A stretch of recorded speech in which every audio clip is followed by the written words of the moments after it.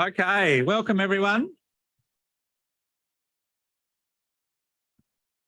Welcome everyone.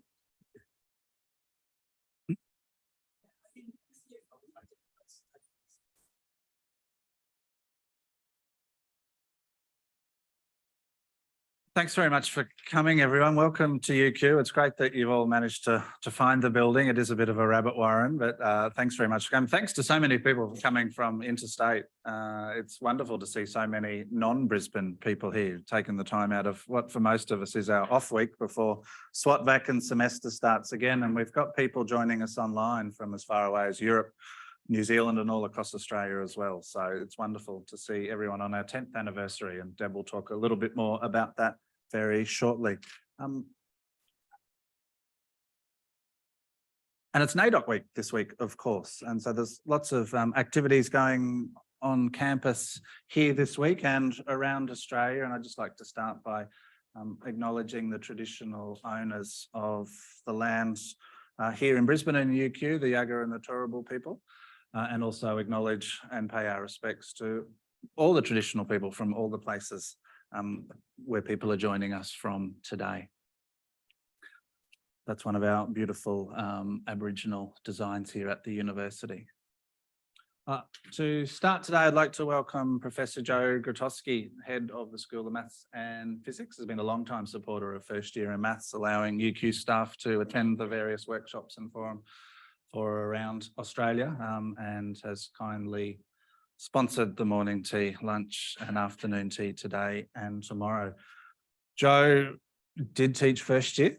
He taught our first year course, Calculus and Linear Algebra 1, that Poe and I now teach. And so he's set a very high bar for the teaching of first year maths here at UQ. Joe actually started the same year here at UQ as I did.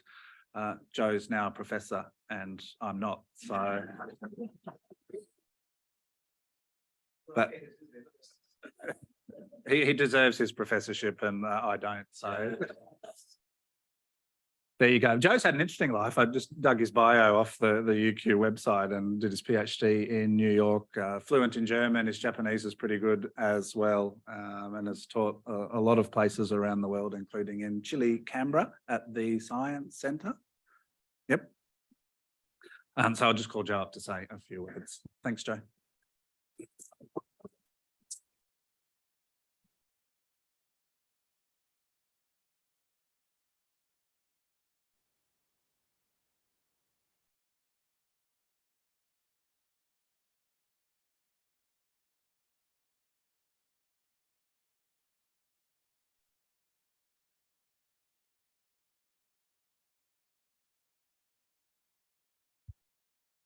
Great, thank you very much for that, Michael. How's the picture out in Zoom? Can people see us or are they just seeing the screen?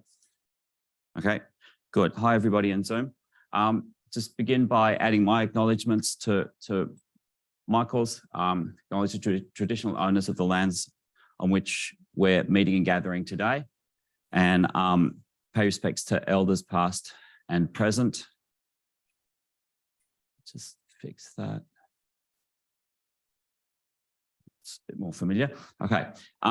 Yeah, so thanks for that introduction, Michael. Has been a little while since I taught first year. Somebody's turned on. Yes, that's wonderful. Can you blur the video a bit too, please? So I think that I got to teach the second semester of the Calculus 1, which was sort of the kind of a hardcore, because it was the engineers who'd failed in first semester who were coming back. And it was also the engineers who didn't have specialist maths, but thought they would catch up to their mates by doing Calc 1 and Calc 2 in second semester. And that was actually the precursor to Poe's support learning tutorial, because we sort of noticed that the people who didn't do that well in maths and then tried to do that combination didn't do that well. But anyhow, as Michael said, I've moved on from first year, and now I get to teach boutique third year classes, which are down not even up to 200, not quite, like 190 last semester. 200 would have been nicer. Anyhow, but it's incredibly important what we do in our first year classes, and it's incredibly important that we have the first year in maths network. And I think it is, as everybody knows, the 10th year since Deb set this up. And people from UQ are proud to have been involved right from the very start. It's got a wonderful legacy, as we are aware. There's been the odd prize and the odd citation through the last 10 years that have had quite direct connections to the network. And last year we had Poe's Prize. As you're aware, we also had 2 citations. Right, so it was Leanne and Tom from Western Sydney. And we also had from Deakin, it was Kerry and Simon and the team. We've got those people up here as well. And I think you're all going to be presenting, aren't you? If you're not, I just dobbed you in to present, but I gather that you are. All right. And we're also fortunate here to have a couple of our students who are tutors, and they're also going to be presenting to us. So the situation at the moment with tutors, with the profile that casual employment has around the country is super important. But what's also important for us while these conversations are going on about what tutors do is to make sure that we get a voice for what maths tutors do. Because the people who get involved in the conversations and who are setting up the enterprise bargaining agreement and who are setting up the rules for tutors often come from different parts of the campus, and they have a different model of tutoring. And then they think, well, if we've got these 4 options, then, you know, everybody's going to fit into one of those boxes. There's nobody from maths or even from science or even from engineering at those meetings often. And then you get a box that just doesn't fit. Right. So the work that our tutors do is incredibly important, but we've got to find a way to get it recognized and built in a way that they can do what they have to do, both in their contact time and in their other marking time, and fit it into the EB. So it's great to have a network like this where we can compare best practice. The other thing that's super important for us at the moment is, and I see that there's a session here on good old Chat GPT and generative AI and all those words that people throw around. And if you ask people from different parts of the campus what it means, then they have very different visions of what it actually means. We've seen documentation here where people are talking about collaborating with AI as if AI is sort of like already at the stage where it's data from Star Trek, right? So yeah, let's collaborate with them, right? As opposed to this is a tool, what do we do with it? How do we make sure people use it responsibly? We've also got people who think ChatGPT is basically solved because Turnitin, which of course everyone uses for everything, has an add-on module now, which can detect when you use it. So solved, right? So that's great that we're talking about here because again, in some sense, we've had something like this for years. It's just that the students haven't used it, right? You've got Wolfram Alpha, right? And if you pay for Pro, it'll write out a solution for you, which would get you full marks in a lot of routine first year assignments, right? And luckily, our students don't read their broadcast emails, or they would know that they only have to tick about 3 radio buttons and they have a subscription to Wolfram Pro. All right, I'm being a little bit glib there, but the point is that we've had stuff like this in the background. It's come to the forefront and it's in different areas now, but again, it's super important to get the math perspective on this stuff. All right, so I probably said enough now, but congratulations on the 10th anniversary. And thanks very much for everybody for giving up the time. As Michael said, it's a sort of a recharge, couple of weeks for people before the semester kicks off, and it's also school holidays. So I'm actually going to be nicking off soon and doing the last couple of days of school holidays. All right, but thanks very much and hope you have a great workshop.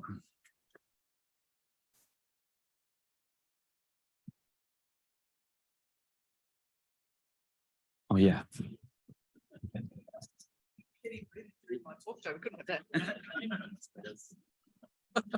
I didn't mean that the way it sounded, obviously. Thanks, Joe, for those really great words. And I'd also like to say thank you to Joe and the University of Queensland, who have been really great supporters of the First Year in Maths Network over a long period of time. And we'll talk about that in a minute. I haven't really got anything prepared, so I'm just going to ramble on for a couple of minutes. So the First Year in Maths Network really started 10 years ago, maybe 11 years ago. The project that supported First Year in Maths was an OLT project. Remember that OLT, when we had a government that supported education and they gave us grants to run projects across universities in Australia. So we had one, and it was the idea really for the First Year in Maths Network was twofold. But one was to build a network of people that could come and talk and share their ideas. And I think what's been great about that project is that it did start that network, and I didn't think in those days that we'd still be here 10 years later, but we are, so we can talk a bit about that. But the other part of that project was sort of touched a little bit on what Joe talked about in terms of tutors and fitting into boxes. And the idea was really thinking about who was doing the maths teaching, what sort of roles did they have in the university, how were those roles rewarded, recognised through promotion and other ways. And so we went around the country and we wrote a paper about that, and all that stuff's online on the website if you want to hook in and read some of that work. I don't think it's changed that much in terms of the problems that we have and are still talking about today. So we're still talking about work, we're still talking about assessment, we're still talking about teaching maths at first year. The problems are still there, but I think part of the reason that we're still talking about them is that they change. So it's a bit like having children. Just when you figured out how to deal with a 2-year-old, all of a sudden they're 4 years old and they've got different problems.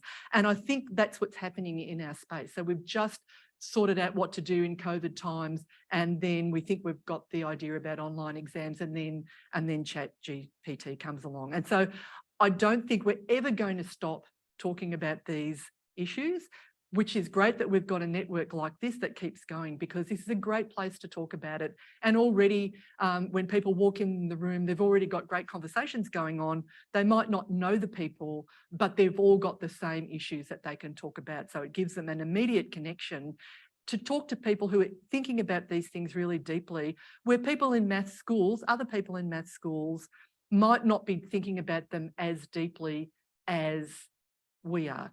That's not a criticism of those people, but we have people like Joe who go on to be professors of pure mathematics, and people like Michael who aren't professors of pure mathematics, but are thinking really deeply about the nuts and bolts teaching that we do on a daily basis. So their focus is a bit different on the way they do their work. Not saying that Joe's not thinking about them too. Sorry, Joe, because I know you are. I didn't mean it that way.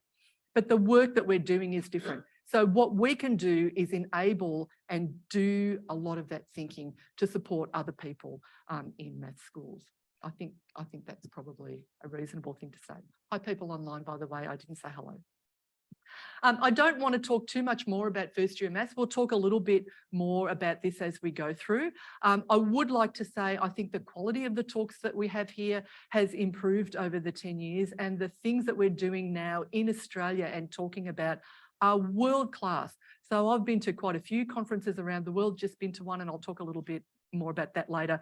The talks that happen in this group are as good or better than any talks that I've seen, and the sorts of things that we're talking about and thinking about and the ways we're thinking about them are actually already more advanced than what's going on in Europe. So I'm going to encourage you in the workshop that we run tomorrow to be thinking about where else you're talking. We need to be on the world stage a bit more. And we've got someone here who is on the world stage a bit more.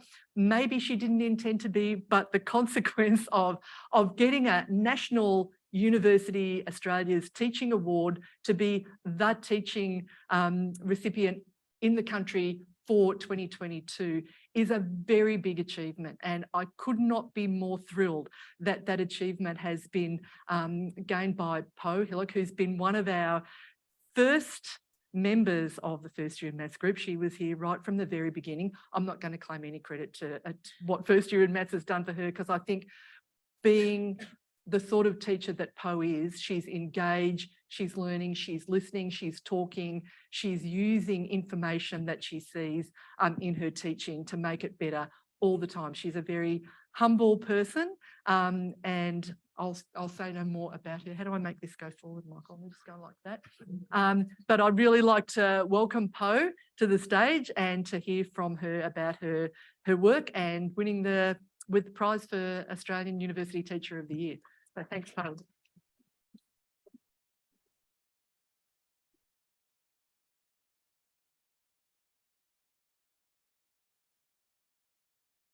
Thank you. I'm going to go and I'm going to use my laptop. So we'll need to share second camera.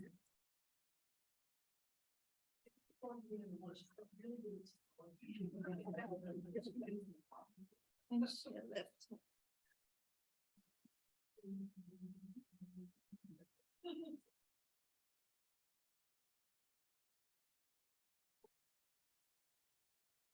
Right, okay, good morning, everybody, and thanks, Deb, for the really kind and generous introduction. That was more than I deserve. It's an incredible honor to deliver the opening address for to celebrate 10 years of first year in maths. I have very fond memories of first year in maths, and as Deb said, I was at the very first workshop way back in 2013. Long time ago now, and I think I've been to nearly every workshop, but guess what I fished out from my digital archives? What was the questionnaire we were asked to complete way back in 2013? And so what's changed in 10 years? Participant details, please say my name's still the same. Lecturer, so I've progressed a little bit in my career, not quite where Joe is, and probably never will be, but I'm now a senior lecturer, and I don't know about you, but I have found navigating promotions pretty tricky business for a teaching focused academic, and I think that will be a good conversation to have, not now, but perhaps at another workshop or maybe later, sometime during this next 2 days. Everything else is not the same. Mobile number has changed. Email is the same. Background information. How long have I been involved? Well, 4 + 10 years. Time flies. Brief description of our first year maths program. So we have included a few more courses since then. So I'll just show that to you. There we go. Right.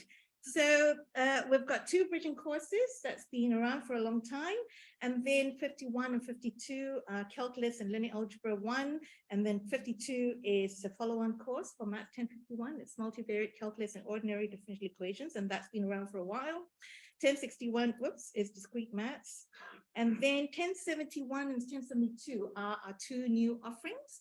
That was introduced in 2017, and they are advanced versions of Math 1051 and Math 1052 respectively, and they are for our high achieving math students. And then somewhere along, we also introduced a BMaths program. This was in 2016, very successful. So 30 completions in 2018 with 140 completions in 2021. I don't have the recent numbers. Do you, Joe? 2022? So we've got completion for BMaths. So I've only got data up until 2021. I don't know how many completed in 2022, and I'm hoping that it's increased from 140. I think it increased very slightly, though, because spread it out. Okay. Right. Okay. So going back to the questionnaire. Right. Okay. So that's question 2. Brief description of my role, and I continue to be heavily involved in first year maths. And in recent years, I have become the director of first year maths at UQ in our school. Main issues. So like Deb was saying, the issues are pretty much the same. First year maths issues, what are the key challenges? High failure rate, mathematical underpreparedness, high school, tertiary transition, assessments. Not too much has changed as far as first year maths issues and challenges go. So today's talk, what has changed though, is how we have addressed these issues. And I can, and this is what I'll be talking to in my presentation today, how we have addressed these challenging issues at my school. Okay, so I think I will switch to my slides. And if you will let me, I'd like to begin with, whoops, not beginning. Okay, so not this. This was the first slide I used at my very first presentation at first year in maths back in 2014. So I made my first presentation in 2014. And this, I used this slide, and I show you the slide again because it was very much a catalyst for my work in first year maths support. So let's just call the student Jane. Jane took Maths 1051 in semester 1, 2013, failed the course. Maths 1051, as I pointed out earlier in my slide, is Calculus and Linear Algebra 1. It's our largest first year maths course, taken mostly by engineers and science students. So Jane is a physics major. So failed 1051 in semester 1, 2013, and then came back in 2013 semester 2 to try the course again. And you can read for yourself in an email that she continued to struggle very much with this course. Upshot was she failed again in semester 2, 2013, and then came back in semester 1, 2014, and then withdrew before census date. So Jane is one of many students in this course who fail, and not just fail, but fail and fail again. So this article at the bottom, written by Sneed, I don't know if Sneed, right, and anyway, refer to this group of students as the hidden cohort. So why do students fail first year maths? Why do good students fail first year maths? And I think many of you have the answers, and it's not rocket science, it's well documented in the literature, and I've tried to synthesize all the reasons, and I think they relate to 3 key challenges. The first is foundation. We all know as maths educators that maths, perhaps more than any other discipline, is hierarchical by nature. So, you know, if they struggle with arithmetic, that's going to feed into algebra. If they can't do algebra, that's going to affect how they learn calculus, and so on and so forth. So many of our students come very underprepared. Many of them haven't even completed the, as Joe pointed out, the prerequisite high school for first year maths. And even if they have, they still have large gaps in the knowledge, not having learned the high school maths properly. And so they bring that mathematical baggage into first year maths. And so we have to deal with that. So foundation. The second one is transition. So I've got a nice acronym for this, you see, and I'll show you what the acronym is at the end of it. So transition, we all know the difficulties of high school tertiary transition. So our students leave the structured environment of high school, and then they begin to navigate the self-directed and independent learning environment at university, and many of them struggle with that. And then on top of that, there is a challenge of learning first year maths. They come to university and they soon discover that maths is not what they're used to in high school. It's less about how, but more about why. You know, we expect a higher level of rigor. We expect the conceptual understanding. We expect a good, clear communication, and they really struggle with that. And then on top of that, there is the intensity of our courses. We cover a huge amount of content in a very short period of time. And this intensity is quite shocking for many of our students. So, okay, so that's a big lecture theater. And then the third one is connections, right? So FTC, fundamental theorem of calculus. Okay, anyway, connections. So there you go. We all know the university is a large and isolating place, not the best environment to make new friends. And so many of our first year students find it really hard to connect at first year.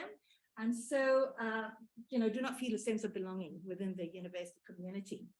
So as I said, this presentation is about how our school has addressed these challenges. And we've done it in 2 ways, by implementing a wide support network for first year maths and through course transformation. And I'll speak to 2 of these in my talk. Okay, so when I joined UQ back in 2012, I interacted with many first year maths students who were very much at risk because of their weak maths background. And it was alarming to me that, you know, the level of maths was so low, but it was just as, it was very worrying to me that they have very access to very little support. Apart from the Maths Learning Center, for which you have to be very proactive. And apart from lectures, consultation times, and once again, you have to be very proactive if you're a weak student to look at this sort of help.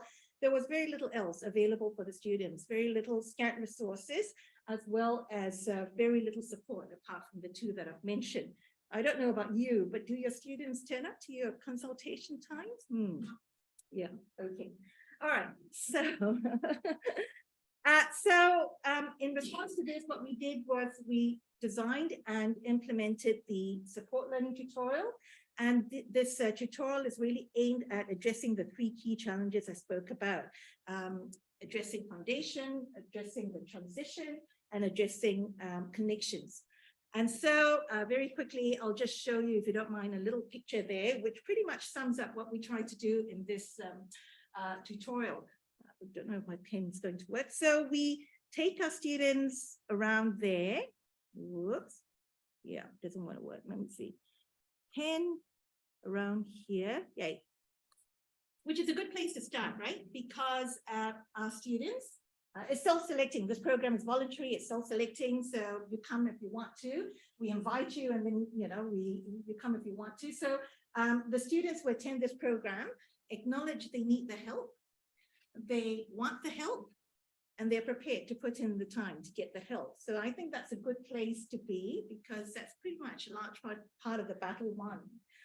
So we take them at that point, and really the challenge with this program is getting students here to come here, right? So anyway, so during the semester, we work with these students. At the beginning, we get them up to speed with the basic skills. And then during the semester, we meet them every week for 1 hour. And we provide ongoing support with the new content. So pace them through a very intense 13 weeks. And then at the end of the semester, we put on, or we run exam revision classes to help them for that dreaded final exam. Okay, and all this within an environment which is safe and supportive and nurturing, which promotes achievement and self-efficacy. So, and you know, over the semester, it's not just us doing it, they're doing it for each other. It's very powerful. They help each other, they support each other. There is a real sense of camaraderie. They're not just meeting that one time during the week, they're actually meeting outside of class as well. And that they're telling us was very, very helpful. So, and the results are very good, right? The outcomes are quite good. So, so these are the stats, and the students' feedback and the stats are telling us that the support learning tutorial benefited their learning greatly. Hi, Joe. Joe's heard all of this before. Is it a Zoom exam doing? Okay. Okay, so the statistical analysis, so thanks very much to Nazim, my collaborator for this 2019 paper, did all these stats for me, and it was so good to hand all the data to Nazim, who's outside of the institution, outside of UQ, to analyze it independently. And the conclusion was that the students benefited greatly from this program. Specifically, the supported students outperformed the general cohort, both in pass rate, so that's the first graph, and in quality of passes, that's the second graph. And then significantly, the weak students whom we were trying very much to reach out to and to help. The repeating students who were supported fared heaps better than the unsupported counterparts, and that's the third graph.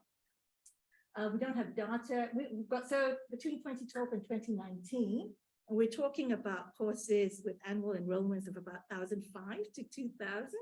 So we're talking about between 2012 and 2019, 711 students. That's not a big percentage of the total enrollment. So the challenge really getting those who really need it to come along to be supported, not necessarily through the support learning tutorial. We've since implemented other support initiatives, but the ones who need it most are not coming forward to get the help. 2020 and 2021, we don't have data because of COVID-19, and we've since resumed collating data. Okay, right. And so please stop me if you want to ask any questions. So here's, I'd like to share this lovely success story. Dante's allowed me to do that. Dante was from our inaugural 2012 support learning tutorial. And he came to us having completed a bridging course with a low pass. At the end of the semester, he achieved a distinction in Math 1051, went on to complete a PhD in engineering at Cambridge, and is now a postdoc student at Oxford. Recently was a runner-up at a PhD in engineering competition. And this was what Dante had to say about the support learning tutorial, and that it came at a formative time in my undergraduate career, talking about first year. The first year is really important. The first year experience is really important because that's where we lay the foundations for their studies. Okay, so, and then I took the trouble to find out where all the rest are, and I've got a sample here of students. So the alumni that completed the degree, as you would expect, most of them are engineers.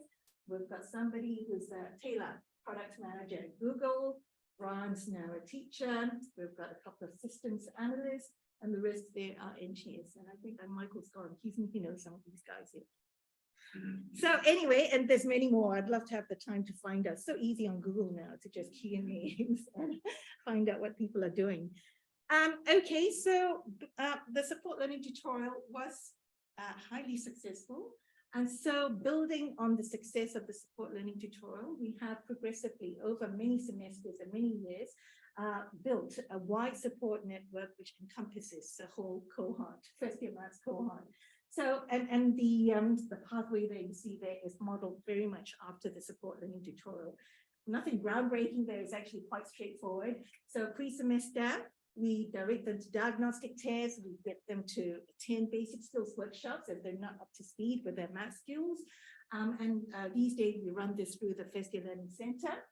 And then during the semester, we give them a very, very big collection of graded learning resources, tell them how to engage with these resources during the semester. So the idea is to encourage independent learning, but if they're struggling, then we direct them very early in the piece.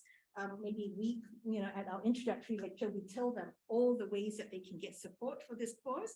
So the support learning tutorial is now open to everybody and anyone who wants to come along. We have also converted our consultation times to help in question and answer sessions. And so this is where the lecturer says, you don't come to me, I come to you. I'm going to book a room and I'm going to tell you what I'm going to do in that session. So please come along. So we've converted our consultation times into what we call group consultations. Online discussion forum, very active, very popular. And then there's a Maths Learning Center, which we continue to offer, but we're looking at ways of being a little bit more proactive in our approach to reaching out to students. Okay, and that's the stuff of my academic, my study leave in second semester, so I'm looking forward to that. Okay, so at the end of the semester, getting them ready for the exam, that's really important. Because our exams are weighted about 50 to 70%, depending on the course. And so we give them a lot of help. We give them practice exams, provide solutions, and then we also run intensive exam revision classes. Okay, so, right. So I would say that initially our efforts at course improvement focus very much on developing resources, implementing initiatives to support our students. And the evidence is that those who engage with the support had very good outcomes. The fact of the matter is engagement in our first year maths courses continue to be very low. Specifically, lectures and tutorials are very poorly attended. Less than half the cohort was engaging with lectures and tutorials. So I want to say a little bit about lectures. I'm just looking at the time. Okay. Right. So lectures, traditional model would be the same at your institution. So prior to 2019, all our lectures were face-to-face. And in certain semesters, we had to offer up to 3 lecture streams because of the size of the enrollment. So we're talking about 1,000 students in semester 1 for a course like Math 1051. And usually by around about week 3, most of the students have disappeared. We're down to about 20 to 30% of students continuing to attend lectures. So I hope you can see that there are clear inefficiencies in the way we were delivering our lectures. Because we needed multiple streams, we needed to put on lecturers for these multiple streams, and we had to book multiple venues. And so by around about week 3, all the students really could be accommodated into the one lecture stream. So not a very efficient model. More worryingly, and I think you will agree with me that the tutorial is where the students learn most. And this was very worrying for us because less than 50% of the students were attending tutorials. And so we tried to address this in the early days by introducing the assessed quizzes. The upshot was students turned up, completed the quiz, and then there was this mass exodus after they completed the quiz.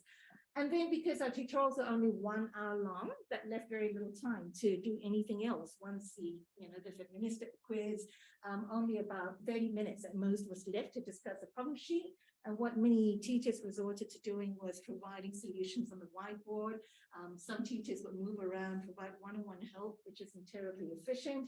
Certainly no time for students to interact. And we also noted large variations in the tutorial experience, depending on the tutors running the tutorial. So some clear issues with the tutorial and the way we were offering it. Okay, so in 2018, we had the golden opportunity to address the issues of low engagement in our first year maths courses, and it came in the form of UK2U, which is an institution-wide program to redevelop UK courses to deliver greater flexibility and more active on-campus learning experiences. So this is actually an example of how a top-down approach actually helped us. I know we don't like to be told to do things, but there is sometimes inertia in our departments, and so you will transform your courses, and so we did. All right, with a little bit of reluctance initially. Okay, so the program began in 2018, and Math 1051 was selected for the first rollout of the program, along with other what they call strategically significant courses. And so the idea was to create a blended course for Math 1051, where the online component gives students the flexibility to learn anytime, anywhere. And then the face-to-face component will focus on collaborative learning. That is, what's the learning? Engaging, practical, give students feedback throughout the semester.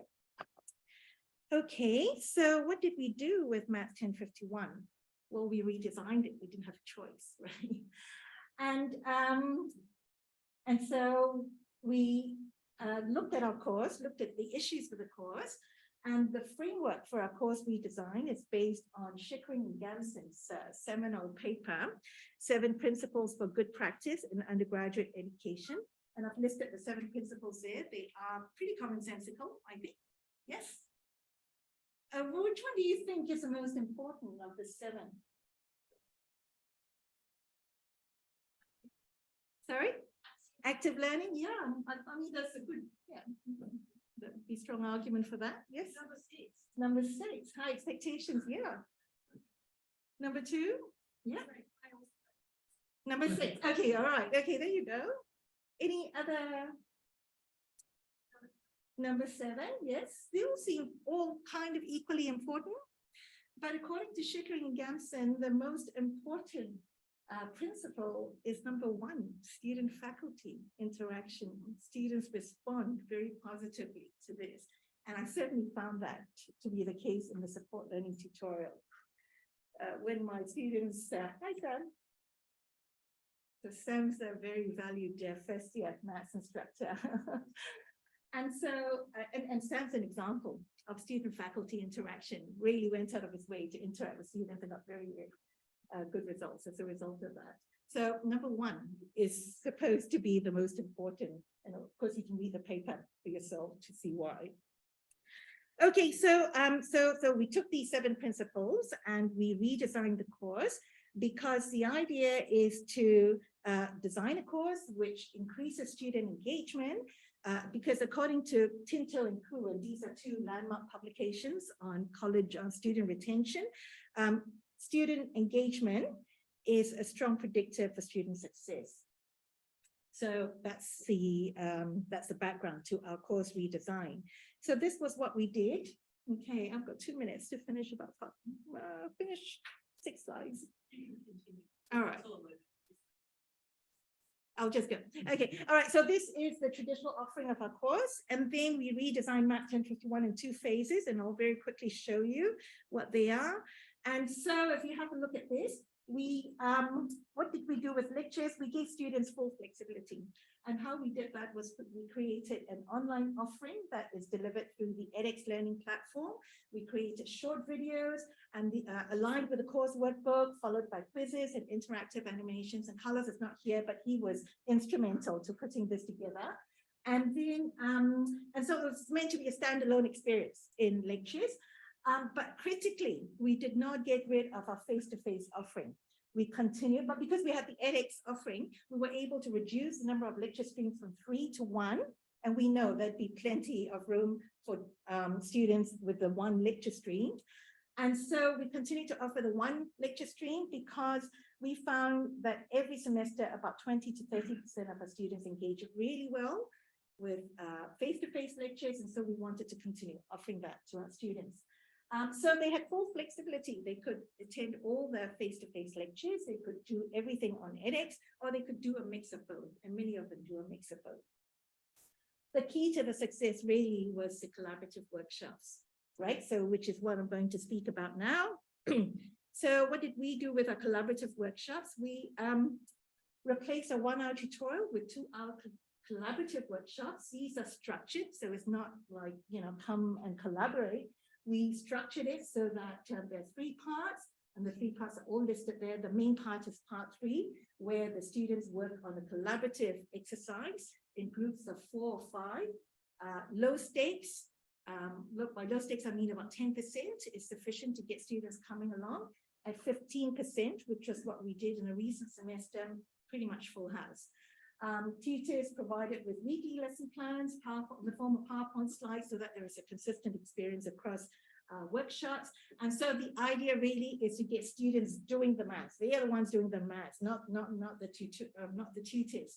And not just do maths, but they do maths with each other. So they're learning from each other with lots of help from the tutors.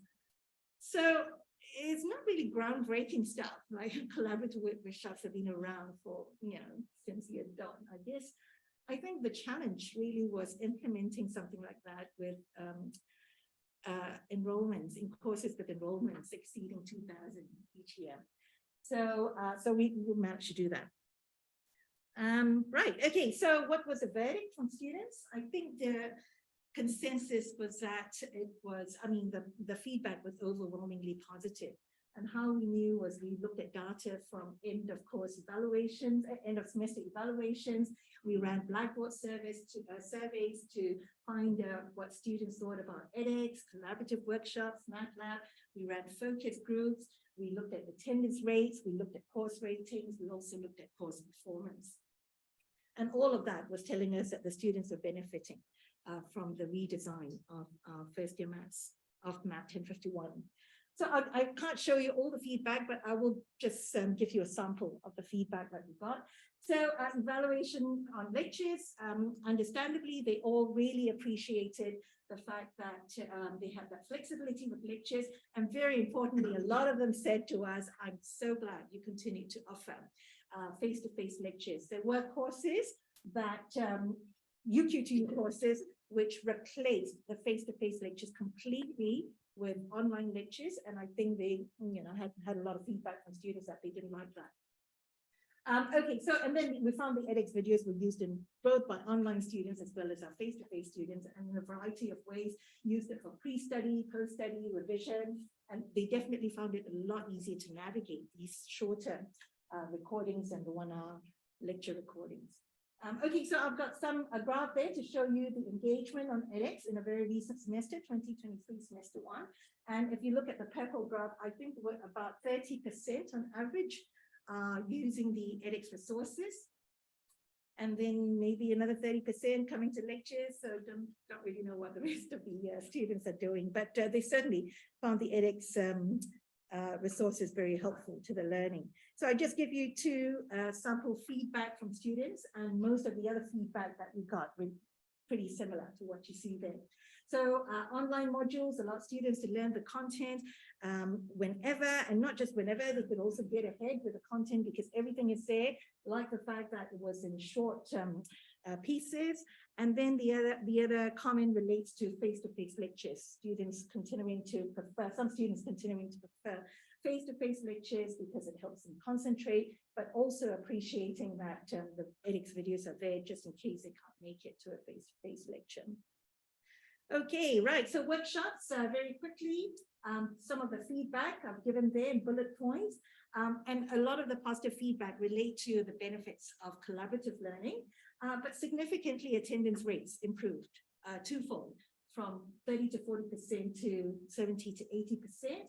And many students wrote to say that this really helped them. The collaborative workshop had helped them make friends at a critical time of their university studies, which is first year. And we also saw significant benefits for weak students. So I give you an example of a comment from a student. And we paid attention to these comments because most of these students experience the traditional model. Having repeated the course, they have experienced a traditional model. So they're able to compare with a redesigned model. And so this particular 1051 veteran, because he's done the course before, says that it's definitely a lot more engaging. And because it was engaging, it encouraged the student to come, and not just come, but keep coming. Okay, so I also want to say that the students were telling us that they were getting much better feedback from the redesigned workshops.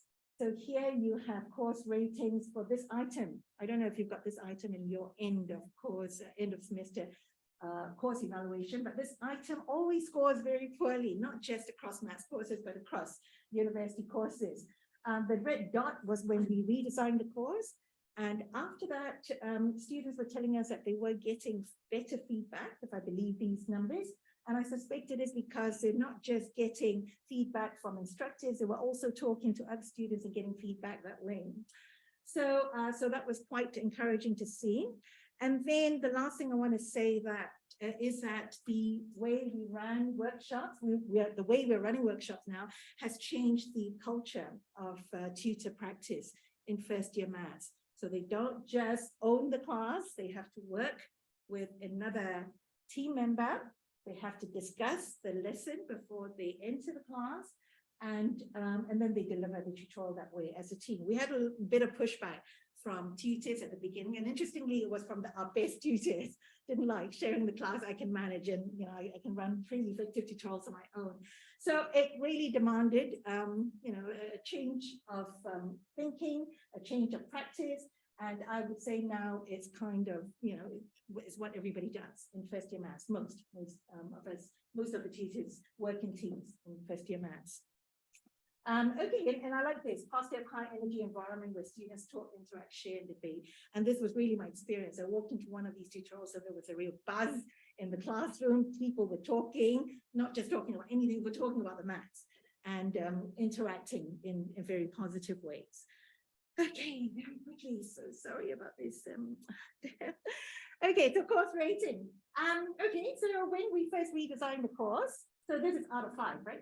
When we first redesigned the course rating plummeted. So that's that first arrow there. And it's because there were teething issues. Some of our workshops are too big. They were a little chaotic. So I can remember those days. And then we tried flipping our lectures, and that did not go down well at all. So next semester, we addressed these issues, and the course rating made a significant improvement, and I would say that we have managed to sustain it thereafter. Okay, and then the last thing I want to say is because 1051 was successful, we then progressively transformed several other large first year maths courses. So 2019 was a year for Math 1051, and sorry, that number there is the 2022 enrollment, and it's just giving you a sense of the size of these courses. And then in 2020, we redesigned 1050, which is our bridging course. And when I say redesign, I mean following the same model where we have an edX learning online offering, and then we transformed our tutorials to workshops. And then 2021, we redesigned Math 1052, that's a follow-on course to Math 1051. And then currently we're working on putting in together an online offering for Maths 1040. So the idea is that across these 4 courses, our students get a consistent and we hope high quality learning experience as they move from 1040 through to 1052. Okay, well, I have reached the end of my talk. I just want to conclude by saying that thinking back on the last 10 years, I just feel really privileged to be involved in first year maths, not just at UQ, but across Australia through the first year maths network. So, you know, Deb, you've done a really fantastic job. And you've done us all of us it's so good to get together once a year, compare notes, talk about what people are doing and learning from each other. That's just been fantastic. I must say that we still have a lot to do. We at UQ, we're looking at assessment, we're looking at MATLAB, and we're looking at improving our first year learning center services. But I think we will continue to innovate and be creative in delivering the best experience we can for our first year math students so that they can continue to flourish, thrive, and achieve their best. And I'm very hopeful. Here's to 10 more years, the next 10 years. So anyway, thank you very much.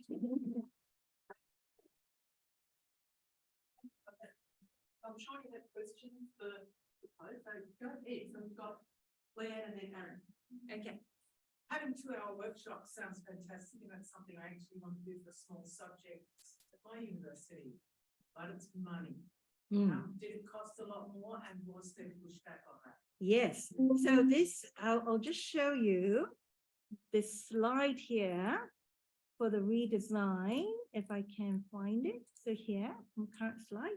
So you notice in 2019, right, we went from 5 hours of contact time for students to 6 hours. So that was 3 hours of lectures, 2 hours of collaborative workshop, and 1 hour of MATLAB. So that caused a budget blowout. But we had a lot of goodwill that semester because that was the first time we ran UQ to U for this course. And so people wanted us to succeed. So we were okay with that extra money.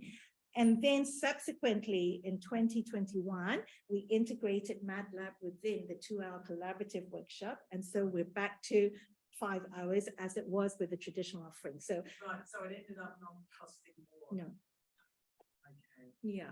So, yeah, so we worked around that in the end. Good point. Yeah. I have 1.5 questions. The 0.5 I'll start with. How many students are in a tutorial that has 2 tutors? Okay, 40. We found 40 to be optimum. With 2 tutors? Yeah, with 2 tutors. Yeah, sometimes a little bit more, like up to 45, but we said no more than 45. The whole question. Yeah. In your support classes, how did you attract students? Like you did mention that it was difficult to attract those students. Yeah. And I've run something very similar to what you had. We had 8 students attend on one campus. Yeah. Down to 3, and the other just fizzled out. Yeah. Yeah. How did you attract the students who really needed it? Yeah. Because they don't come. The ones who are really good. Yeah. So I was. You just interrupt the online part of the question. So if you could just rephrase okay. And I didn't find one. let's rephrase the question. All right. So our Okay. question was about how do you attract the students who really needed the support classes to come? Okay, so the question is, how did we encourage students to come along to the support learning tutorial? Okay, so I would say at the beginning, it was really difficult. What we did was we reached out to these students, we sent them an email. After we ran the first, the inaugural program, we had statistics and very good statistics. So what we did was the next email that went out to students had these statistics. If you come along, this is what you stand to gain. And then slowly the numbers. It's still a challenge. And I think you really just need to be very proactive in reaching out to students, reminding them during the semester and at key points that this is the support that's available. These are the statistics for students who engage with the support. Please come. Yeah. That was my question. What was the optimal number of students tutor ratio? Yeah, 40 to 45 we find is quite good. Yep. Julia? I see that you've got some Zoom workshops for your external students. Yeah. Preparations working online. Okay, it's nothing like the face-to-face. So it's very much, I'm sad to say, with the Zoom workshops, we've tried Desmos, we've tried interactive activities, but they just keep quiet. And I think I wouldn't say we've capitulated or we've kind of given up, but I think we've accepted that this is not, you know, the way students engage. They think it's really weird to talk over Zoom. So, so with many of these workshops, it's kind of tutor led, very much one way. And we're very pleased to say that we're not offering such workshops anymore in semester 2. All our first year courses are now internal. So they have to come to campus, which I think is very different in your institution. Yeah. Yeah, that's hard. Yeah. I just had a brilliant idea. So we should give the microphone to the question asker because they can hear you up there. So Nazim. I have to run very fast. Your 7 principles for the first was student-faculty interaction. What does it mean?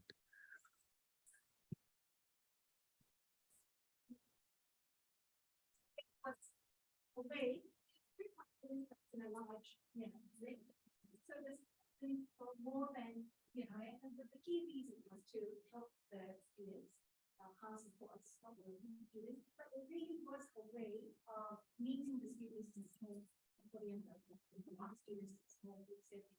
I remember this very well again in that very first workshop that I attended. You told me of the workshop. You said that maybe around that. Lectures, I think when you told it, and I think that's such a good idea. I thought, what is the way I can reach out to my students? And so the support learning tutorial was a way for the lecturer to reach out to the students and telling them, you know, we want to engage with you. And they are telling me that they were surprised that there was a lecturer doing the support learning tutorial, not relegated to another tutor to do it. I'm not sure if we still do that.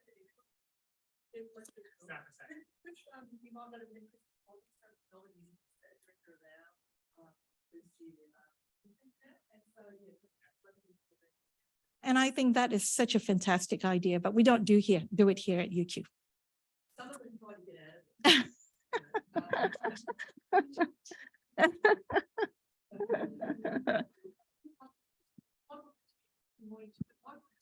Joe Grotowski and he didn't come back. So Ah. he's probably already lost it. But anyway, we can get like Leanne. Simple one. Have you published this? Okay, I have published, as you can see, and that's something I want to talk about as well.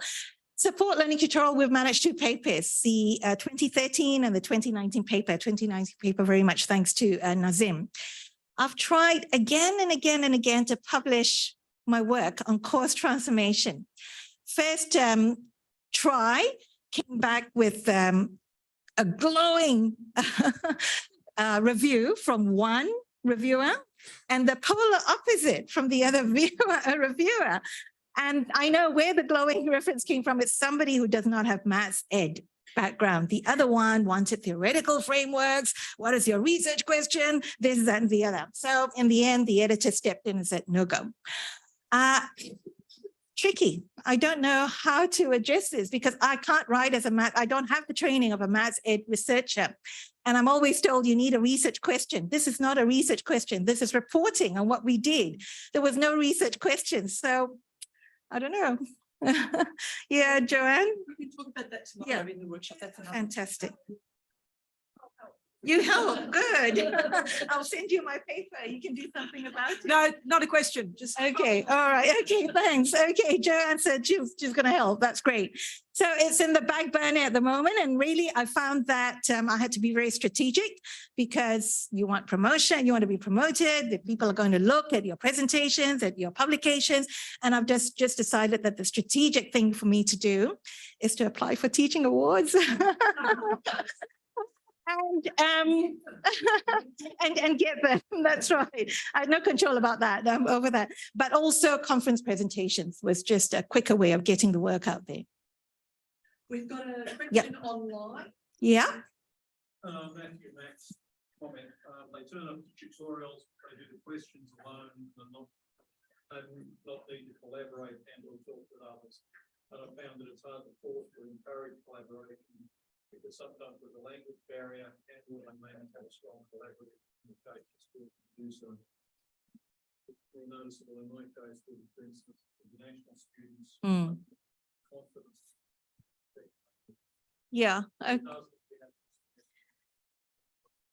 Well, this was a suggestion from my tutor. So in the old days, we gave every student one sheet of the collaborative exercise. And then the tutor said, well, if you want to encourage collaboration, why don't you just give each table one sheet?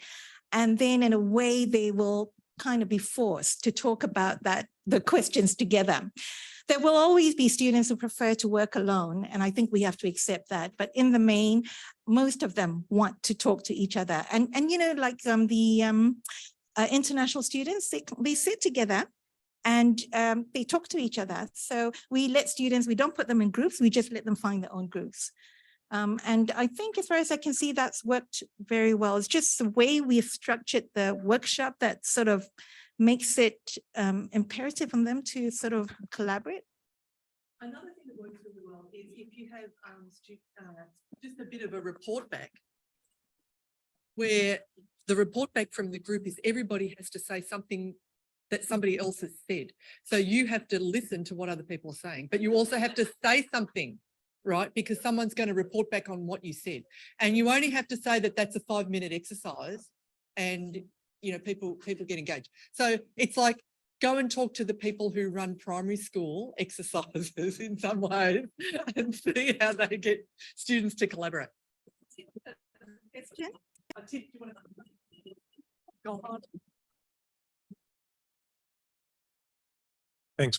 I mean, my response on that one is actually it's really good, certainly for our physics students, stand them in a group at a whiteboard, give them one pen, get them to start solving problems together, and then to go and swap around groups. So go to another group, get the other group to explain what they've done. So I find that really works effectively. Some people don't like it. As a student, I would have hated it because I just wanted to, you know, sit and do my stuff. But I think once they get used to it, they do a really good job at learning that way. The question is, I feel there's more and more propensity of students, they don't want to spend the time learning stuff. They just want you to tell them the answer. Are you finding that? And what can you do about it?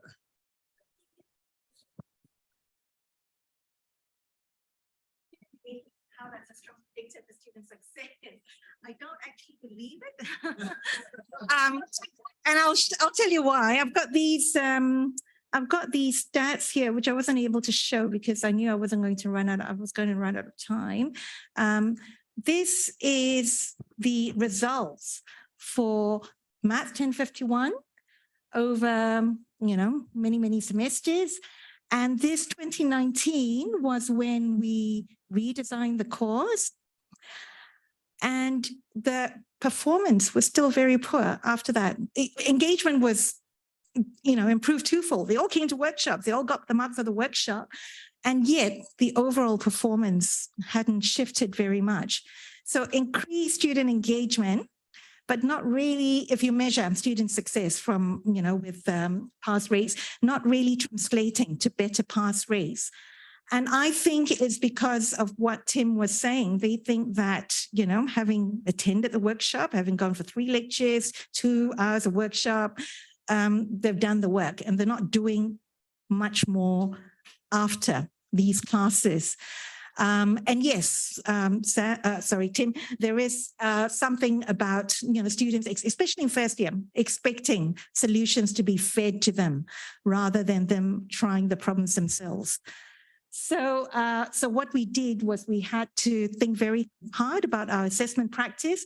And thanks to Sam, who was very brave, implemented competency tests in semester 3, which is summer of 20, when was it, Sam? 20, you can see, you see the green bars there? So this was Sam trying, you know, in semester 3 of 2018, very poor results, 57% passed. And then Sam implemented competency tests in the following semester, the following summer, and that improved to 73%. So now our exams have a section which is really testing core content, competency type questions, and students have to achieve a certain threshold. We communicate very clearly to them what they have to know, the sorts of problems they need to be able to solve, and the results have been very good. So we've used a tweaked version of Sam's idea. And then, as you can see, in 2021 semester 2, we had a 46% pass rate, and I presided over that, that course. It was very, very depressing. And then, I mean, there were lots of issues, not just, it was a problem that was shared across many other courses. And then we implemented Sam's version of a tweaked version of Sam's competency test in semester 2 of 2022. So you have to kind of compare like semesters. So in the following semester 2, so I have to move that checkbox. But anyway, the pass rate improved to 70-something%. So it's increased student engagement, but we have to do a lot with our assessment practices as well. Yeah, one more question. And is it nothing? Great, thanks.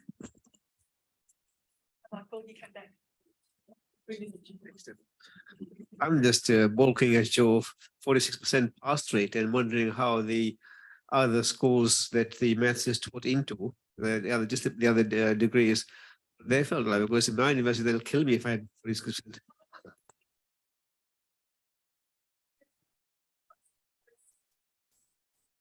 In 2021 semester 2, and I put it down to COVID fatigue. They were just so tired, so disengaged, and it wasn't just happening for my course. So, I mean, you know, there's a story behind that 46%, and it was other engineering courses were reporting the same thing. But anyway, we implemented the competency test anyhow, and the most recent stats for 2023 semester 1 is 78%. Is this what it's like in your course for a similar course? Yep. More higher? Yeah. Okay. Yeah. Sorry. Sure. Fantastic. Yeah.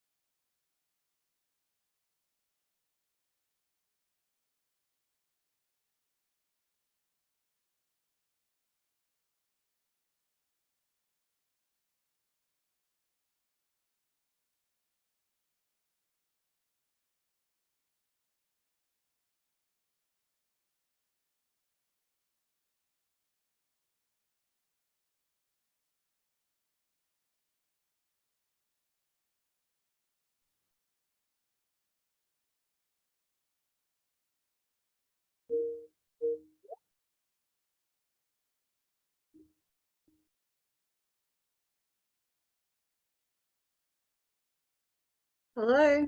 Hello, lovely. More about the general maths part B. Yeah. Sorry. With topic 8 matrices. I'll just. I'm actually in a meeting, but anyway, yep, keep on going.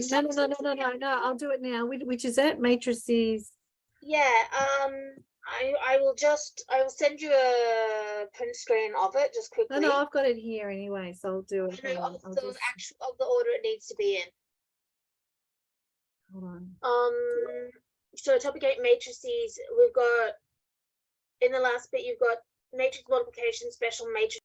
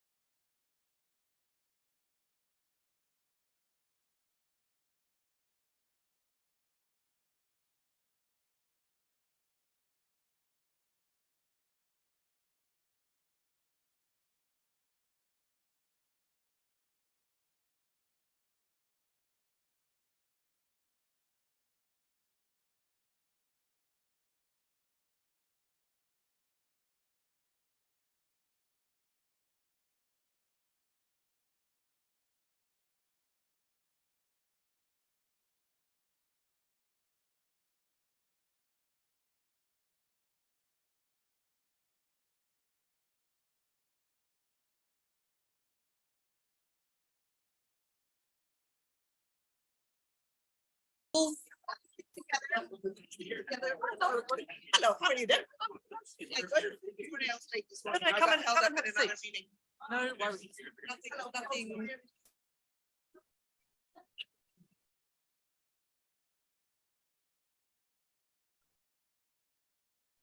Everybody, I hope you had a chance to have something to eat and have a little bit of a break. In this day of celebrations, the theme of celebration is going to continue because it's my great pleasure to announce another award for members of this group who've been involved in the group since the day dot, since the very, very first workshop. So there's correlation here. I'm claiming correlation, not causation. And it's a bit like Poe said this morning and talking about engaging students who need the help most are the hardest to engage. And with a group like this, you wonder whether the people who come are the people who are most engaged and willing to share, or whether we're getting people in who need more support, maybe a bit of both. But we're certainly, if you need a bit of support, you're certainly going to get it from the experts in the country. And it's my great pleasure to introduce to you Leanne Rylands, who for a very long time has been the leader, what you call the director or the coordinator or the head of the Maths Support Centre called MESH at Western Sydney University. And Leanne recently stepped down but left a fantastic legacy of really strong support and math support for students and for the staff in that centre. So congratulations on your citation. Leanne, and Don here is also from that team. Congratulations, Don, and Jim, who just stepped out. and is coming back in. So yes, Jim too in the support. So congratulations. And time perfectly. Entrance comedy is all about timing. Thank you. And now I'll hand over to Leanne. Thanks, Deb.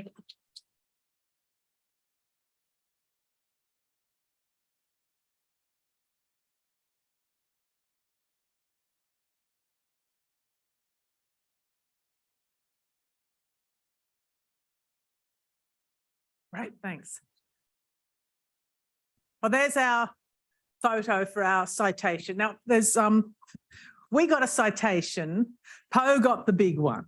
There's this much difference between what Poe got and what we got. I just want to make that clear.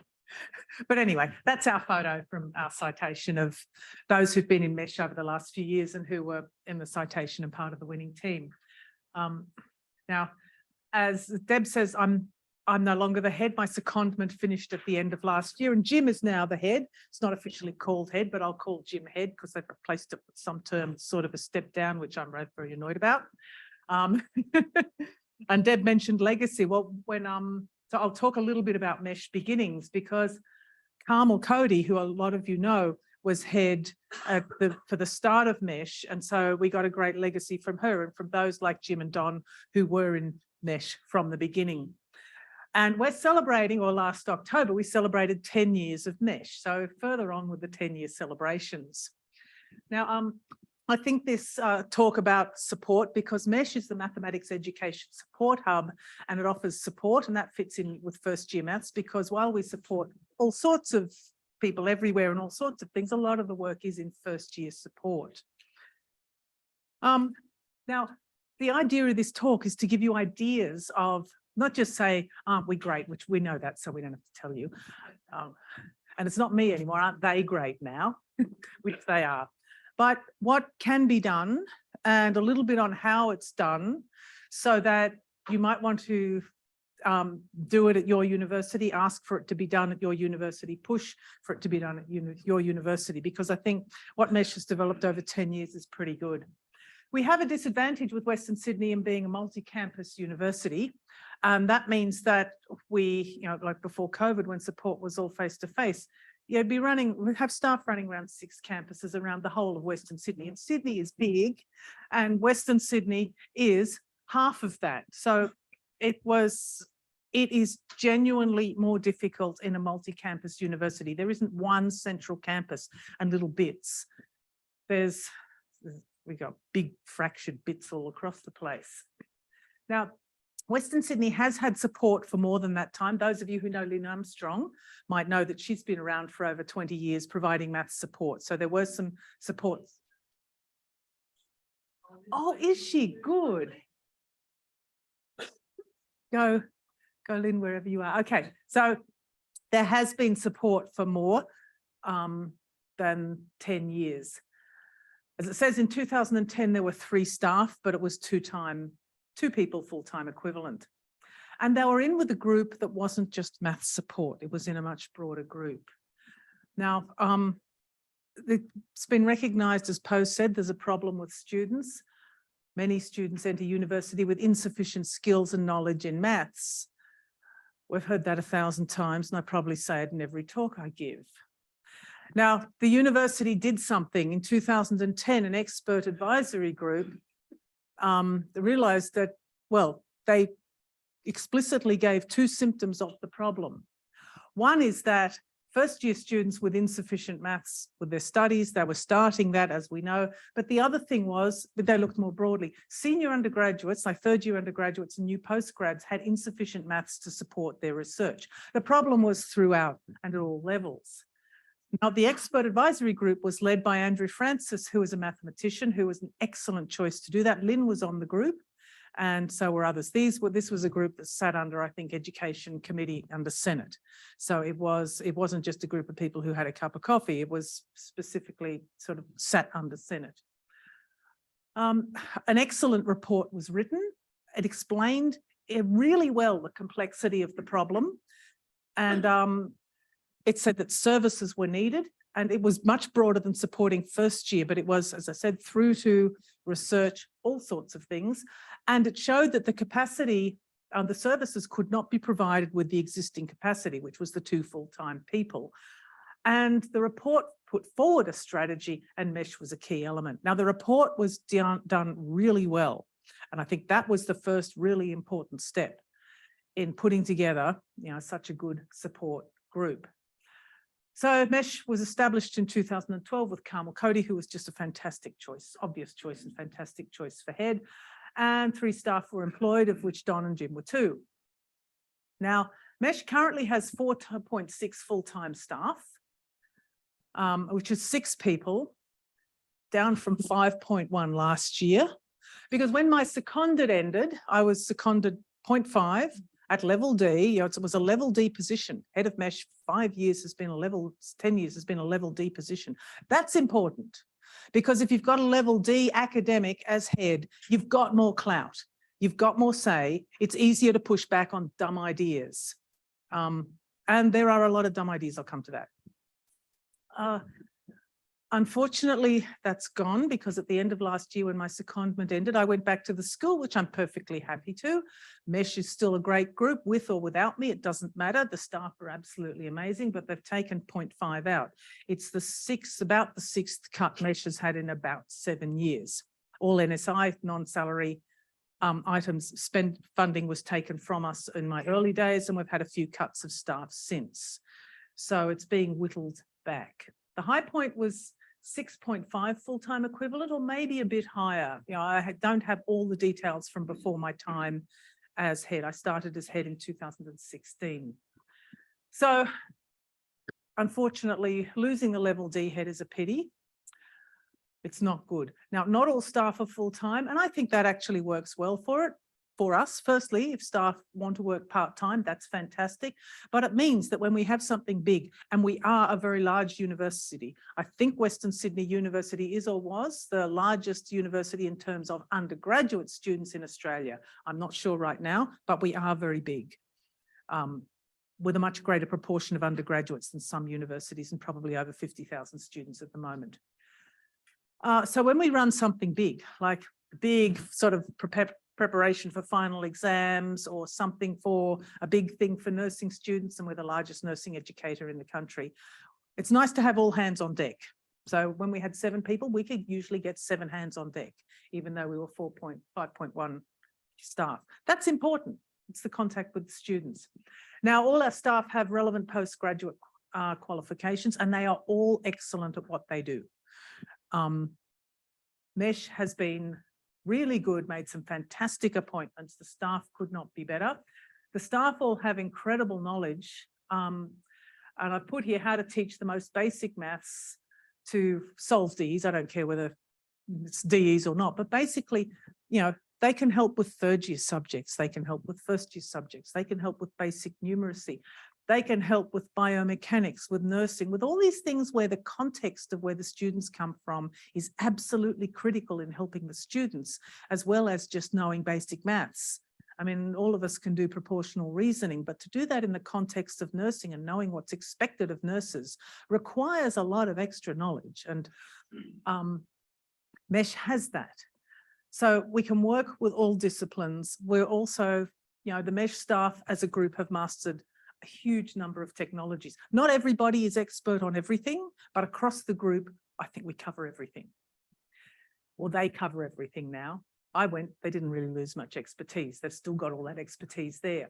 So staff, the variety of backgrounds and experience of the staff is absolutely critical. You can't do this with 1 or 2 people in a learning or support group. You can't cover the breadth and have the depth and the levels that we do if you just have a couple of people.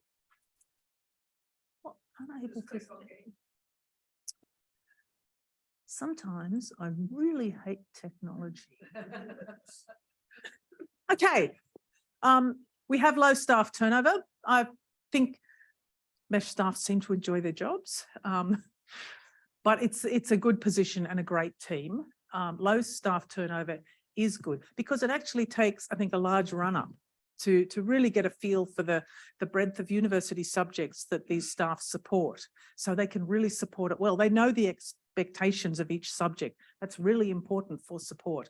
And they're incredibly committed. When I say, we can maybe get last year get 7 hands on deck for something. It's because people are committed. Staff who work part-time are willing to shift their lives and come in. That's the level of the commitment we have from that MESH staff have. It makes an absolutely amazing team.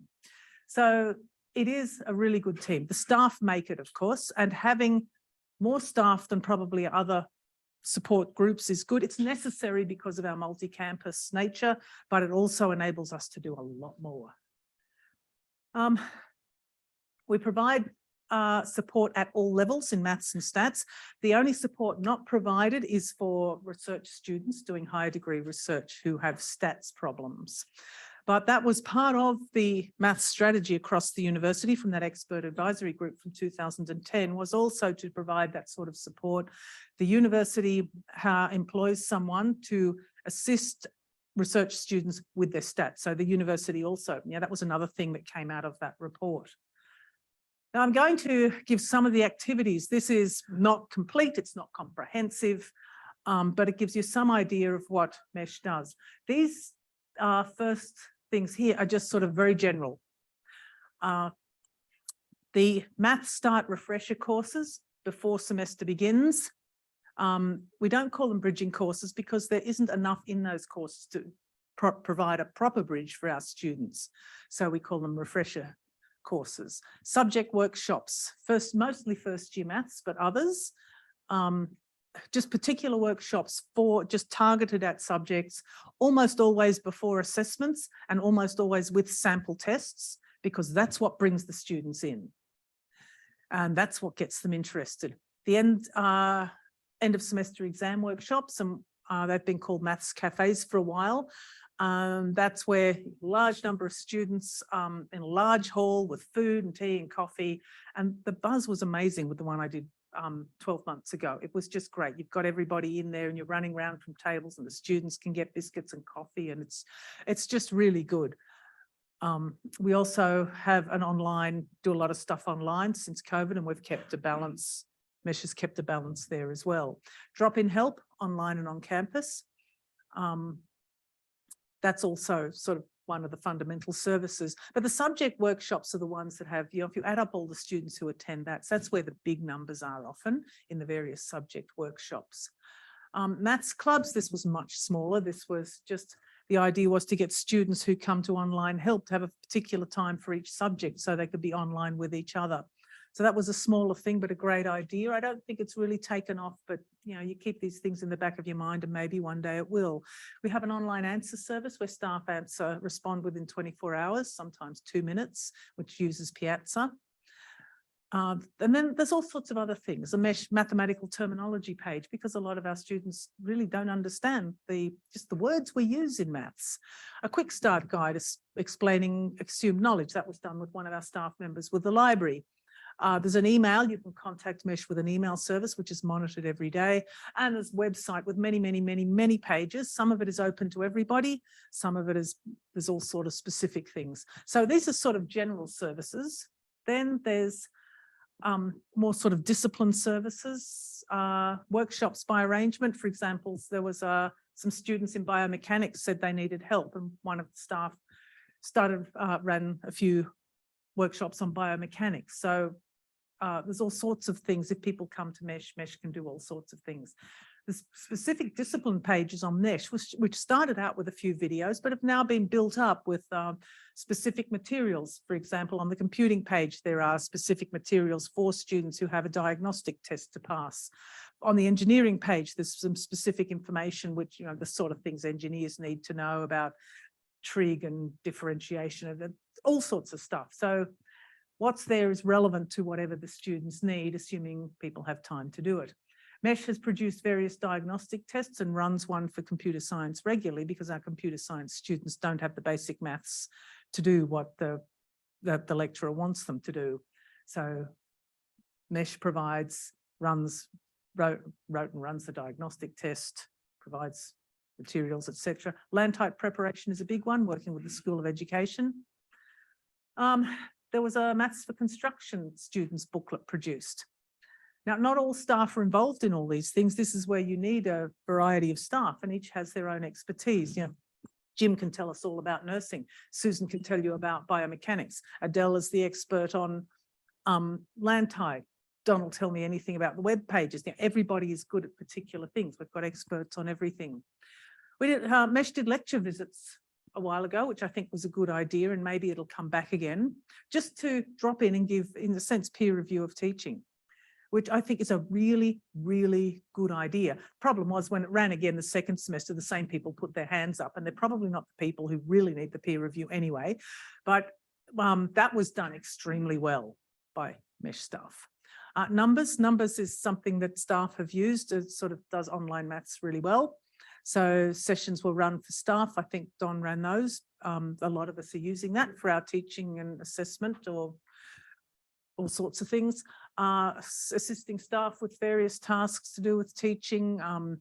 You know, there was contextualizing of numeracy curriculum within various other programs. Creating a curiosity pod, that's basically 30 hours of learning. But that was with advertising, for advertising students. So, you know, there's real, yeah, we've sort of reached across a lot in the university, or Mesh does. I say we, but I'm not part of Mesh anymore. Okay. Oh, I'll be there to support Mesh, and I'll come to that as well. There's tests and workshops for, now these three things are here. These are not for sort of the mainstream Western Sydney students.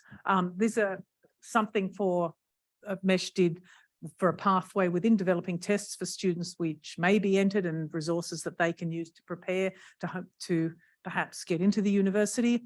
Numeracy support for online subjects. This is for a group that's run, I think it's OES. There's online deliveries of something or other. In the schools, we don't even know what's going on. Someone else took it and developed all this other stuff, which is run by OES, but Mesh developed support resources there. Also secondary schools is a little bit done there. I think Carmel did more of that when she was here, and I give the odd talks at schools. There's not much done at the moment, but little bits and pieces have been done with schools because there's a great need for maths in schools and assistance. Of course, there's way too many schools in New South Wales for us to make much difference. That's one problem.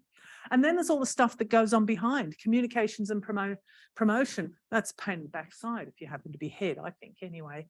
Don runs a Facebook group. Various staff are members of various committees.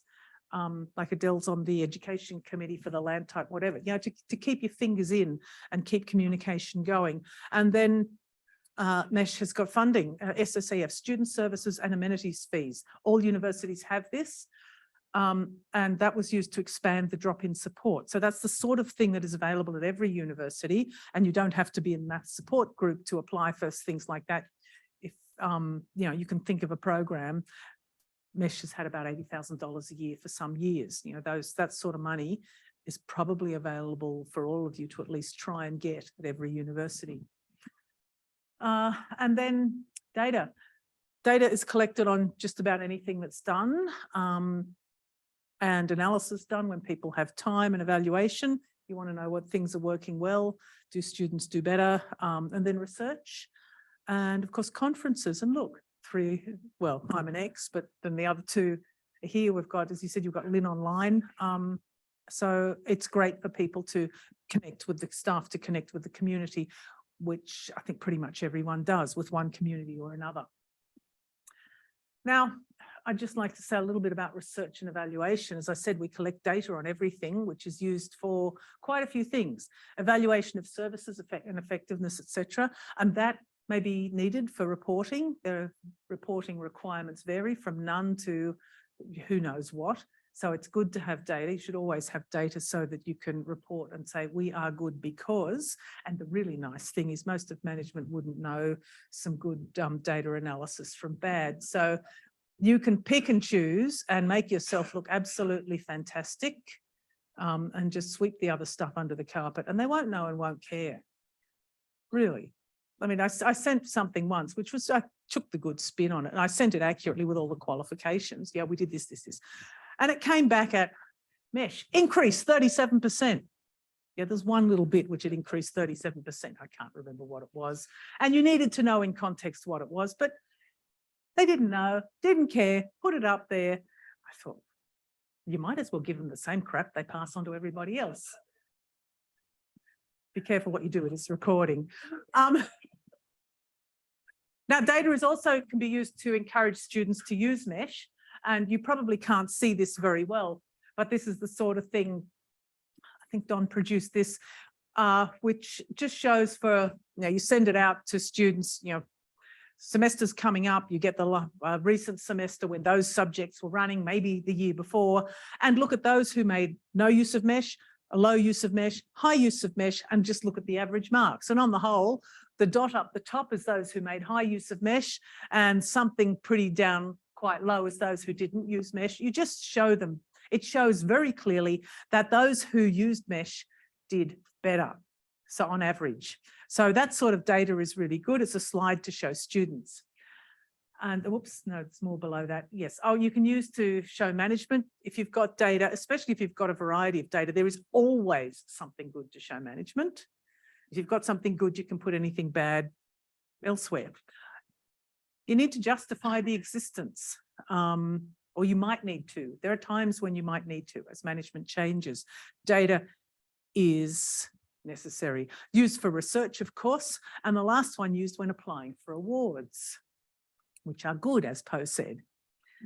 Now, all staff have done some research.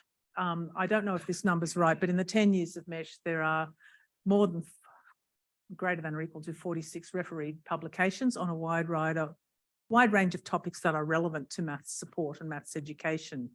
Many presentations have been given by MESH staff and conferences attended, and these are all very important things. So that's I've covered a few areas in which MESH works, the variety of activities, the quality of the staff, and that is important. It's really important, and MESH does really well there. And I think we've done quite well with the research and evaluation too. When you look at 46, I don't know how we did it, but we did it, or all those did it over those 10 years. Now, I want to talk about something else because existence is difficult. And as I said, we've had cuts over the last 6 or 7 years. And I think any group is vulnerable, and maths and stats support as well, because if we disappeared tomorrow, some people would notice, but a lot wouldn't and might not care, especially at a time like this when our university is expecting to go into the red this year. Things are hard. So there are various considerations and various things that might cause threats or protect one from threats. And one is where the group is situated. And in different support groups at different universities are situated in different places, and all for very good reasons. You need to know what your university is. We're in the sort of central learning and teaching group. And it's been good while I was head. It was good then because they essentially left us alone. And that's the best way to work, except occasionally when they cut something, but it's best if they don't tell you what to do because they don't know. And if they'll leave you alone and generally support you, which on the whole they did, then that's good. The library, it might be the place sometimes for this, but when academic literacy was moved into the library, it pretty much died. So that was a bad thing. At our university, I'd strongly oppose that. If there's a faculty, maybe it should be situated there. In a maths department, a group like that does maths and stats support will be appreciated and properly appreciated, but it might not be seen so well by the other disciplines. It might be seen as, oh, this is more of the maths people, whatever. I think separation is good, but then other people, different groups have good reasons for different choices. So that's important. Where it sits. Okay, and a large threat is people who don't understand maths and stats or how to teach them. This is what Joe alluded to briefly, and which is driving me nuts at the moment, is that when you've got people in power who don't know, they make stupid statements, stupid assumptions, okay, and that can be damaging. And if you draw a Venn diagram, I think there's a big overlap between that and the next one. And then there's fads. A lot of fads that come through higher education come from the essay writing disciplines. They don't come from places like maths. So when these fads come through, kick back, push, ask for the, ask where they're getting their ideas from. And half the time you'll find if they have some literature, it's got nothing to do with teaching of maths or technical areas. So funding, one really good thing that happened with MESH a few years ago is that while Mesh had a few permanent staff, all staff except my position as head were made permanent a few years ago. So that was great. So it's now much harder to get rid of Mesh. They got rid of me, but they can't get rid of the rest of Mesh without a change management plan.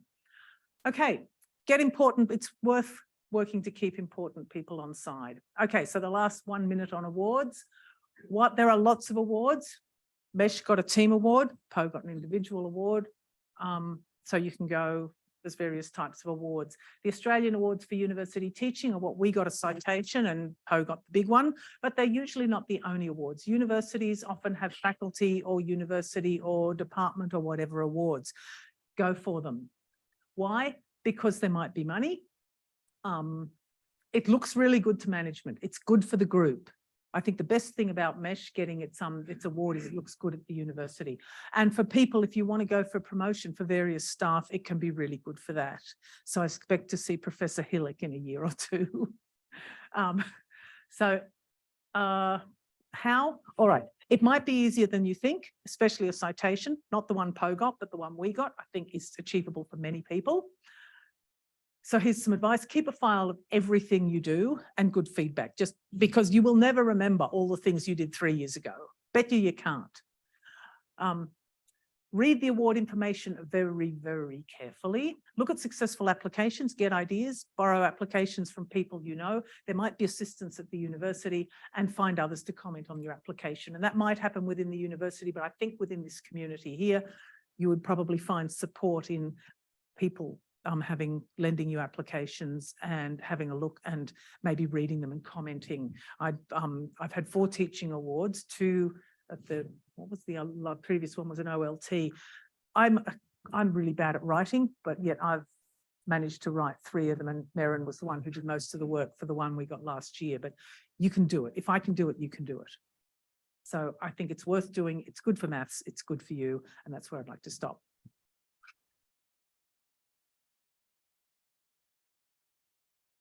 Brilliant, that was great. So we've got time for 1 or 2 questions before we move on, but of course Leanne's going to be here at lunchtime and beyond, so you can ask questions then. Certainly brings up a good point about using this group as a big, like people who can give you critical friends. Let's call them critical friends. Nazim, a question. Our institution also has some kind of support from maths by some central group or in the university. And others send emails and replies to the staff and the staff in the courses. When the staff don't. Yes. I have the best. How do you look at that? The maths. Yeah. All right. When we send out flyers or emails to staff, there's often pushback. How do we get around that? So how do we publicise it? And that is a really good, important point, because that's promotion. The maths and stats staff at the university are actually quite good, but there's, I think one of the people has noted that if you send things out twice, the day before some event as well as a week before, there's maybe staff are more likely to send stuff out. It's difficult. I think we've got good support, and in the nursing, I think they advertise it well. I think in the education, I think they advertise it well. Have you got any comments to add? I think we're luckier than most places. So that actually the business of like forming relationships. Yep. Is hard, but it's. And I guess that's where it's paid off with nursing and education, because we have the relationships. It's trust, and so often it comes down to me with this and stuff. My relationship. It's not easy, but it's very right. I think Mesh is doing that reasonably well. Same with the engineers. Mesh is thought very highly by the engineers. Many groups. The good relationships. Relationships are important and big. Actually, one thing you can do, because if your staff understandably don't want to do any extra work. Some staff trusted me enough to give them instructor access to their learning management sites, and I could put a little thing up on Mesh there. Now, they've got to trust you to do that, but I did the work rather than them. So that's one way of doing it. If you can take the work off the staff in that way, and maybe there's other ways you can. Another thing is, rather than the staff telling the students about it, each subject that's directly supported with workshops, the staff arrange to come in and speak for 5 minutes in the lecture in the first week or two.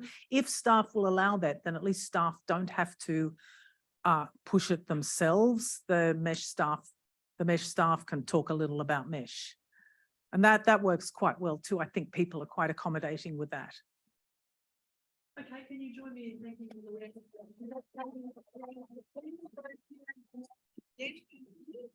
and I'm going to thanks, Leanne. And again, I'm sure Leanne and the team will answer any more questions you have over breaks and maybe at dinner tonight if you're coming. Excellent. Okay, so it's my very great pleasure to present the next group of presenters. I think we've got 3 presenters here, Liam, Olivia and Sarah from the University of Queensland, and they're going to talk about a University of Queensland subject called Sci 1000. One of the main reasons I'm excited about hearing this talk is because, strangely, very recently, I gave a talk at an international conference about Sci 1000. You might have noticed that I'm neither from Queensland nor have never taught this subject. And Ava and Michael and I collaborated on a paper for a conference that I just went to in Norway. It turned out that I was the only one who went to the conference in Norway. So I talked about the subject and it went down extremely well, and everybody was very interested in this subject and impressed by the way the subject is constructed and people work in collaboration in a team. So well done, team. Tell me all about it. Thank you.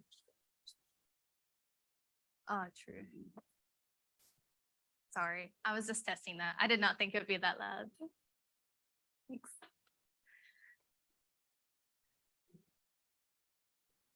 Alrighty, thank you for that introduction. We're the tutoring team that contributed to this research project. So we're also going to present it as a team, and I hope you bear with us for that. But to start with, I'd like to acknowledge that as we're all familiar with in this field, we're all building and learning and understanding from previous generations of teachers. And I want to add my acknowledgements that knowledge and learning have always taken place on the places that we're gathering today. And I'd like to pay my respects to those communities. So what we're going to be doing today is taking a trip down memory lane. If I turn my clicker on.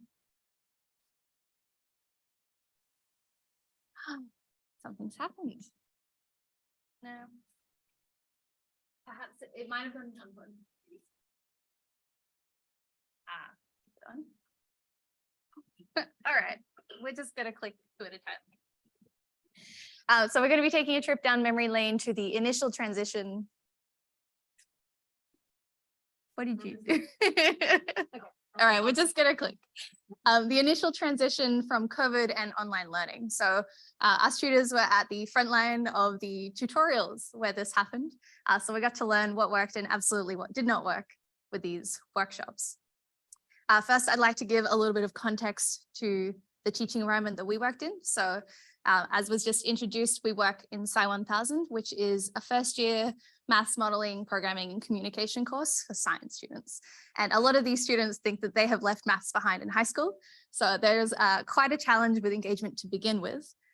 And so our workshops take place in 2-hour, 2-tutor, quite a large number of student workshops, and they're primarily focused on active learning. So getting students to talk to each other, to problem solve and to participate in discussions.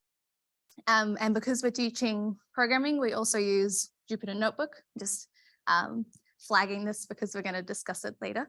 It's an online platform, interactive platform, sorry, that you can use programming and English text, and it's interactive. So that one's really important for these workshops. Thank you.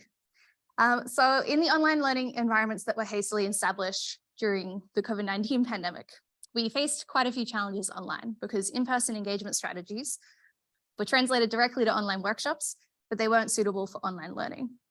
So for example, when we're in person, we can walk around a room and see when students are confused. But online, you have to wait for a student to raise their hand and ask a question.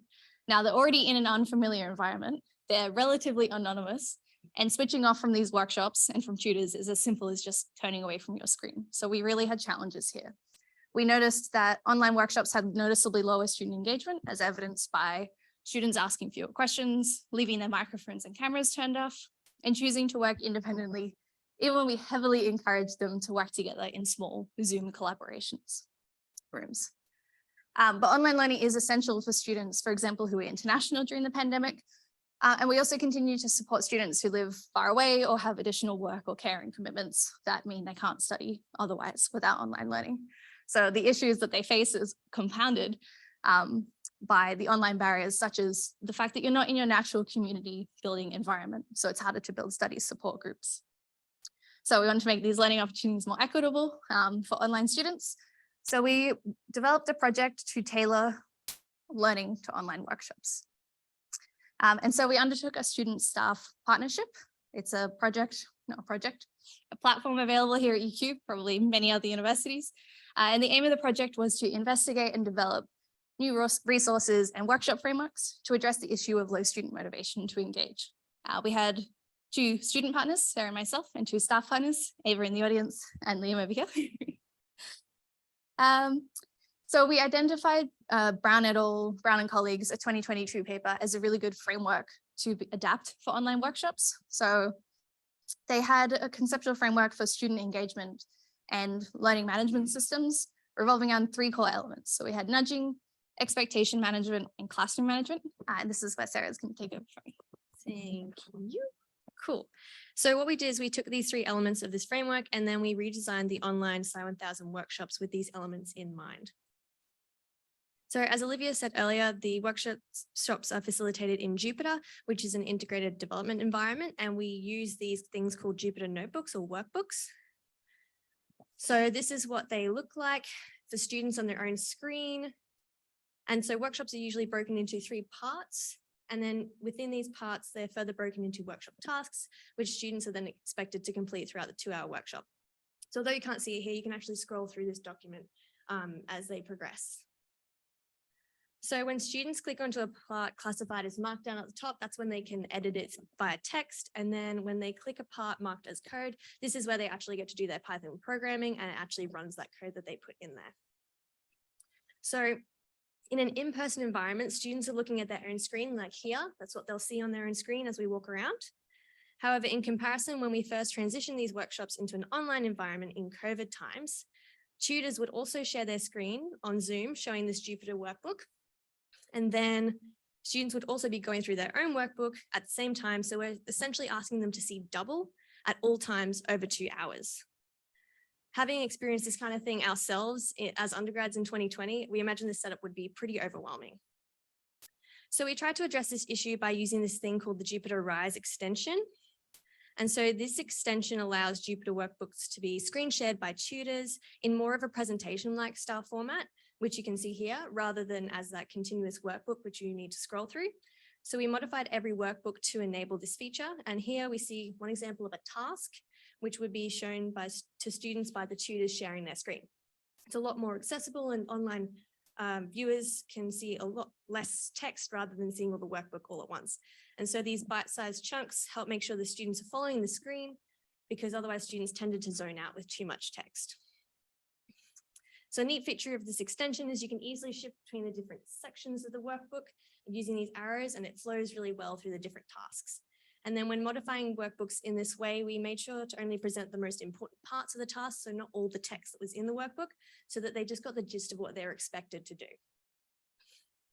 So by including this Rise extension, it positively influenced our classroom and expectation management during the online workshops, and those are addressing 2 of those elements from that Brown et al. Framework. But the improvements don't just stop there.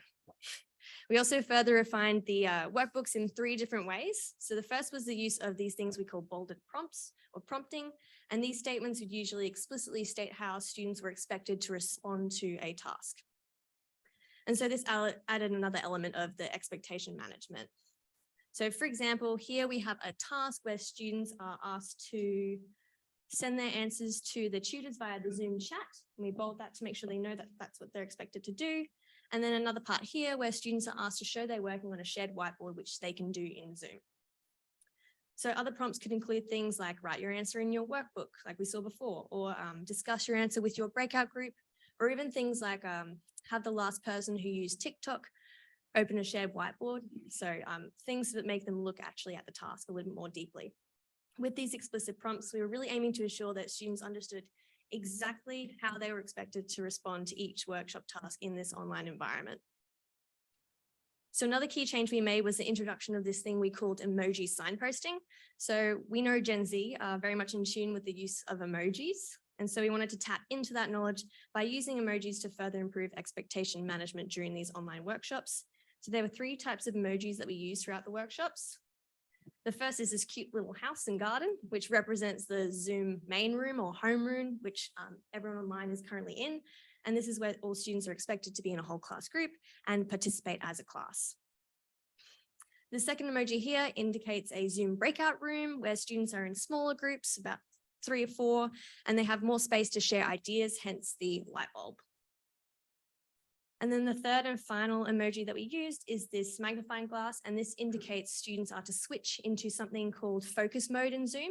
So focus mode is where students are able to work solo on their screens, whilst also then sharing their screen with tutors, but students cannot see each other's screens. So this helped to overcome that issue of not being able to walk around the classroom and see what they're working on. Instead, we could do that in an online environment. So using focus mode was particularly important because we noticed that often students experience Zoom fatigue, and having studied online, we can also relate to this. So 2 hours is a long time to be looking at a screen and then also then trying to engage with others without these in-person cues. So we tried to balance the collaborative goals of the workshops while also having this alone time to work.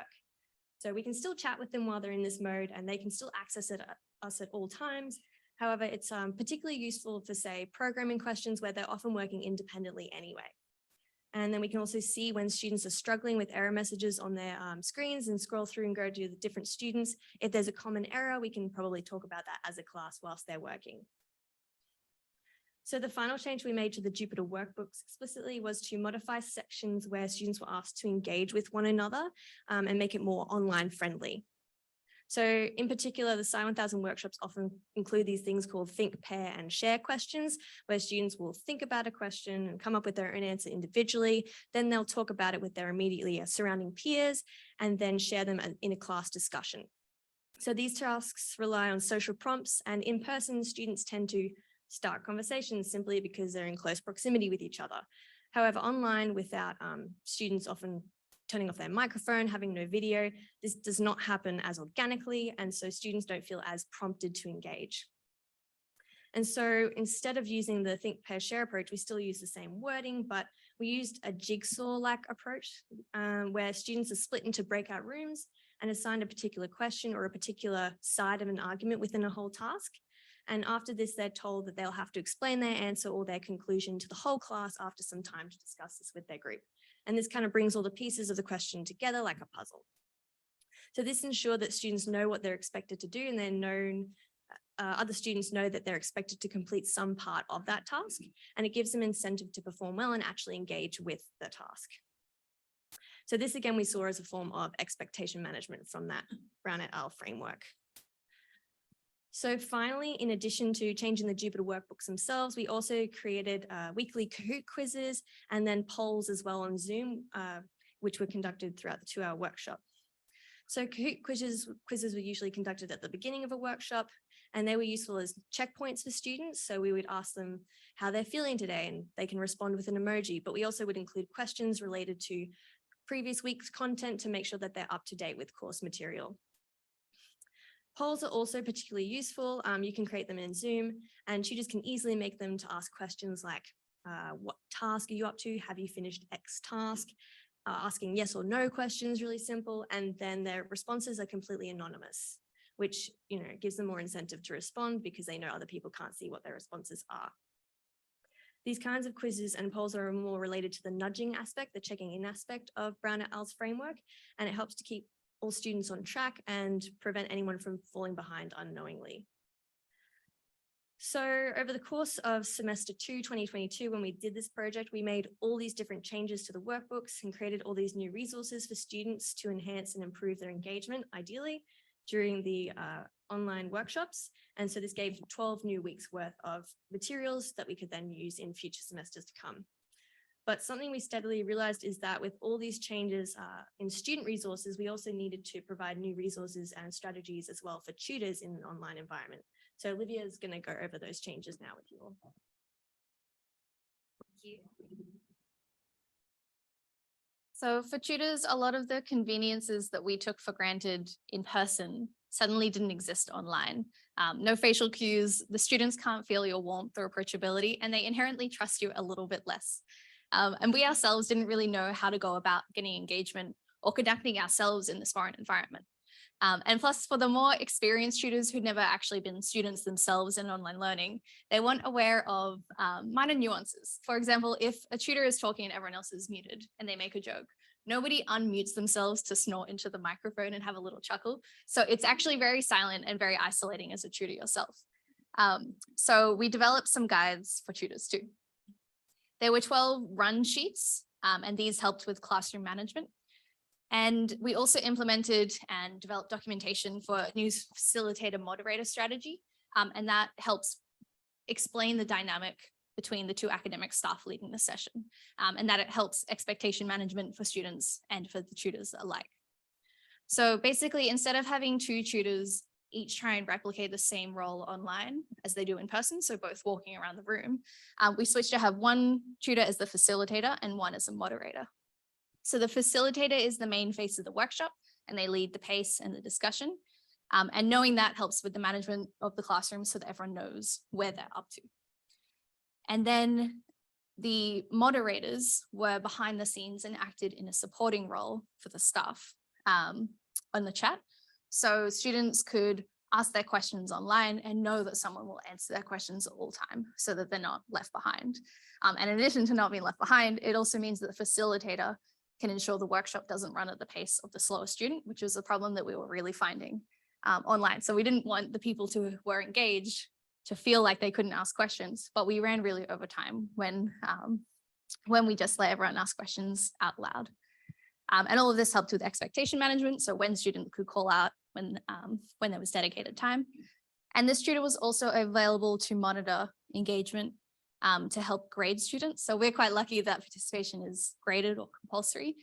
So students have to, there's many different ways they can engage. They can talk, they can through their microphone, they can turn on their camera, there's whiteboards that they can write on, they can share their screen. There's a multitude of different ways. And having a moderator on the chat meant that while they weren't answering questions, they could keep track of this in a separate spreadsheet, which really helped with the multitasking. Additionally, they could help with nudging. So if a student wasn't engaging early on, instead of letting them fall by the wayside, because there's no facial cues to see if they're just on their phone, we could remind them of expectations, but also ask them if they needed help. So we trialed this early in semester and we had lots of success for tutors. So through the semester, we created guides for this, and that just explains what the roles specifically are to do, technological requirements for tutors, and explaining more nuances of Zoom. So how to create a poll, how to get it open in Zoom, and the fact that Kahoot can be integrated into Zoom and how to apply those things. We just make sure that all the tutors have 1 week as facilitator and 1 week as moderator to make sure everyone maintains their practice in both roles.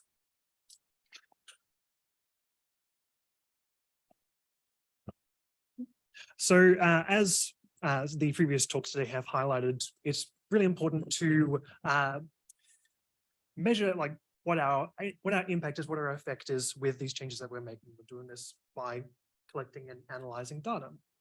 So I'm going to say throughout my portion of this, the vast majority of the groundwork was done by Olivia and Sarah, but we use a bit shorter. So we had three prongs for collecting data on how we did. So the first one was a survey. So we sent this out to students, not only in the semester we made these changes, but also in all the previous semesters where we're running these online workshops, which is basically semester 1, 2020 onwards. So sending this out through the course Blackboard sites. Have you been clicking the mouse? Can I do it with the mouse, or is that all you? I see. One moment, please. Can I do it with? Yes, I can. Excellent. Okay. So yeah, we're sending out to all the semesters where students doing these online workshops, mainly so we can compare, before and after we've had this intervention. And there were roughly 43 questions around various aspects of the online workshops. with the aim, or with one of the aims of looking at these three elements of Brandador's framework: the expectation management, the classroom management, and the nudging, seeing how students reacted to those. So the second prong was an interview. So once students filled out the survey, they were invited to do a semi-structured interview. We had a list of some more detailed questions, but also space for students to just like kind of freeform give us feedback on how the online workshop experience went. And then the final prong is, so we're running these workshops through Zoom. Zoom automatically collects data on not only how many attendees we have, but also how long they're staying in the workshop. So through our workshop, hopefully people are staying for 120 minutes, hopefully. So then for getting into the analysis, our plan, so we've got a lot of time series data for these Zoom workshops. We want to try and answer the questions. Did these changes in the workshops increase attendance, or did they maybe increase the retention, like the number of students that are attending workshops throughout the semester? For the online surveys, we want to tackle this with factor analysis for the students' responses. So all the questions are a 5-point Likert scale. Hopefully the factor analysis would have revealed that these three elements in Brown's framework, the expectation management, classroom management, the nudging, that these came out in the students' answers. And then we can also do some other like qualitative analysis like frequency histograms. And finally, for the interviews, because they were semi-structured and students could, or participants could say anything they like, we want to do a thematic analysis, try and coalesce what they're saying into some key ideas, some key themes, and try and incorporate that into how we can improve workshops in the future. So how this turned out in reality, the interviews were a complete failure. We had one successful interview, so we actually got some nice feedback from that. The interview I was going to run, turns out the student never went to an online workshop. So we're gonna cross out that one. Online survey, we had a total of 18 respondents. So we've got 15,000 students per year, 18 respondents across, what was it, 3 years? Not great. Obviously, just not enough data to support factor analysis. We can cross that one out. And the time series data from time series and also length of attendance in the workshop. No really significant results here. Right, we didn't lose students due to the new stuff we're putting in the workshops, which is good, but we didn't really get more students or a significant change in the number of students. So what we're left with is we've got some frequency histograms. Plus, we've got 43 of these, one for each question. So there's a lot of stories we can tell with this data. I'm only going to tell one story because we don't have that much time. So we've got 4 histograms here. Along the top row is I felt comfortable engaging in the main room of the Zoom workshop. And on the bottom row, I felt comfortable engaging in the breakout rooms. These are the smaller, so instead of 20 to 40 students in the main room, we've got like 4 to 5 students in the breakout rooms. And then the columns, I felt comfortable doing it with the camera, doing it with the microphone, and using the chat. So kind of progressively less intense engagement. And I was taking this all with a grain of salt. There's not much data. It's not very high quality. We didn't do much analysis. What we can see is that there is kind of a shift towards more positive. Along the x-axis, we got the 1 on the Likert scale, strong disagree, up to a 5, strong agree. So what we can kind of see is that comparing the main room to the breakout room, there is a shift towards more positive responses as students are a little bit more comfortable engaging in the breakout rooms compared to the main rooms. The point I wanted to make with that is that we have these, the main room, the breakout room, the focus mode that Olivia and Sarah have mentioned before, is that we want to, each of these have a purpose. So the activities we're asking students to do, like if they're particularly intense collaboration exercises, we want to use the environment that's most suited to that. So asking them to do it in the main room, a really intense collaboration, turning on their cameras, etc., is going to be a much tougher ask than doing it in the breakout room, and potentially like less successful if they don't feel comfortable doing it. That's you. Thank you. 3 minutes, thank you. And we didn't want to eat into lunch. Sorry, you skipped a few slides here. Lovely. We're just at our conclusion now. So the conclusion is basically we got some nice new effective tools. And while we don't have beautiful statistics to back it up, we do have some really nice anecdotal evidence from tutors that they felt they had clearer understanding of what they were meant to do and what they were expecting from students. And that's some quite nice positive feedback. So we got to demonstrate the value of using tutor insights and expertise into class improvements because we're the front line, so to speak, of tutorials. We stood on both sides of the online learning equation, and this project was very interesting, not only for its outcome for students, but to better understand the intersection between how teaching and learning works and how the learning experience actually is. So we knew as prior students of learning ourselves that when there's no social impetus to engage, because no one's looking at you, you get bored and further disengaged and liable to engage with those distractions. And this project was also nice and helpful to develop our identities as student partners. So we're continually improving these online resources for future online cohorts. And we're planning to publish this experience of our student staff partnership as a reflective paper in the Journal of Students as Partners. Happy to take questions now or during lunch.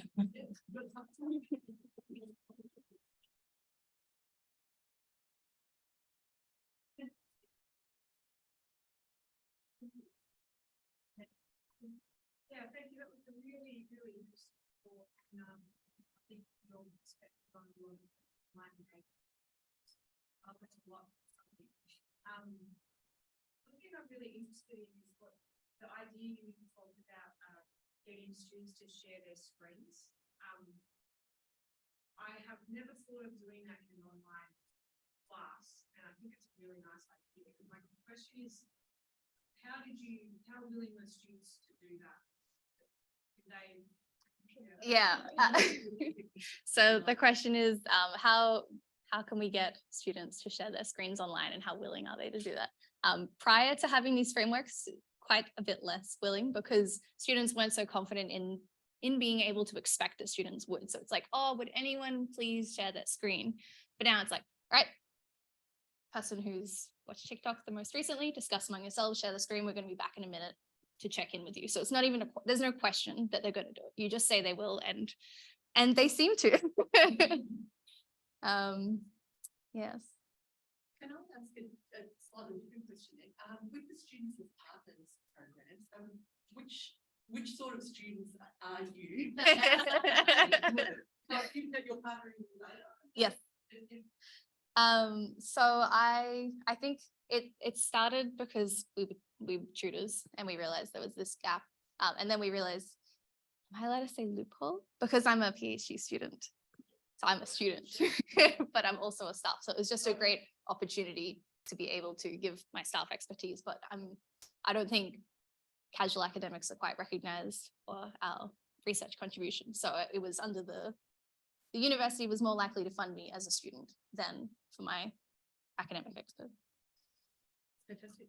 And then you were also Yeah, I just started my honors, and so I was approached by Liv to come and do this really cool project. And having studied all of my undergrad since 2020, I was very much keen to improve at least some part of the online experience. and Liam was in quite a difficult situation because Liam had Yes, just graduated. little more complicated answer on my part. I am and was kind of taking an interruption between honors and PhD. So Olivia and Sarah did most of the work on this one because I wasn't funded to do any of this. Yes, yes, so I'm a casual, entirely a casual staff member. I wasn't funded to do any this by anyone or anything. So I volunteered as a staff member to this project. So I'm sure you'll have more questions for the team over lunch, or we can ask another question to again Michael's community. So if you've got it, otherwise you can stretch, take a break out and bark from them, and then we can count on Michael with food bring what's in the door in your hands. How many students were in your workshops? About 50 Online. fewer, like 40. What's the official number, Ava? I mean, technically they would start with between 16:1 and 20:1 student ratio. I think the max I ever had was like 30. Yeah, I would say 30 was a consistent number. Yeah. Nice number, actually. Yeah. Yeah, we toyed with having more students, and less students actually wasn't easier for them to engage with each other, and more sort of too many, they all think they're anonymous. So 30 worked out really well. How many breakout rooms? 3 to 4 ideally. If it's a big group, you do 5 because otherwise it's too many to try and check in with. But I think 3 to 4 is what we stick to. Yeah. And you Oh, sorry. how many for breakout rooms? Yeah. So how many students to a breakout room? Around 3 to 4, because too fewer students and a greater number of breakout rooms is harder for tutors to check in. And the previous question, I'm not sure if I repeated that into the microphone, sorry, was how many students in total in the online workshops? And around 30. Okay, let's join together and thank you. Thank you. That was really good, really interesting. And for people online, we're going to break for an hour. So we're back at 1:30 after lunch. Make a call and ask what time you'll be back. Thank you. Thanks. I got these in Japan. Do it. There's like the shoe shops which are like 5 stories high. Putting you on the spot with this question. So good. Awesome. Yes, I was glad we had your comedic timing with the results section. Yes, because that was so deadpan good. that. No, neither could I. I don't think I could have. It helps sell that we have no results. Yes. Yeah. Frequency Instagram being recorded. Yeah, maybe have this conversation. Oh, yeah. Away from it.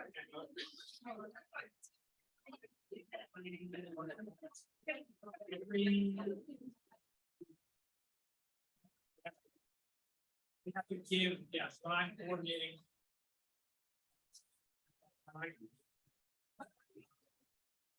There's sort of my just for. Like they tell me what comes for their mind. I think it's this way that.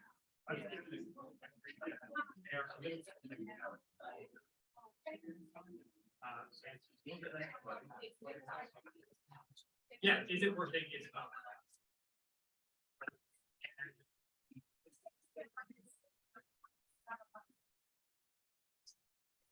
Yeah, so we have.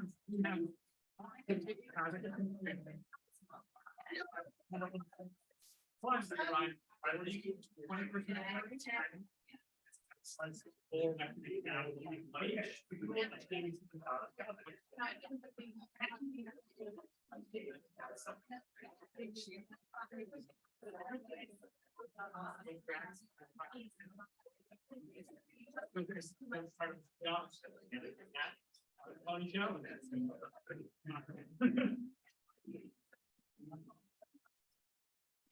Yeah.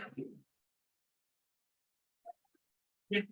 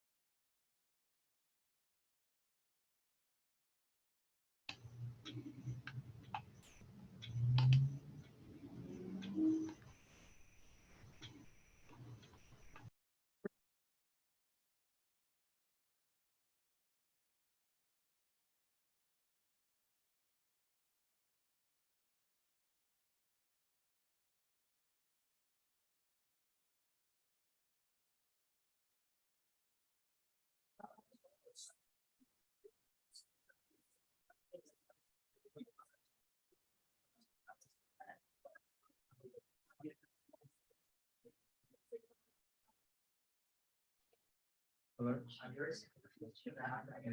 And tell Mike.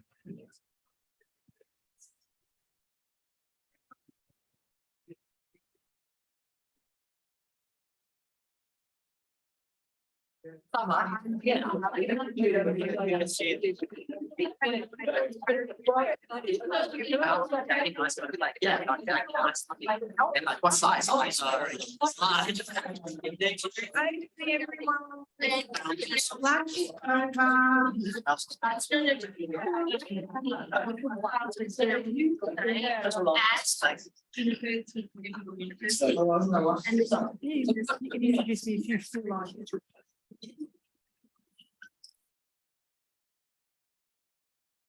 Okay, I hope you all had your lunch, those on campus and also those on Zoom. We had up to 25 in the first morning and the second session, so it's a great turnout. So thank you very much. Everything's being recorded. And Jane, do you mind if we record your session?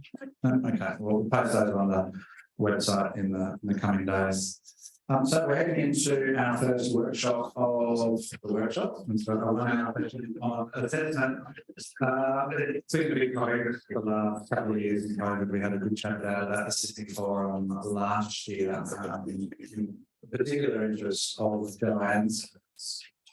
As we all know, the exam is the traditional big assessment in maths, so we've talked about other options over the last couple of years, and Joanne's going to lead us in a workshop to talk further about assessment. So I'll hand it over to you, and thank you.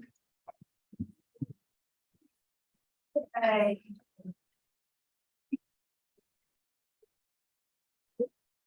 Actually, why we're really here, I have a question. To give you a little bit of background, I am sort of doing PhD. We'll go from there. But anyway, my sort of PhD is in assessment with a real focus on the role of exams. Its loose short title is Exams, What Are They Good For? Fill in the word afterwards if you remember the song. But I really got to start up against a huge literature block because exams sort of sneak their way into the literature pretty fully formed in mathematics. There's not a lot out there about why we do maths exams. And so this is a little bit of background. First of all, for those of you who don't know, my other area of interest in research is working with a large group of university mathematics. This is the beautiful piece of artwork that belongs to my campus, painted by one of our local artists. And so if you want to have a chat to me about that, that's another thing I'm happy to talk about, but that's not what I'm talking about. All right, maths. So this is a paper published in 2011. There's a 2011 version and a 2012 version, which are essentially the same paper. One was a conference paper. One is a book looking at the assessment diet in higher education in mathematics. And what have we found? At this stage in the UK, the closed book exam is the most common form of assessment in undergraduate mathematics. Some new stuff starting to sneak in 2011, projects, presentations, etc. E1, oh yeah, okay, sorry. Let's try that over here.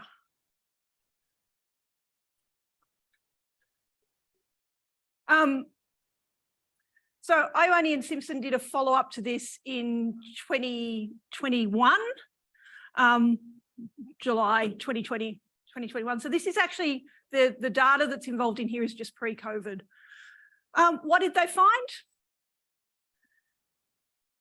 Pretty much nothing had changed. This is the weighted mean percentage of closed book examinations. They're looking at it by year level here. And you can see median's about 72, 73% of maths units identified in higher education in the UK use a closed book examination. Remember, this data is just pre-COVID. So I'm doing a bit of work with Catherine Seaton around academic integrity in exams, thinking about how people cheat in maths compared to how people cheat in other subjects. And as part of that project, I was lucky enough to get a third year analytics student, the delightful Tim, who has been spending his semester trying to replicate that in the Australian environment. We haven't quite got there. We didn't get as far as we wanted to through the semester, so I've got some preliminary results here. So what Tim did is Tim has spent a lot of time looking in handbooks, online handbooks, and collecting all of the maths units that we do. We started off with a fairly purposive sample. So we went, let's look at the big places that teach lots of courses. The idea of this was to try and get as much of the big work done as possible. So we've only looked at 9 universities at the moment, but we did look at sort of, when we targeted this first sample, we looked at the people who teach a lot of maths, people who teach maths degrees, and people who have a very solid major into a science degree. I apologise if your uni is not here, doesn't mean it won't be, unless you're one of a few that we couldn't get data for. There's about 5 that don't have this detail online, my university being one of them. So Federation University is one of the few universities in Australia that does not have an online handbook. It's frustrating. So part of what Tim did was actually go and have a look at a few places and try and come up with a collection strategy. And so we've been collecting this into a giant spreadsheet. Institute, the name of the course code, the year level, generally loosely identified by the course code. In some cases, we do know what year they were because it specifically says who is the owning faculty for the course, whether it's a STEM faculty or not. You'll see why that's important in the analysis a bit later. Whether or not it had an exam, what's the weighting of the exam in terms of percentage, what's the percentage for other coursework, and then any details we could glean out of the rest of it in terms of what other sorts of assessments were being used here. Some universities are better about this than others. Yep. How accurate is the data? Because sometimes the handbook says they want to start in the accurate to the handbook, okay? And again, this level of detail is not offered on all handbooks. Some of them just say in semester and out of semester. Also, we don't know whether those exams are invigilated or not, and that's a really interesting point because that detail is not provided in handbooks, given what's happening. So here's our initial sample. And so you can see we sort of went for people that were teaching a reasonable amount of maths. We tried to catch most of the states. We haven't quite got everybody that we wanted necessarily. The world ranking, these are pre the last lot of rankings, and I'm not sure that rankings necessarily mean anything all that much.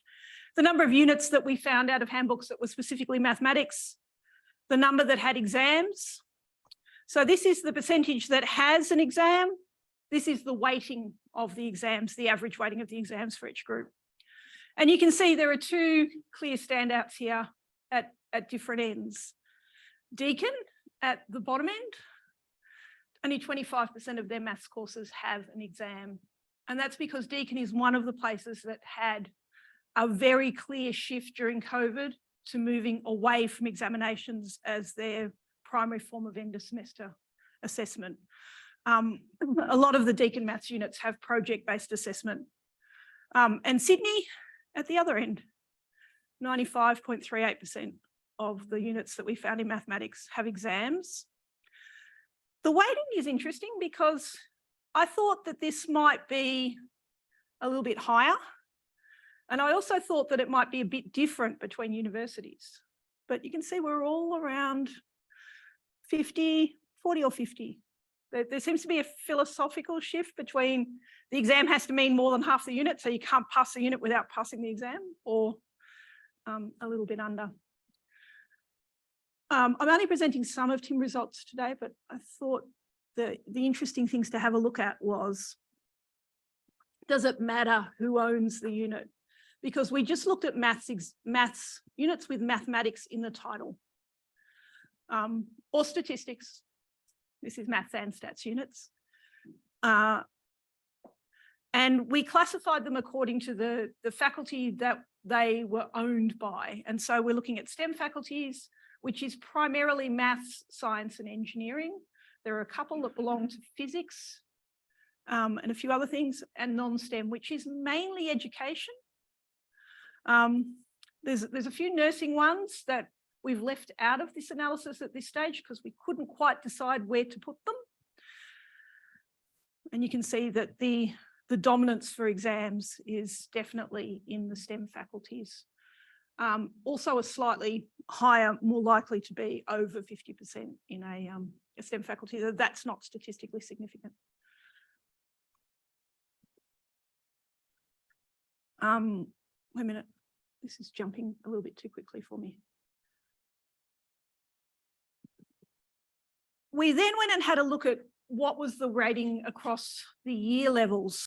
So first year, second year, third year, fourth year. We've included fourth year units, which is a little bit different than the methodology for the UK. Basically, we wanted to have a look at all of undergraduate mathematics. When we try and actually match this against the UK papers, we'll probably drop the fourth year ones. And you can see that there's this funny peak here in non-STEM in third year. But we've got relatively small numbers of units in some places here. And I think that's actually what's playing with those values, because that sort of is a little bit counterintuitive. Generally, what we see with the use of exams across year levels is that it's dropping off. Highest use of exam in first year, slightly lower use of exam in second year, third and fourth year, when we know we've got a lot of project-based courses in those years in our degrees. Yep.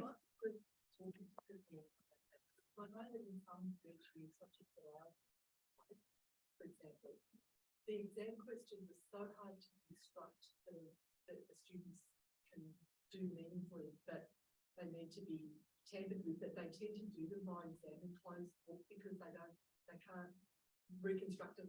Yeah, but the higher rating is actually in the non-STEM units. You just put too much. Which is the weird bit. Food. I think try it out, and it's like you have a face paint. Oh wait. It's Zoom. Okay, the other two things we thought were useful to have a look at was to have a look at, is there a difference if your university offers a degree in mathematics? Yeah, I think there is. Much higher weighting for, many more units have exams if you are teaching a maths degree compared to universities that are not teaching a maths degree, though all of the ones in this sample do have a maths major. It really is jumping around. Okay, so there's sort of, from this, we're starting to get a couple of key takeaways. Group of 8 universities versus everybody else. Again, notice the exam weightings are not that the percentage of the unit that is assessed by exam is not that much higher, but there's a bigger gap here than there was before between STEM and no STEM. It's still not big enough to be significant though. So what are our key takeaways here? Even post-COVID, we've still got this really high, this is the current, so we collected this data this semester. So this is the 2023 handbooks that we're looking at. So our current assessment regime, remembering Nazim's comment that what's in the handbook is not necessarily what people are implementing in their classroom. So there's two real key things here. First of all, nothing has really changed from that picture that was found in the UK back in 2011. We are still dominating our assessment in mathematics by exams. And it's higher if the unit is owned by a STEM faculty. It's around about 3/4, which is looking very similar to that numbers, the box plots I had at the beginning.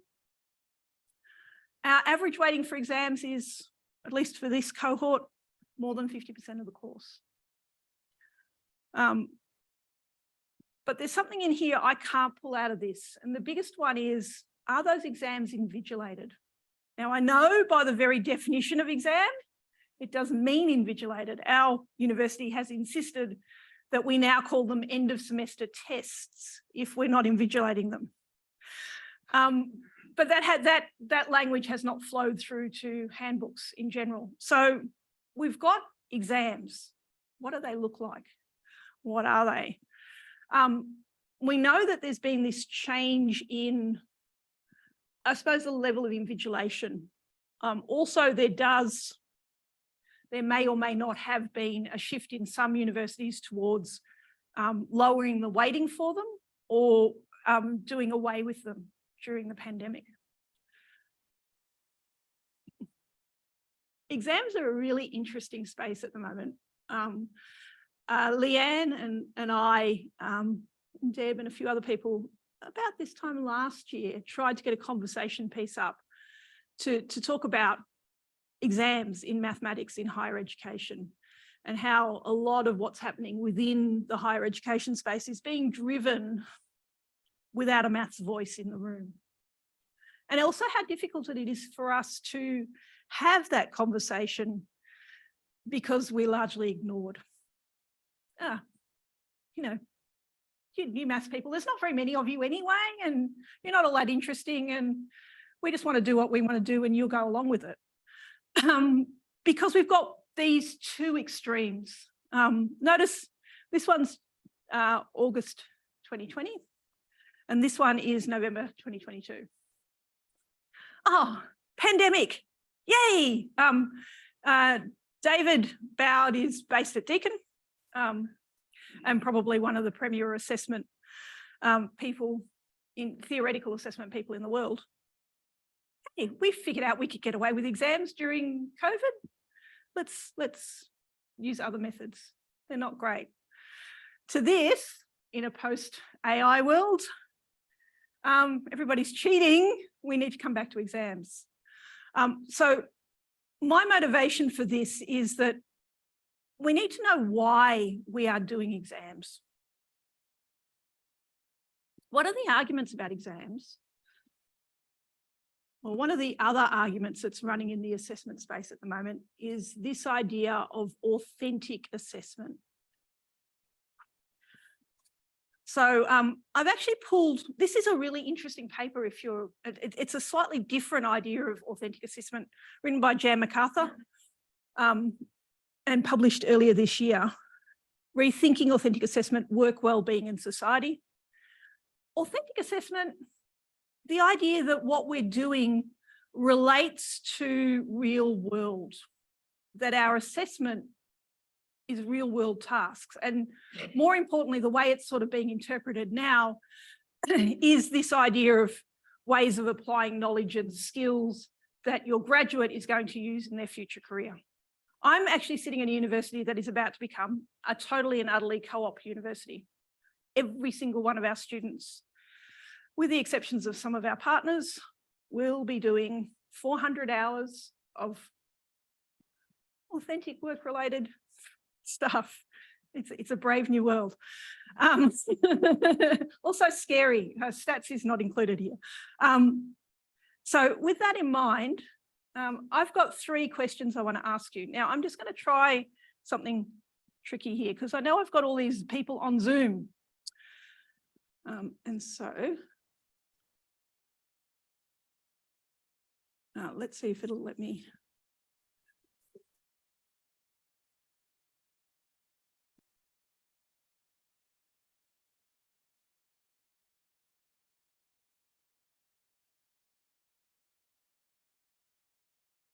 I might have to log back in again.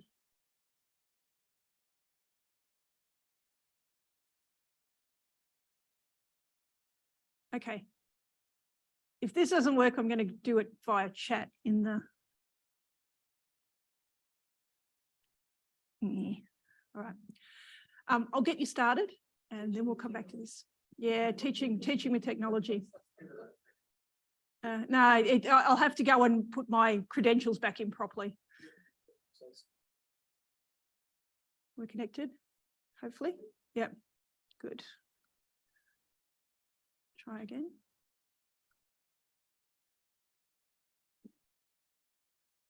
Okay, so I want to ask you guys 3 questions. I'm going to sort of play about 10 minutes each on each of these. All right, so if you're in the room, I want you to actually talk and use paper and pen, okay?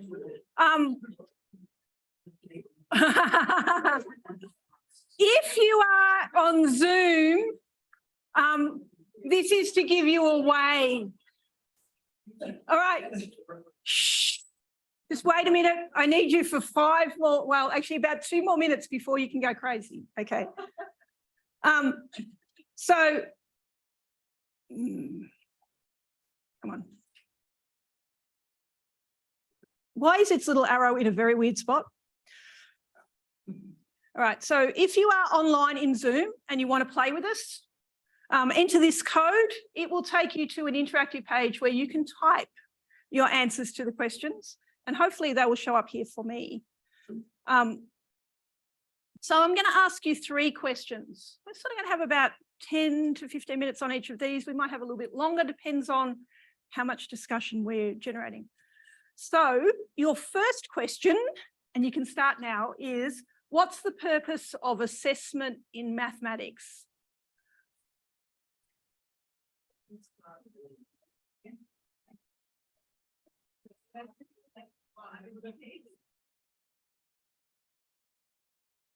Can we get that Menti code again, please?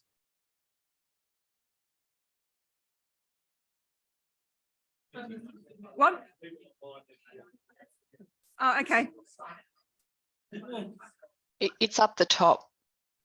Okay, Deb just asked me a question in her, well, 2 questions to clarify.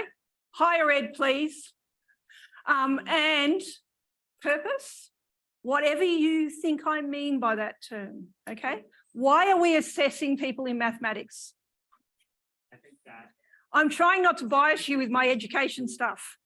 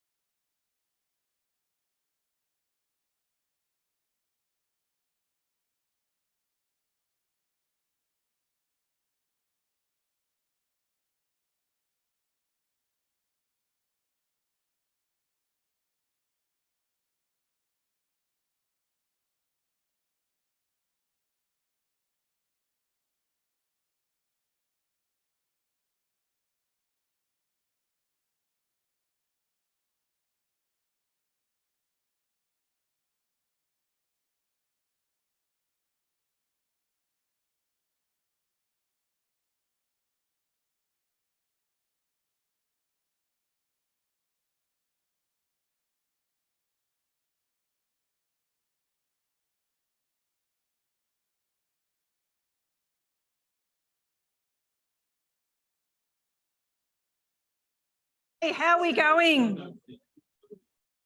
Is everybody sort of?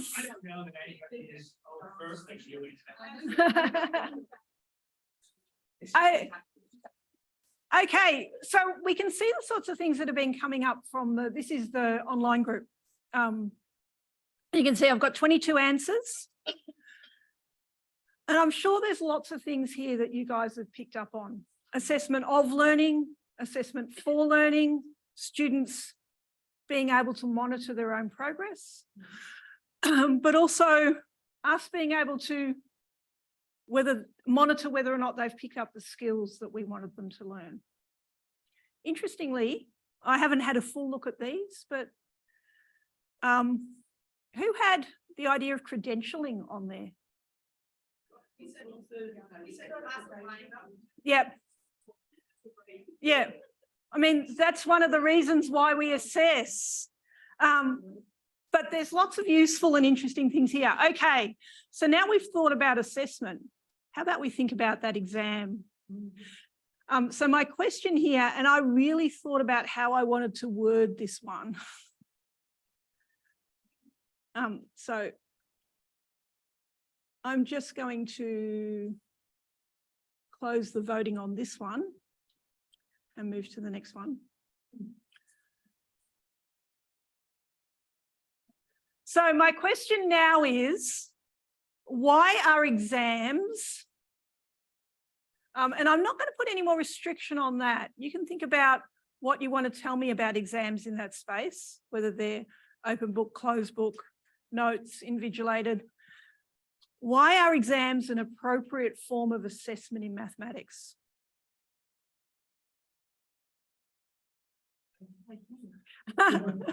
I tried really hard to put an open-ended question here. Despite the fact I'm an exams researcher, I'm not entirely,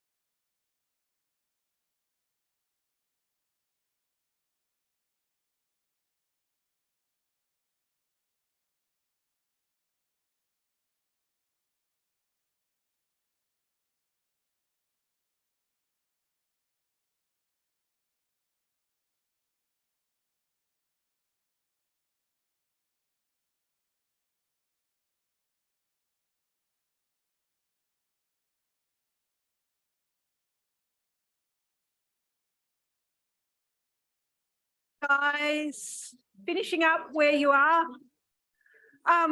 As you can see, the Zoom doesn't like me at the moment. It doesn't want to. It doesn't want to. So I've got one more question for you, which I am going to share. It was very interesting that the first thing that came up on my online group was they're not, followed by a lovely little rant over here about a relic of the industrial. They're not. They're a relic of industrial education model, easy to mark and differentiate student achievement without subjectivity. They don't have a place in context-based authentic assessment.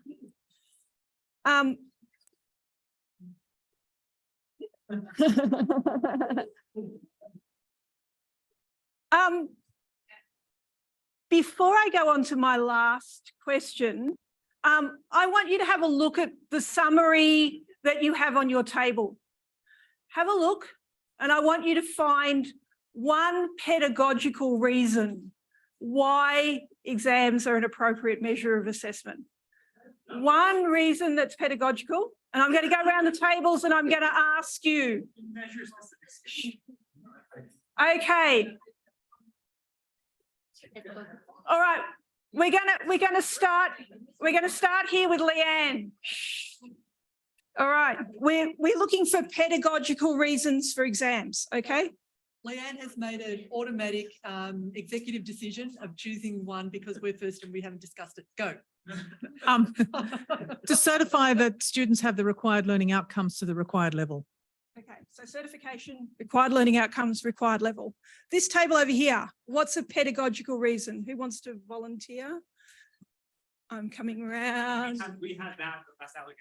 Oh, okay. Yeah. What's your less elegant version of that?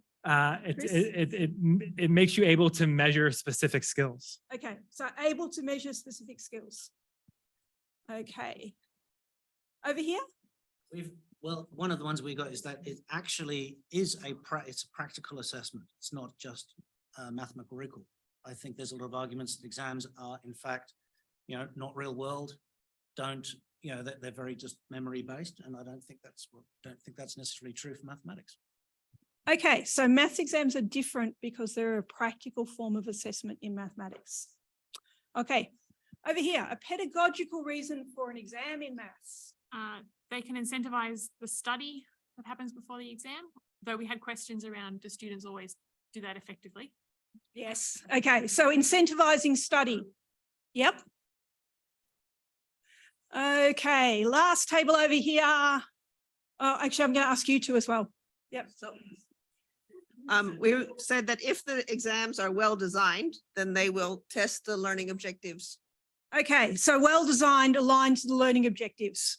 Okay, this group over here. We had that they can paint like a holistic picture across across lots of topics at once. Okay, so a holistic picture across all the topics at once. Okay.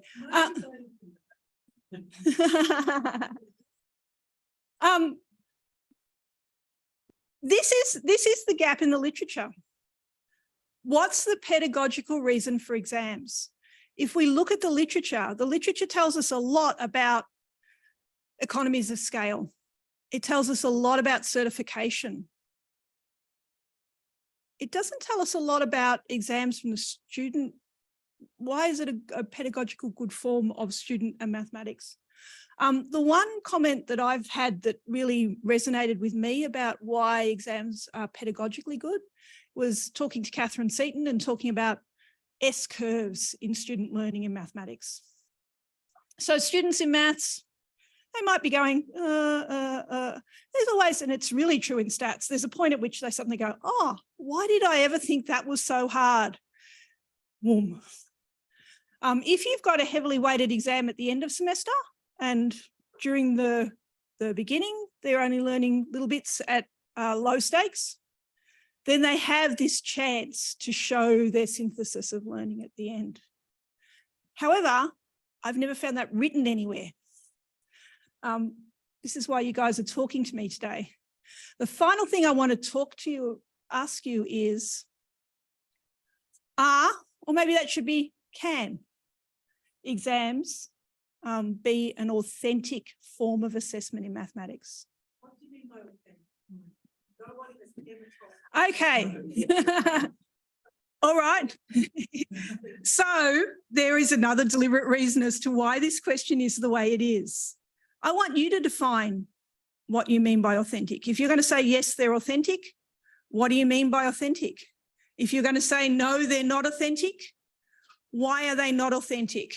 I gave you the current definitions of authentic before, the idea that it is related to work or real life. Yeah.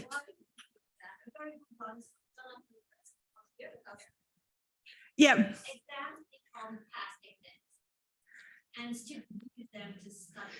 So you put the exam that they do really well there to learn. And Oh, that's all right. really look at that. Mhm. It's not mine, but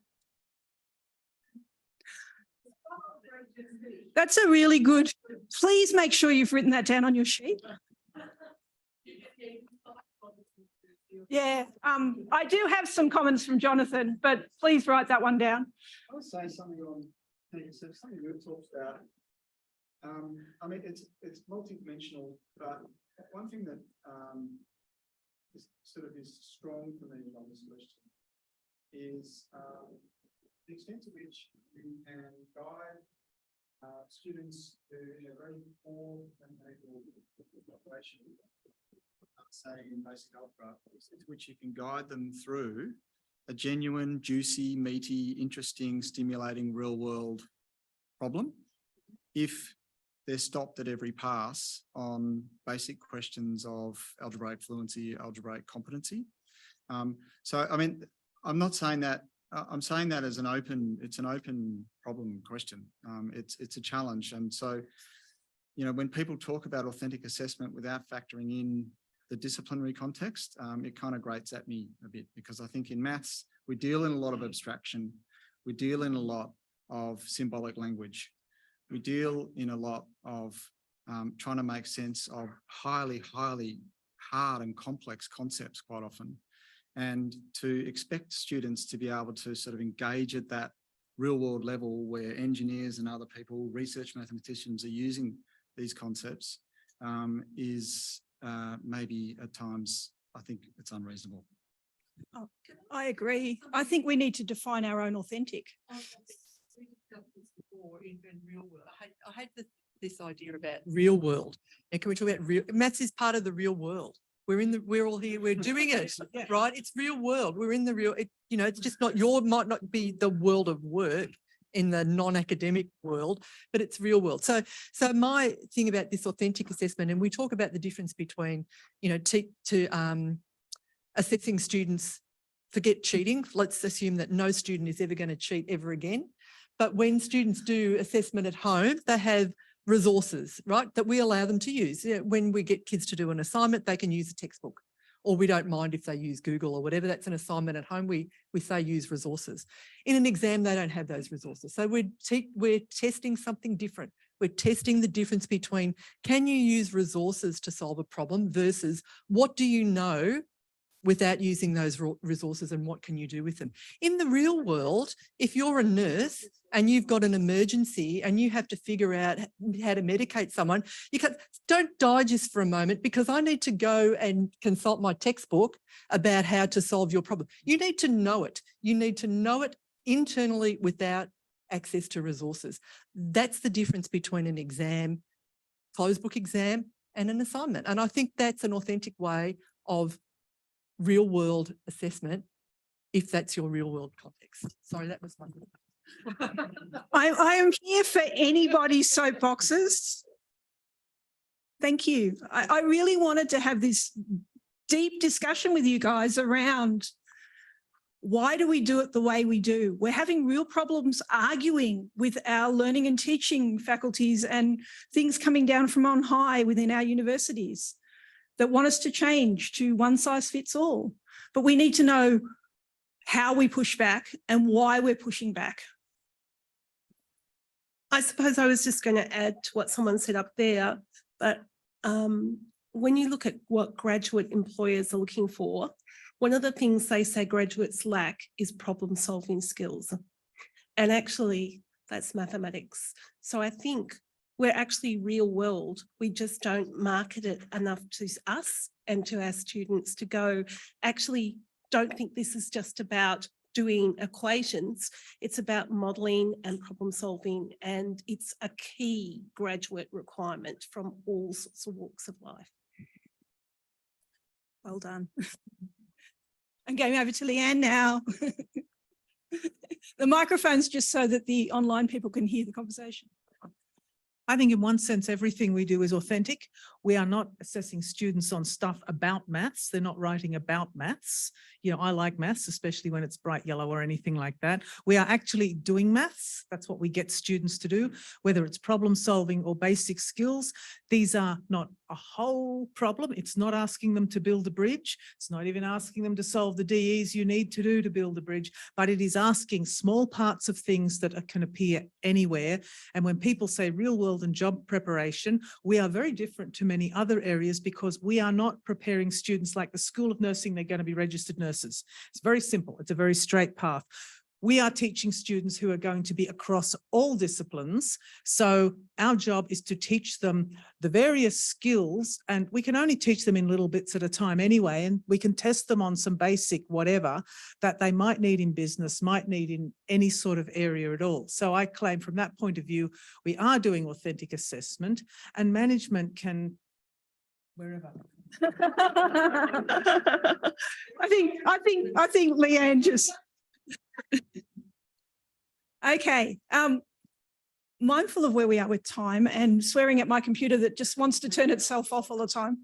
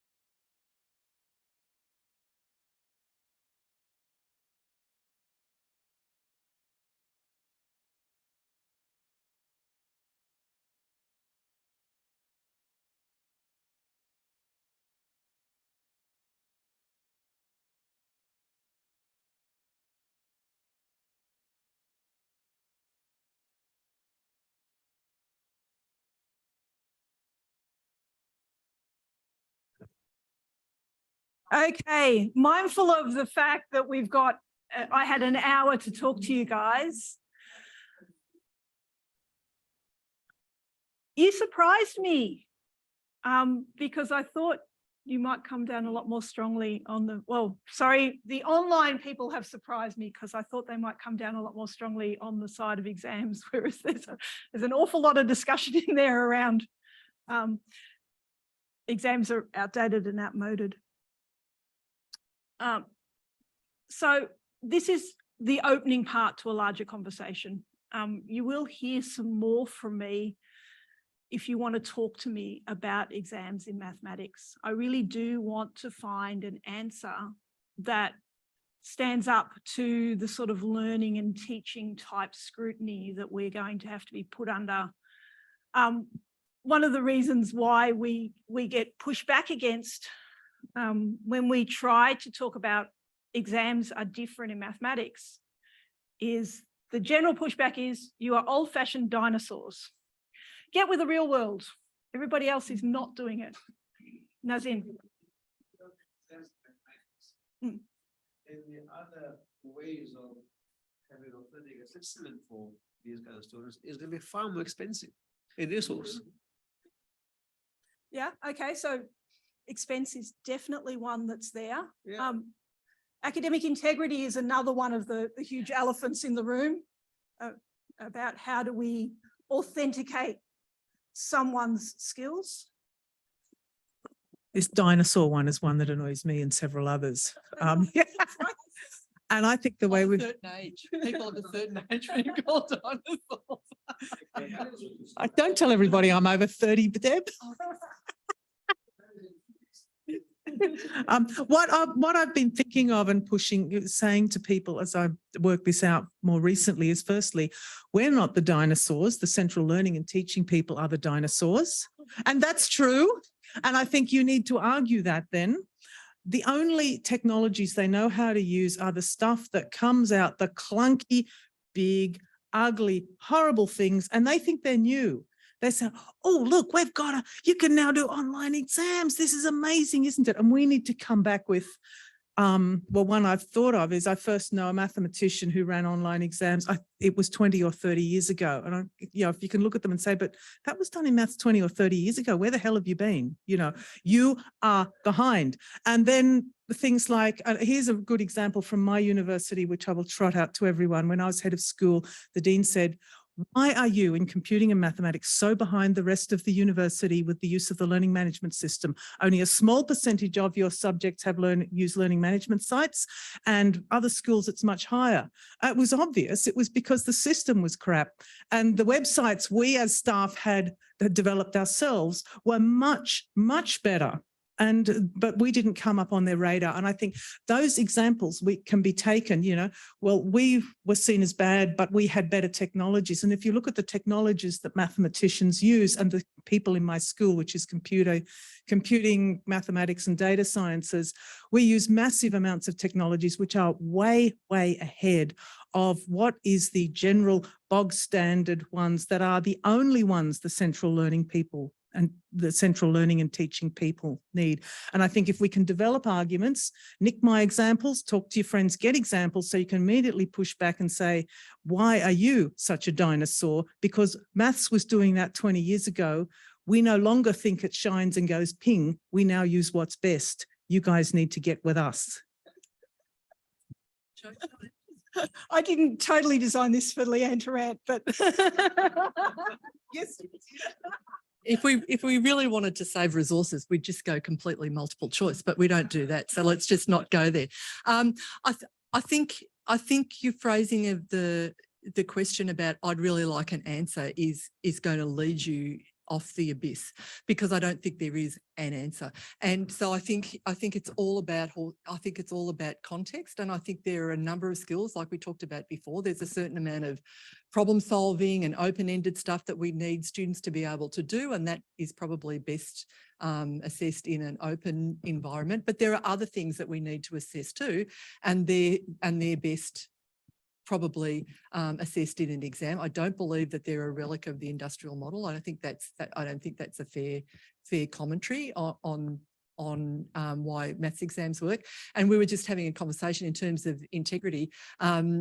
You know, if people in humanities or what's the text-based subjects, you know, of all of a sudden come to the, oh my God, what are we going to do party because ChatGPT have undermined their reliance on Turnitin. We don't have Turnitin. We can't use a process like that to check our students. So I think the answer is going to be, there are going to be different modes of assessment for testing different skills that math students need to have, and exams will be a part of that. Follow up on that quickly. What we could offer as a group is all these different perspectives, you know, because it feels like it's a battle, you know, to have to individually or as a small group within one university take the arguments up to management about, you know, the need for, you know, discipline context.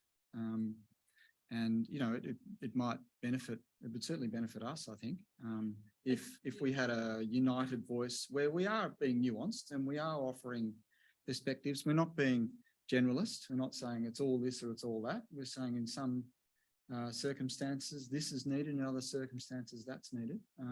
That could be something that I think would be quite valuable for our community.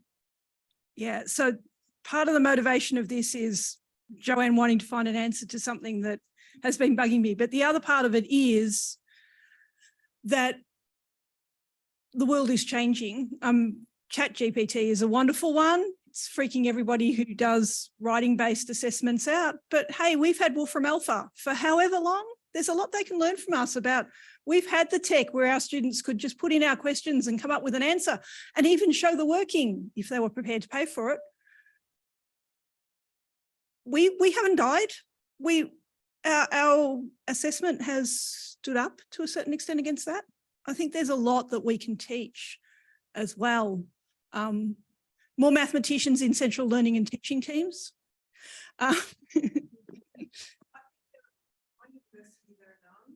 No, one thing that hurts all of us.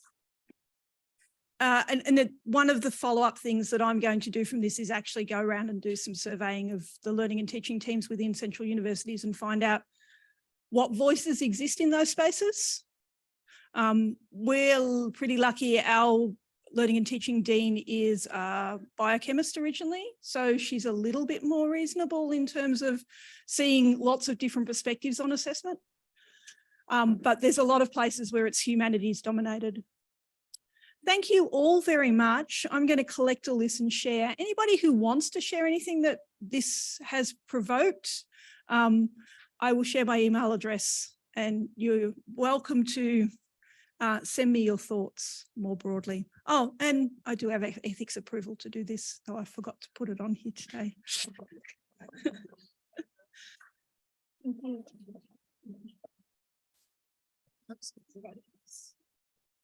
Thanks very much, Joanne. There's a nice little segue into Jim's talk next. But Joanne, just remember when you write your paper, you've got 49 co-authors to put on as well. So we can all fight about the order later on, but I think Leanne's number 2 and perhaps... Yes, it's all been recorded. Analysis of that. I also want to chat through. Yes, I'll save that and send it to you later on. So a nice little link into Jim's talk on AI in university mathematics. Jim was part of the MESH team that won the citation last year, and Jim is that good that his family's turned up today to watch him down in the back corner. So those of you on Zoom, we've got some guests. We're filling them full of juice and cherry ripe slice to keep them here, but no doubt Jim's talk will be very interesting to his own family as it is to us. So we'll hand over to Jim and we'll get the PowerPoint set up. Very much. So I just need to possibly. Yep. Around here. I can bring this down. Thank you.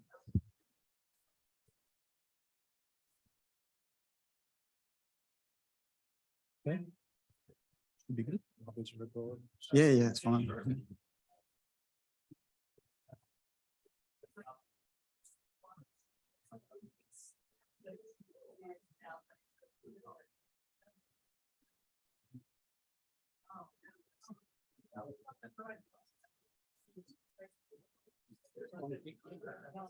Yeah.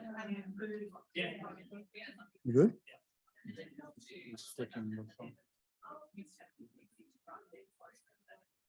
Oh, right.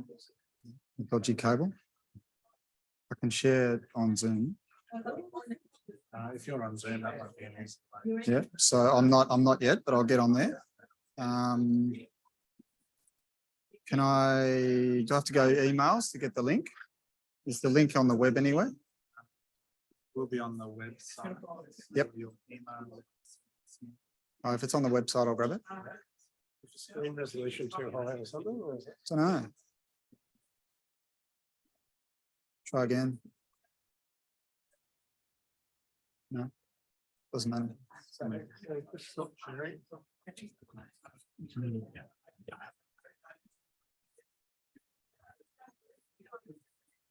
And for me, this reconnect this computer away from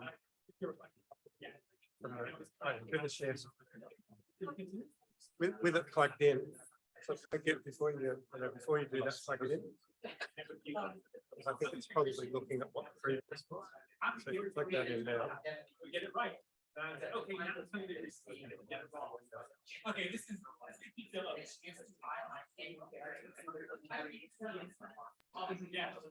Yeah. Okay, can you change your screen resolution? So let me just try getting into Zoom. Well, that's the other way. You can just share it. Yeah. Directly from there. Yeah. Hopefully that will-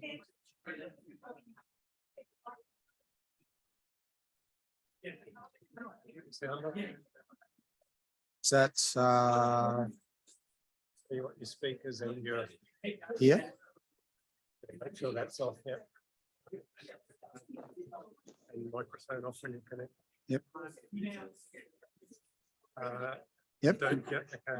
Got it. Got it. And I want to go full screen on that. That's Control L, I think.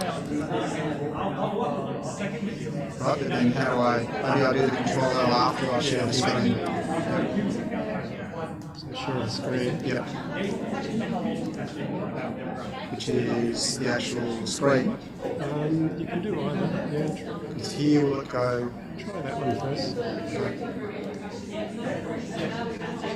There. Go full screen. Yep. Yeah. No. Yep. Cool, great. Thanks, Tim. I want to go to.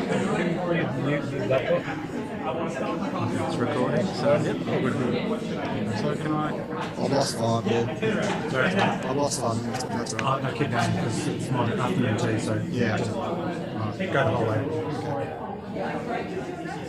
Okay, thanks everyone. So I'm going to be Sorry? I think I muted it. Oh, okay. I'll turn my video off too. Testing, testing. Oh, you want the mic on the computer? It was, oh, okay. Sounds good. Is it? How do we know you're talking on Yeah, yeah. So I've got the speakers off on my laptop. Everything is fine now.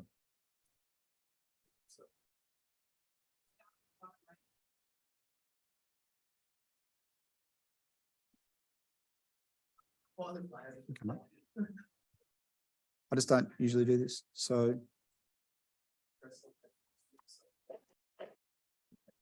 where's the mic? Here? So if you go back to Zoom, no, just in Zoom. Yeah. Oh, so you muted there. Yeah. I'm muted on Zoom. Is that working now? I'm muted here. Well, that looks like you're right now. It might have been somebody else had it on. All right. Okay, we're good. All right. Sorry, everyone.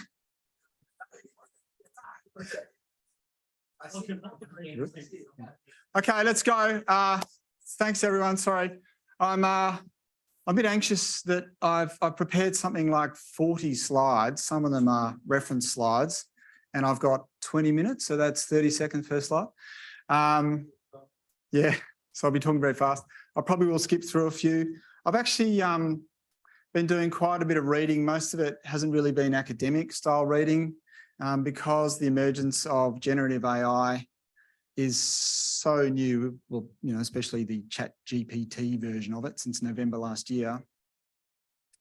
A lot of even sort of academic discussion of its implications for us as university educators is very recent.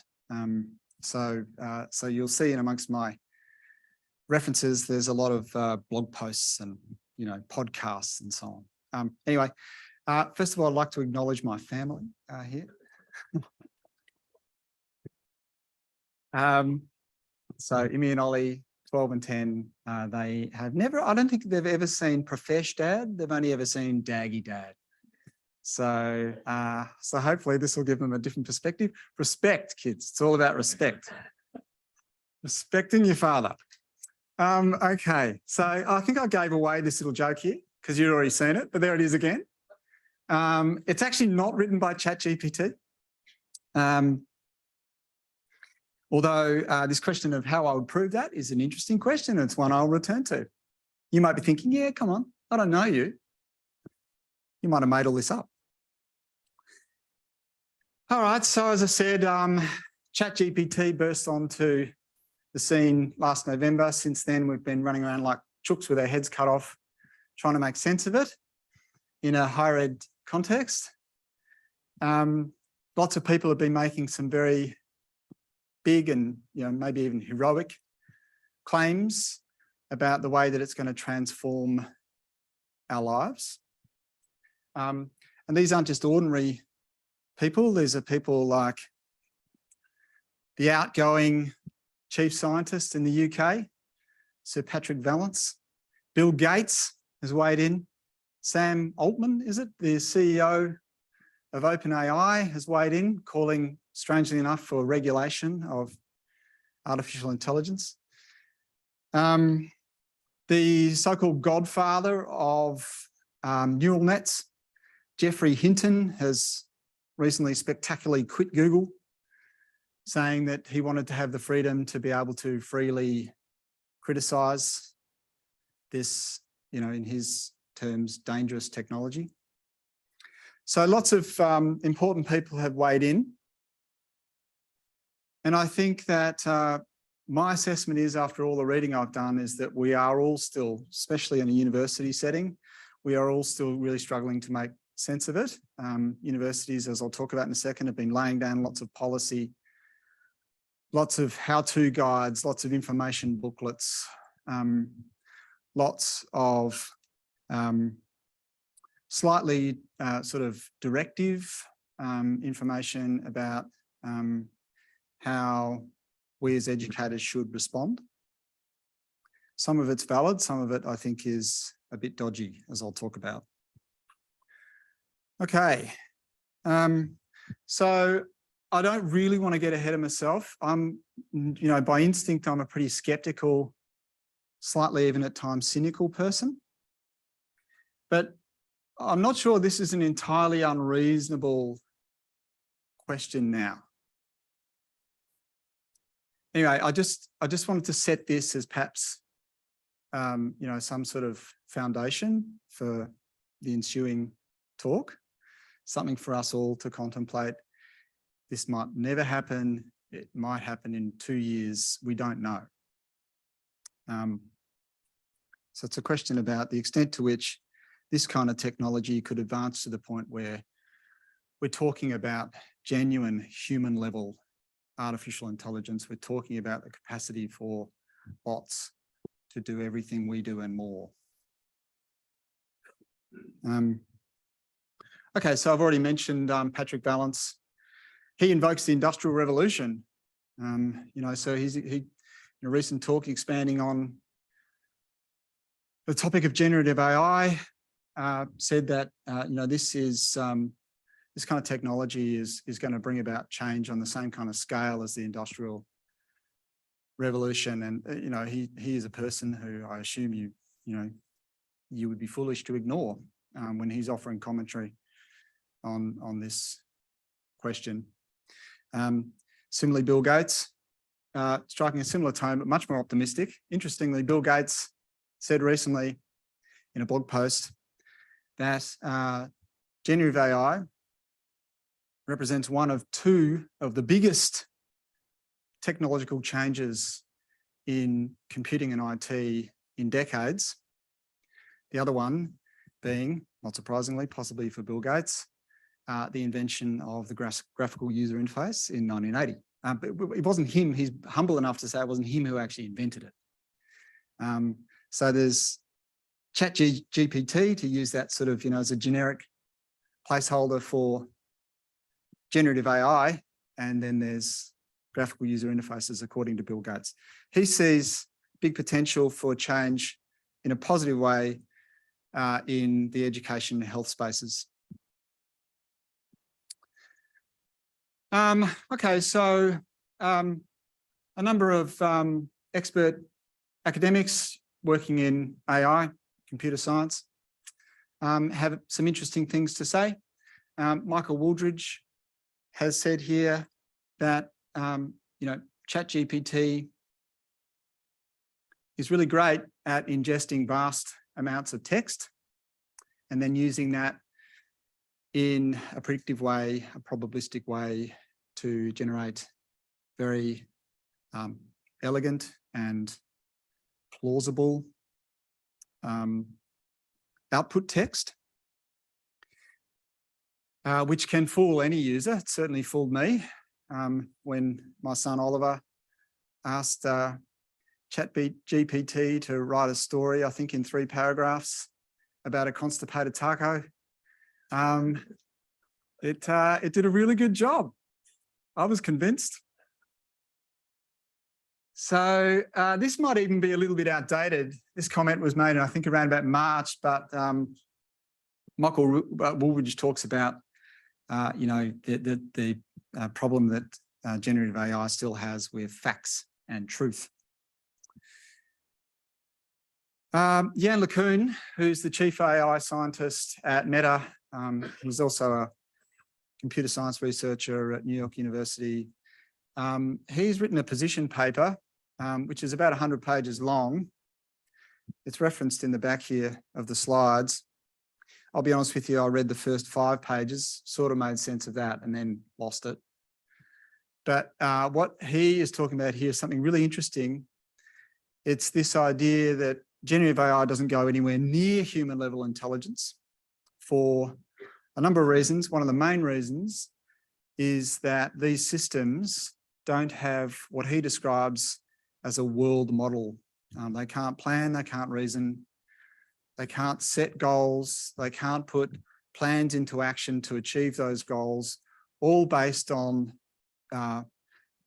working with the world, all based on taking precepts from the world, processing them and using them to reason and plan. So he's very, very underwhelmed. He might have good reasons to be underwhelmed, because I think Meta's a bit behind the race in terms of development of this technology. But I think he's a very credible commentator.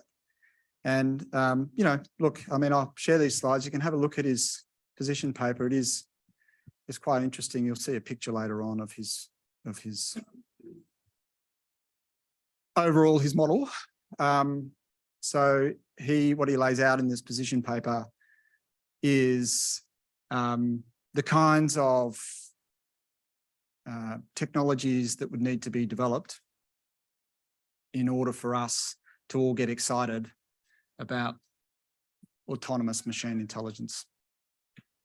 So I'm starting wide and I'm moving in narrow. I'm going to get to generative AI and higher ed and maths soon, but I just wanted to start a little bit wide. This commentator here, his take on this is interesting as well. He claims that ChatGPT and these other large language models, they're configured in such a way that their neural network layers once they're built, are static. Consciousness doesn't work that way. Consciousness is always updating itself while the conscious mind is in the world. So he makes the comment here that the layers of the neural networks that make up GPT are static. Once they're trained, they never change. Engineers at Microsoft have a different perspective. So these are the people involved in embedding GPT-4 now into Bing search. They say that there is, perhaps a kernel, there are some seeds of artificial general intelligence in GPT-4, and they lay out in a very long paper again in X archives their reasons why. It's a cute little picture. They asked GPT-4 to generate code, tick-Z code for a unicorn, and that's what came up. There's a very good chance that somebody else had already done that, and all GPT-4 was find the text. So, maybe they should ask it for a tick-Z picture of a constipated taco. I'll see what it comes up with. I'm sure no one's done that before. Okay, so just bringing things into the university context. As I mentioned, lots of universities are coming up with lots of different kinds of responses. I think Western Sydney University is a little bit behind the 8 ball.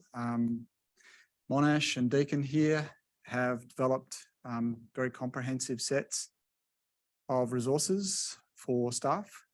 And presumably they've done this all within the last few months. There is an emphasis. This is an interesting segue from your talk, Joe. Where's Joe? There. There is an emphasis on authentic modes of assessment. It prompts us to consider alternative assessment options, pedagogical approaches that value authentic, creative, future-focused and pragmatic assessment. I wonder if it was a mathematician who wrote this.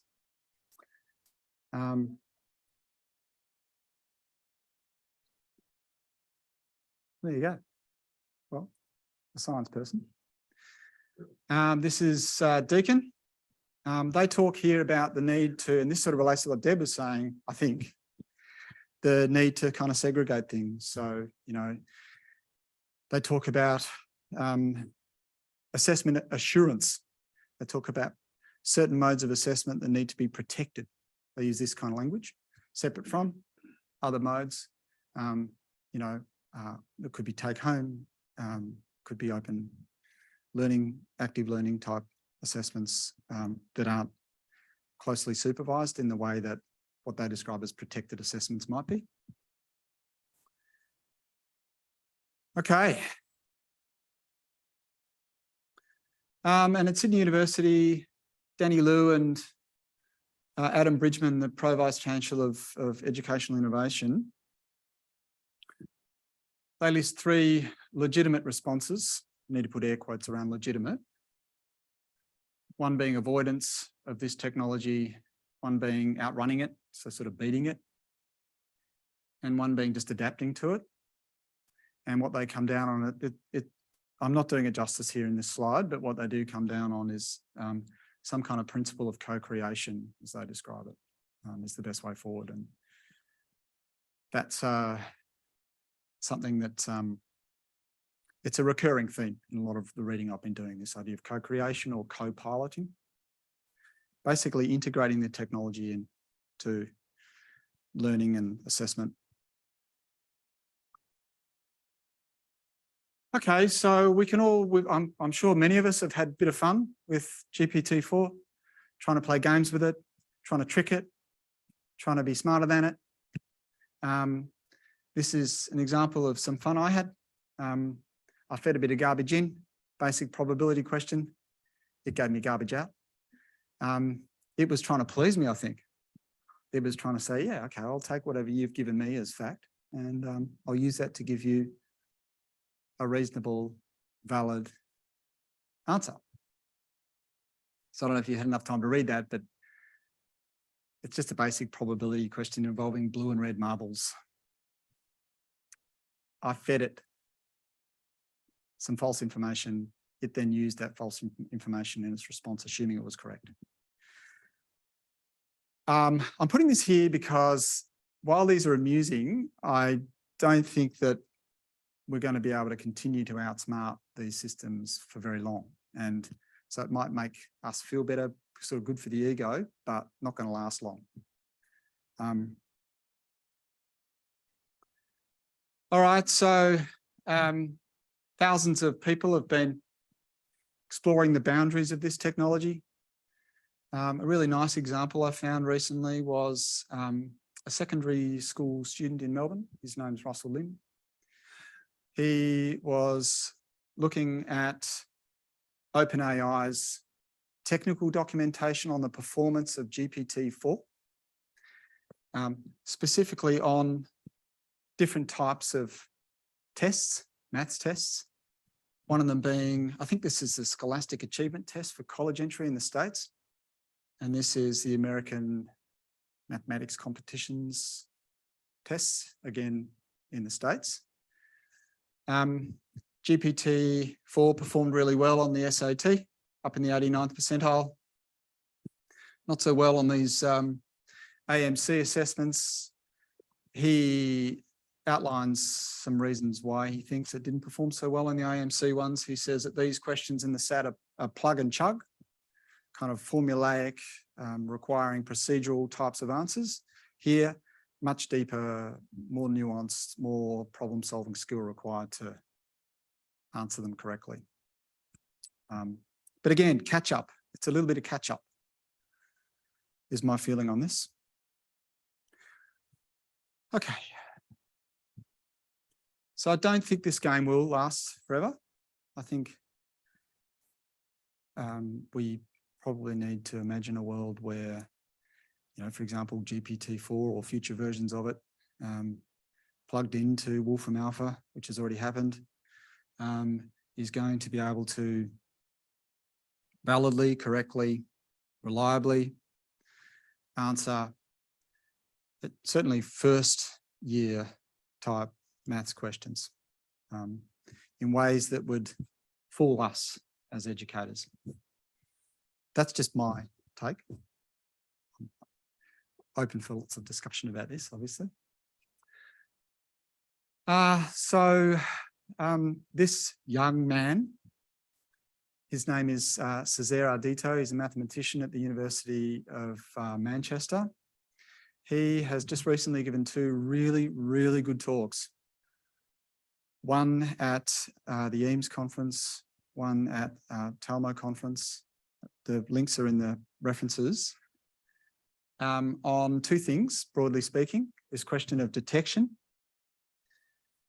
So do we have effective mechanisms by which we can validly and reliably detect the use of generative AI in, maths work? And then the second one is just on generative AI or generally in a maths setting. He's a bit of a nerd. He loves this technology. He's wary of it, but he's thought a lot about it. He's played with it. He even found a Jupyter notebook, which has been built by a data scientist, which allows you to go through step by step your own creation of a large language model, although large is a misnomer because its vocabulary is 3 tokens, 0, 1, and 2, instead of billions and billions, potentially, of words and phrases. But nonetheless, he's engaged at that level, at a technical level, as well as I think also a philosophical level. So I really recommend his two talks. I'm just going to, the next 2 slides, just talk a little bit about some of his ideas. Overall, he says defeat is not an option. Avoidance is not an option. We can't expect to continue to be able to outpace this technology, to beat it. But that doesn't mean we have to roll over and submit to it. We need to all be thinking hard about how to protect the assessments that need to be protected from it, and how to integrate it into the mathematics and the mathematical ways of thinking that we want students to learn.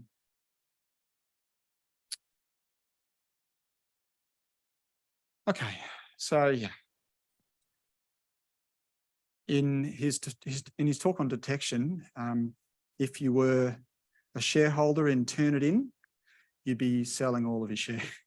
You'd be selling all of his shares because in his view, Turnitin's business model is dead. He actually even raises sort of question of the definition of plagiarism. If you're using ChatGPT generated text and you're augmenting it, you're modifying it, you're adjusting it to give it your voice, to add your,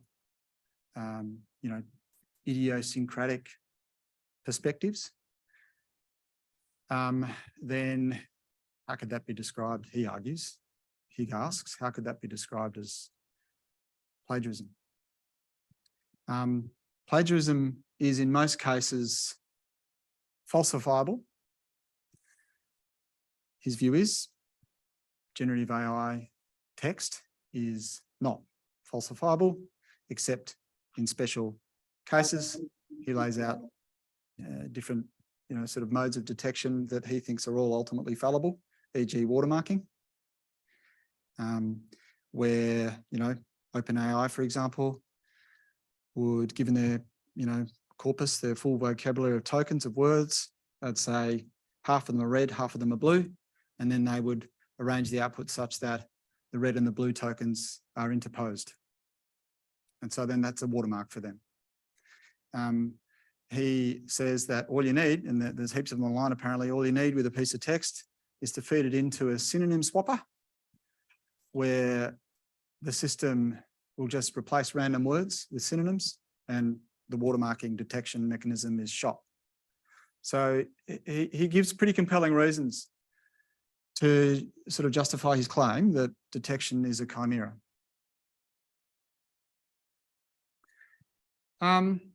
Okay, so he sort of digs into this idea of truth. I mean, everybody's heard about hallucination and so on with LLMs. These systems don't really have a concept of truth. Jan LeCun's perspective is they don't even have a concept of the world. And so, he gives a nice little example here. If all the training text was medieval, taken from a medieval library, then, if you ask it a question about astronomy, it wouldn't necessarily be taking the Copernican view. It'd be saying that the sun goes around the earth instead of the other way around.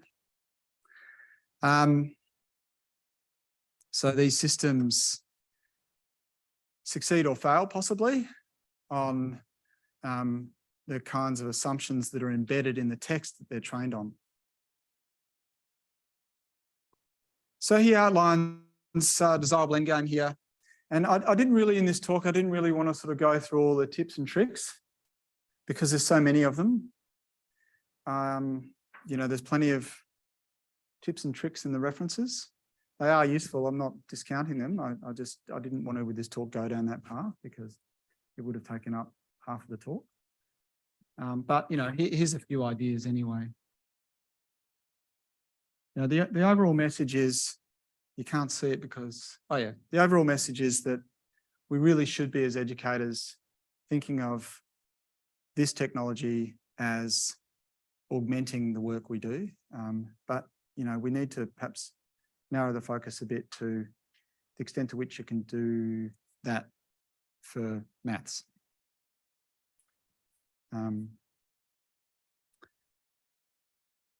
Okay, so I've just taken a little bit of a detour here. I hope I've got time for this. How am I going, Michael?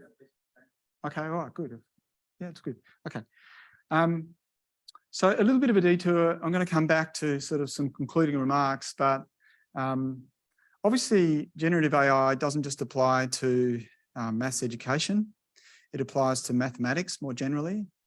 And so, a lot of commentators have been asking questions about the extent to which this technology can you know, be used to prove theorems, for example. So most people feel, certainly those, you know, I've connected with, most people feel as though hard problems in research mathematics will continue to be impervious to generative AI for many years to come. And they give reasons. There are others who have a completely different view on that. But the consensus seems to be that, you know, research level maths is safe for a long time. And so some of the reasons are this idea of, that's what these Microsoft engineers involved in embedding GPT-4 and Bing sort of point to in their research paper.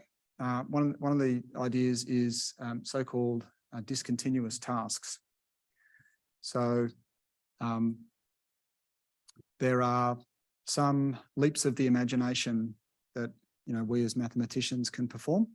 We don't necessarily know where these connections come from, but we can find ourselves, you know, dealing with a problem in algebra, and then suddenly, you know, find some kind of answer or some kind of key to the problem in, you know, Bayesian statistics or something. So they claim that this technology might not be up to that. There's something magical about the human mind, particularly the unconscious human mind, that would make us unique, that would make us different from the machines. Kevin Buzzard, who's a professor at Imperial College in London, he in an interview with Stephen Strogatz on Strogatz's The Joy of Why podcast, Quantum Magazine podcast, was talking about his involvement in the lean theorem prover system. And Strogatz asked him at one point, are computers or systems like lean ever going to be able to replace mathematicians? And he responds by saying that, you know, there is something inherently creative ultimately about the research process that might be unique to humans. So that's his take on it. I did sort of have a look at this question of unconscious or subconscious attention, and there's a story that Poincaré apparently told when he gave a series of lectures in Paris in 1903 about how he would activate deep thinking about problems by first engaging with them on a highly conscious level and then just letting them kind of cook, is the way I think about it, in his subconscious. And so he tells a story about how one day he was stepping onto a bus and suddenly, you know, a solution to a hard problem he'd been working on appeared to him. And he believes it came from the depths of his subconscious. So that, I don't know, I just thought that was a sort of an interesting thing to think about in this context. This story is picked up by Jacques Hadamard, who has written a book on mathematical inventions, mathematician who published, I think this book was first published in 1947. It's still going around. It's been issued and reissued by now, I think it's Princeton University Press. And Hadamard is a big believer in this idea that a lot of deep mathematical work is done beneath the surface. You know, there's no reason to say that that couldn't be programmed into an AI system. But it's certainly not programmed into ChatGPT. Let's put it that way. My wife has just recently graduated from 2 years of counsellor training. She's now a fully qualified psychotherapist, and her and I had a chat recently about this talk, and I was asking her about some other perspectives. You know, what is it? Getting back to this sort of question of, can the bots replace us? What is it about us sitting with students face to face that might be unique, that might be somehow intrinsically human, that couldn't be simulated by a bot? And so some of the ideas that Jess came up with were, you know, things like co-regulation, rapport, empathy. I think I added neurochemical transmission because I've been reading about that. So I'm not putting all these here to make myself sound clever. Honestly, I don't really know what many of these mean to any depth, but somehow I think this is another important dimension here. You know, if we are thinking and possibly worrying about whether AI bots will replace us as maths educators, these might be some questions we should be asking ourselves. Can the bots do this? Can you have a laugh with a bot? Can you know, metaphorically speaking, put your arm around the bot's shoulder, or the bot have put its arm around your shoulder? Okay, so just a couple more slides here.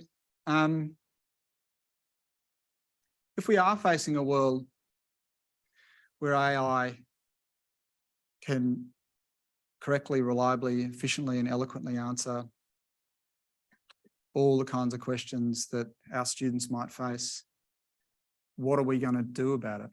Do we need to do anything about it? Is this not even a reasonable question? I'm open. I'm not being didactic at all. I'm totally open.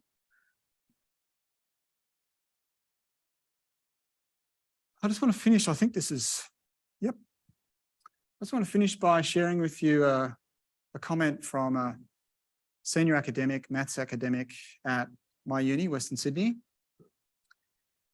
A few of us had a bit of back and forth by email about this technology. I think, Don, you're involved. Leanne, you might have been CC'd in as well.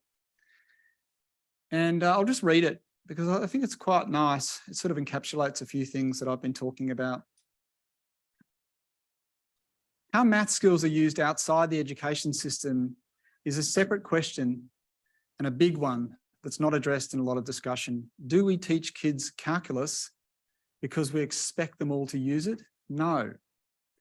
We teach them hard maths universally because the ways of thinking are inherently valuable, and for some, the technical skills are too. So far, I haven't seen anyone claiming that the thinking skills we inculcate through mathematics learning are going to be made redundant. Thanks.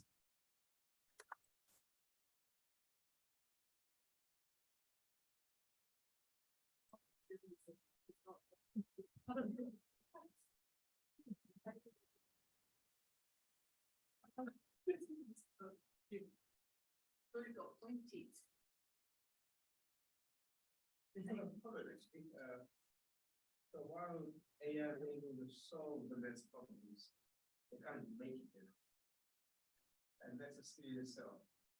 So if you just give a student a problem, yeah, that is fine, right? But if you just finding the book first, this is the book, the different problem there. I'm not sure how AI can do that before. Yep, I agree, but then I'm just mindful of a comment that Cesare Dito made about the need to be careful about even predicting the near future with respect to how this technology is going to evolve. Who's to say that in 5 or 10 years, it won't be able to perform the kinds of tasks you've just described?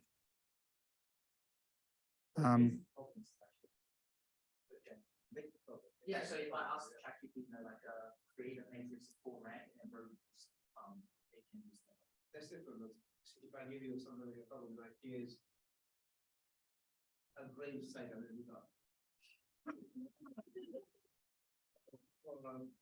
Designed for the link that will this kind of stuff. No, they expect the problem and mathematics problem. The context. Problem is like, yeah. And if I may, another thing about what you're saying is, you don't know how to develop this. When I was a younger student, they were doing back in the 70s, when so-called engineering society exist. When somebody came and said that AI was going to work, and we'll take the world, we're going to pull out of jobs. What happened? Like, more IT. Yeah.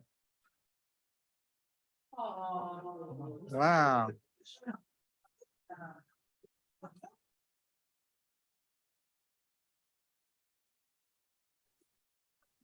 Oh, I still got a question though.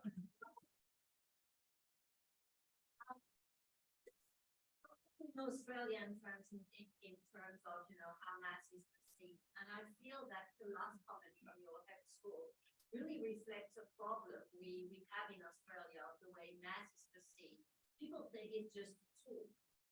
Whereas I was brought up thinking, and told every year by my teacher that I was learning math because it would enable me to, to see abstract things, to see that thing that was different would actually be the same. It would make me think rigorously, it would help me to find flows in reasoning and to express myself precisely. And I've been told year after year that that was the reason why I was taught math. And here, when I get my students, it looks like they have not been told that in high school or later, and they think that, the goal is for them to learn that 10 pi on 4 is 1, and Google can do that. Why am I learning?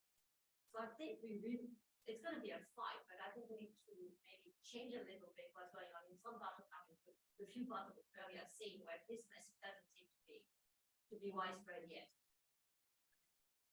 Yeah, I agree with that. And I think by the way, there's a little bit of stuff here on authentic assessment, just in an appendix, but there's also, I ran out of time, but I started to think, there's a few things I don't want actually in the talk, but there's a few discussion items. And one of them was sort of inspired by a chat I had with Don recently. Don was sort of saying, is this just another version of the arrival of the scientific calculator? Actually, you were talking about it before as well, but maybe a million times more disruptive, but is it the same as that? Are we done? No, it's a question on Zoom. Oh yeah. So and I think actually Deb, you were saying something like, tell me if I'm getting this wrong, but it was something like before calculators, and you had to do sort of a lot of hand calculations, you would develop a kind of a facility with just mucking around with the numbers, and that would be helpful somehow. You internalise the actual structure. That was a better way of putting it. Thank you. You internalise the structure. And so I think that I would make a similar argument here, actually, but times a million, that, if you're having a bot generate a lot of valid, very elegantly written and formatted mathematical text, what are you losing? What are you losing? You're not engaging with necessarily the context. You're taking output, you're revising it, you're adjusting it, modifying it. Surely there's something lost in that. I think it's an interesting concept.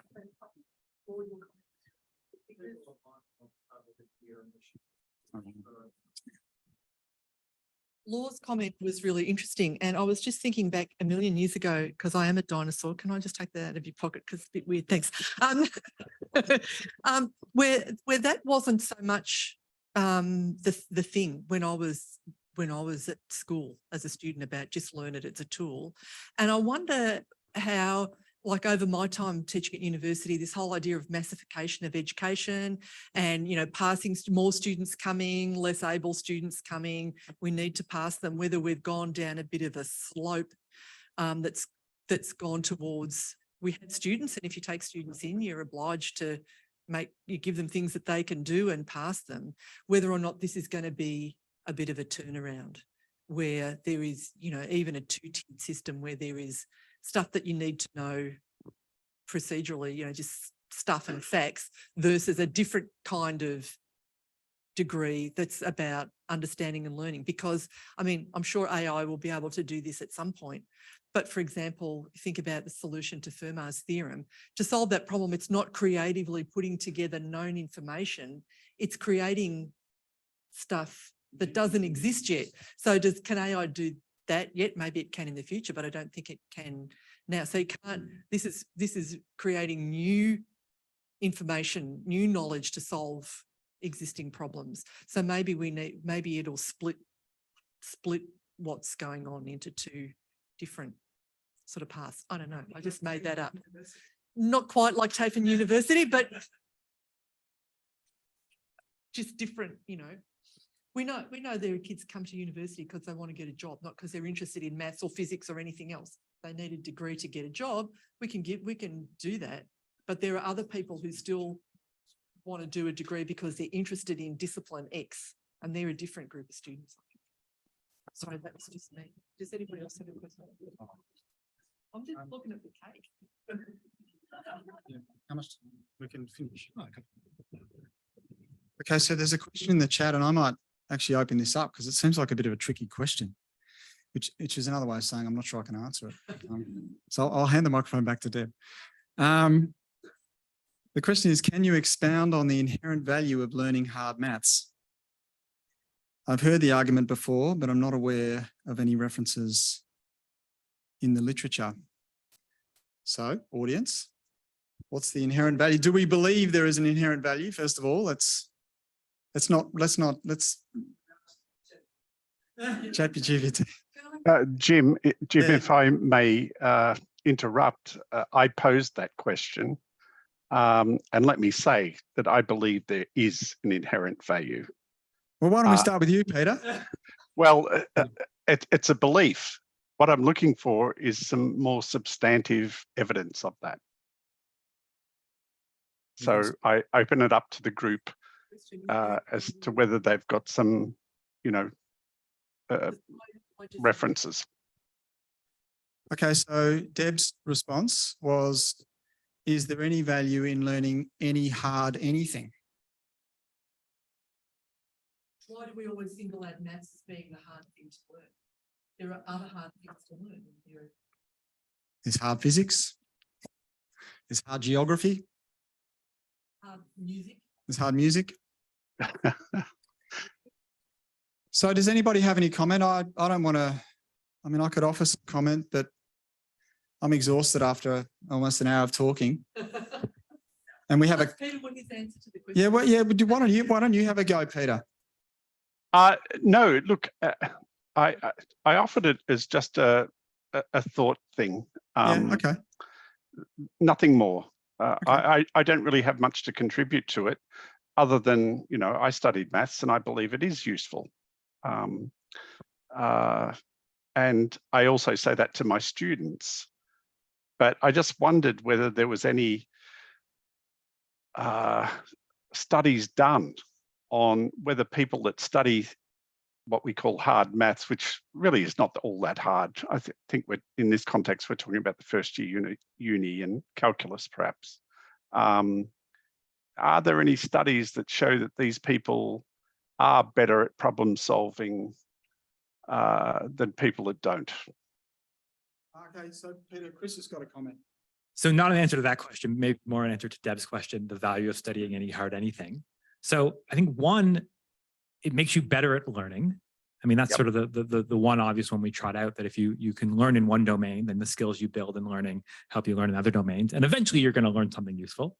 And I specifically mathematics, the value of learning hard mathematics today, maybe versus, I don't know when the dinosaur age was, but you have to be literate in hard mathematics to sort of understand modern social issues and technology, right? I think by having an appreciation, the slightest appreciation of how ChatGPT works, that's hard mathematics, and that makes us more able to participate in the conversation. Think about learning just a little bit of number theory is enough to be able to have a conversation in society about privacy and about security. And so I think there are hard things that we learn that make us more able to contribute as, citizens on various issues in society. Thanks for your comment, Chris. And thanks to you too, Deb. Neuroscience, cognitive neuroscience, I think that you know what I mean, that talks about learning hard things. And I think there is great value in learning hard things. And I don't think It changes your wiring. And I don't think we should put mathematics on that because it always makes us feel like we're other. Why is maths is hard? What's the value of learning that hard thing? I think we should just talk. I think there's a lot of things that are hard and hard in many different ways. And we should ask the question, why is learning hard maths any different than learning any hard anything, rather than just make us feel like we're somehow separate? Yeah, I agree. And I also agree with your concept that music is hard, as somebody that failed dismally at that. Yeah, not for James Brown, but anyway, that's just a story. Yeah. Not for Fats Dynamo. Okay, are we going to conclude now and have some cake? Have a break. So let's have a break and we're back at Thanks, everyone. 3:45. Thank you.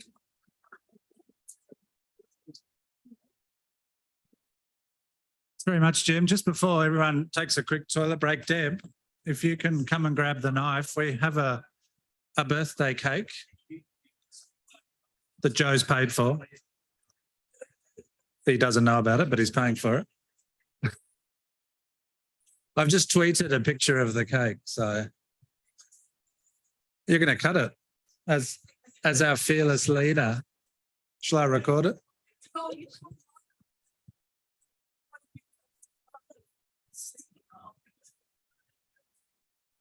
Cutting of the cake. Somebody's asked me to post a picture on Zoom. I will.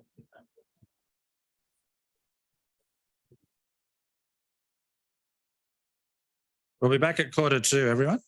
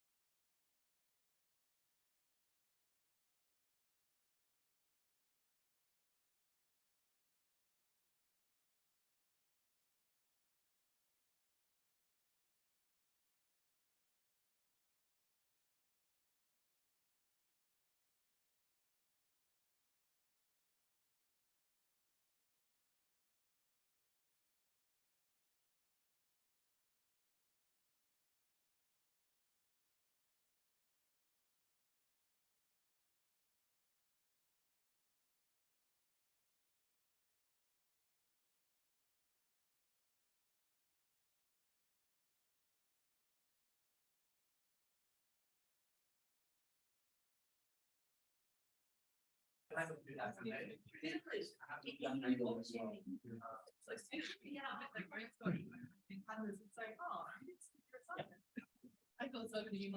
me plug this in. Yeah. If you're keen on coming to dinner tonight, the list is over here. We're just going to walk down to the local shops about 10 minutes away. There's a bunch of shops down there we can choose from. Just sign up here where Deb is. Oh, near Where the IJ is. Oh, yeah, I know that. Some restaurants. Yeah, we can just choose them. Fantastic. It's quite limited. So history is quite narrow. I'll make sure it is. Are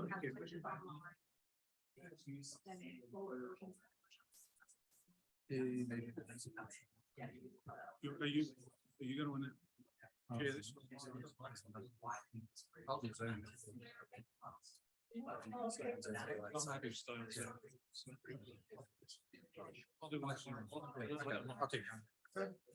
Okay, everyone, let's keep going.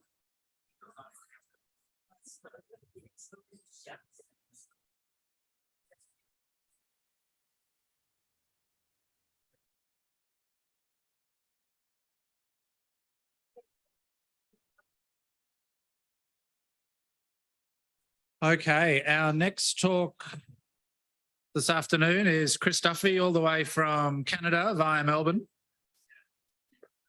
Jennifer. Yeah. You remember and the academic manager of my full formal thing. Okay, our next talk is from Chris. Chris is at the University of Melbourne and he's going to talk today about students and how we can welcome them with the groups of mathematicians. So I'll hand over to Chris. Thanks.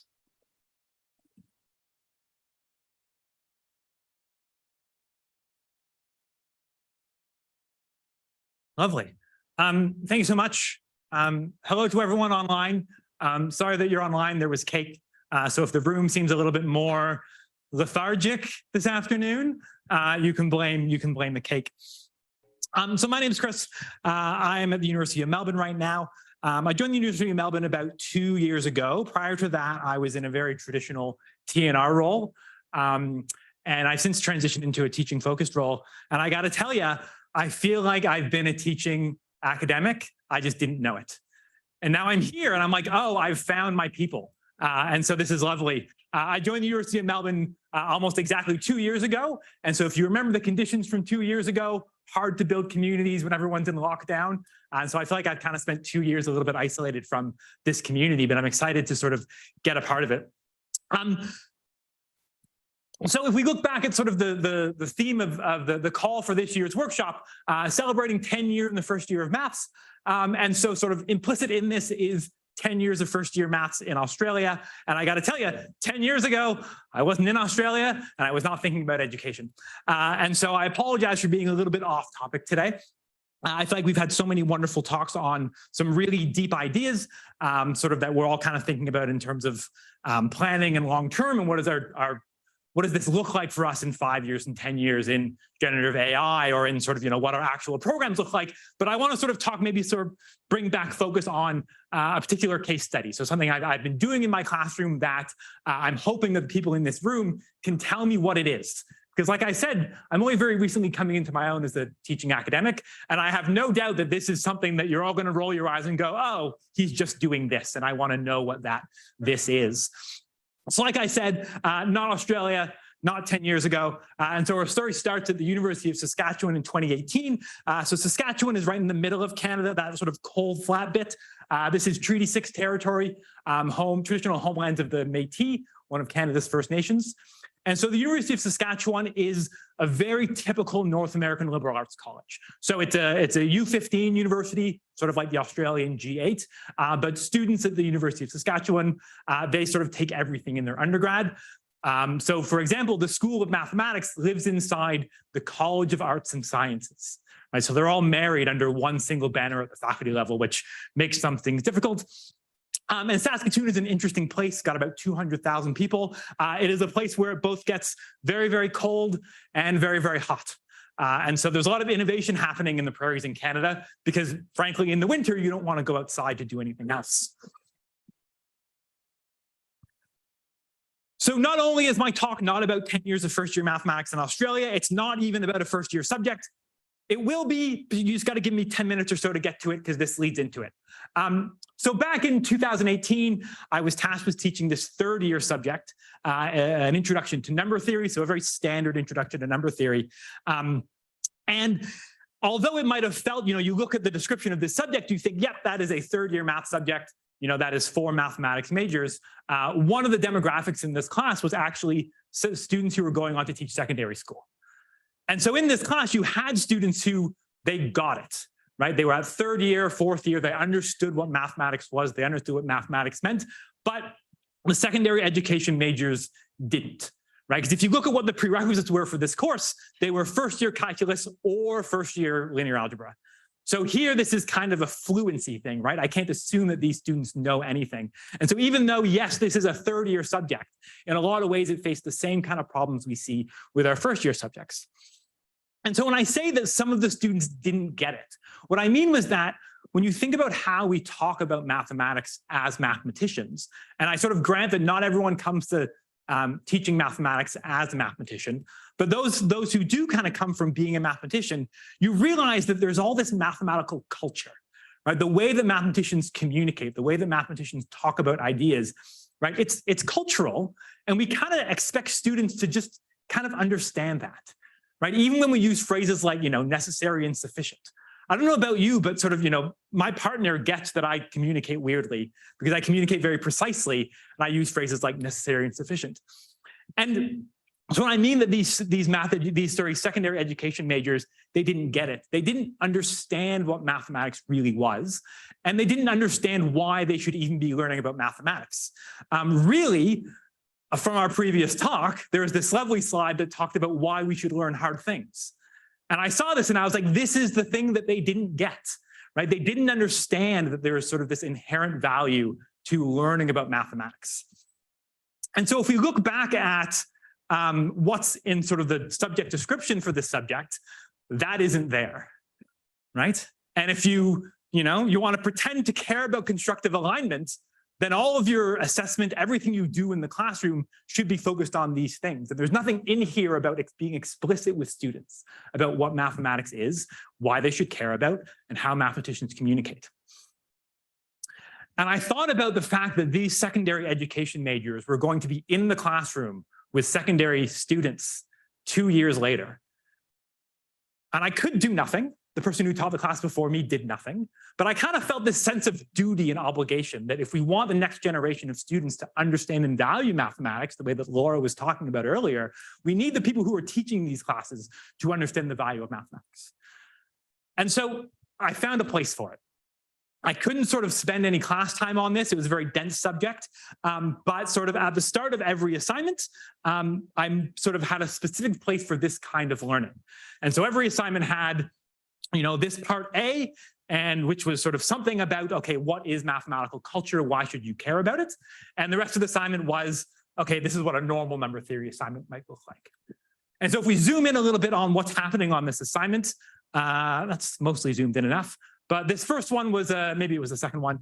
It was an article from Quantum Magazine, and it was about mathematicians proving the prime number theorem, why they might care about an elegant proof versus an inelegant proof, right? Things that mathematicians have opinions on, things that mathematicians talk about, despite the fact that there is nowhere in certainly my mathematics education that taught me about any of these things. And so all semester long, we did this, right? Every time we had an assignment, we had the number theory bit, and then something about mathematical culture that sort of related the number theory to why someone might care about it in the mathematics community, and something about how mathematicians work in their day-to-day work. So we talked a lot about the proof of the ABC conjecture.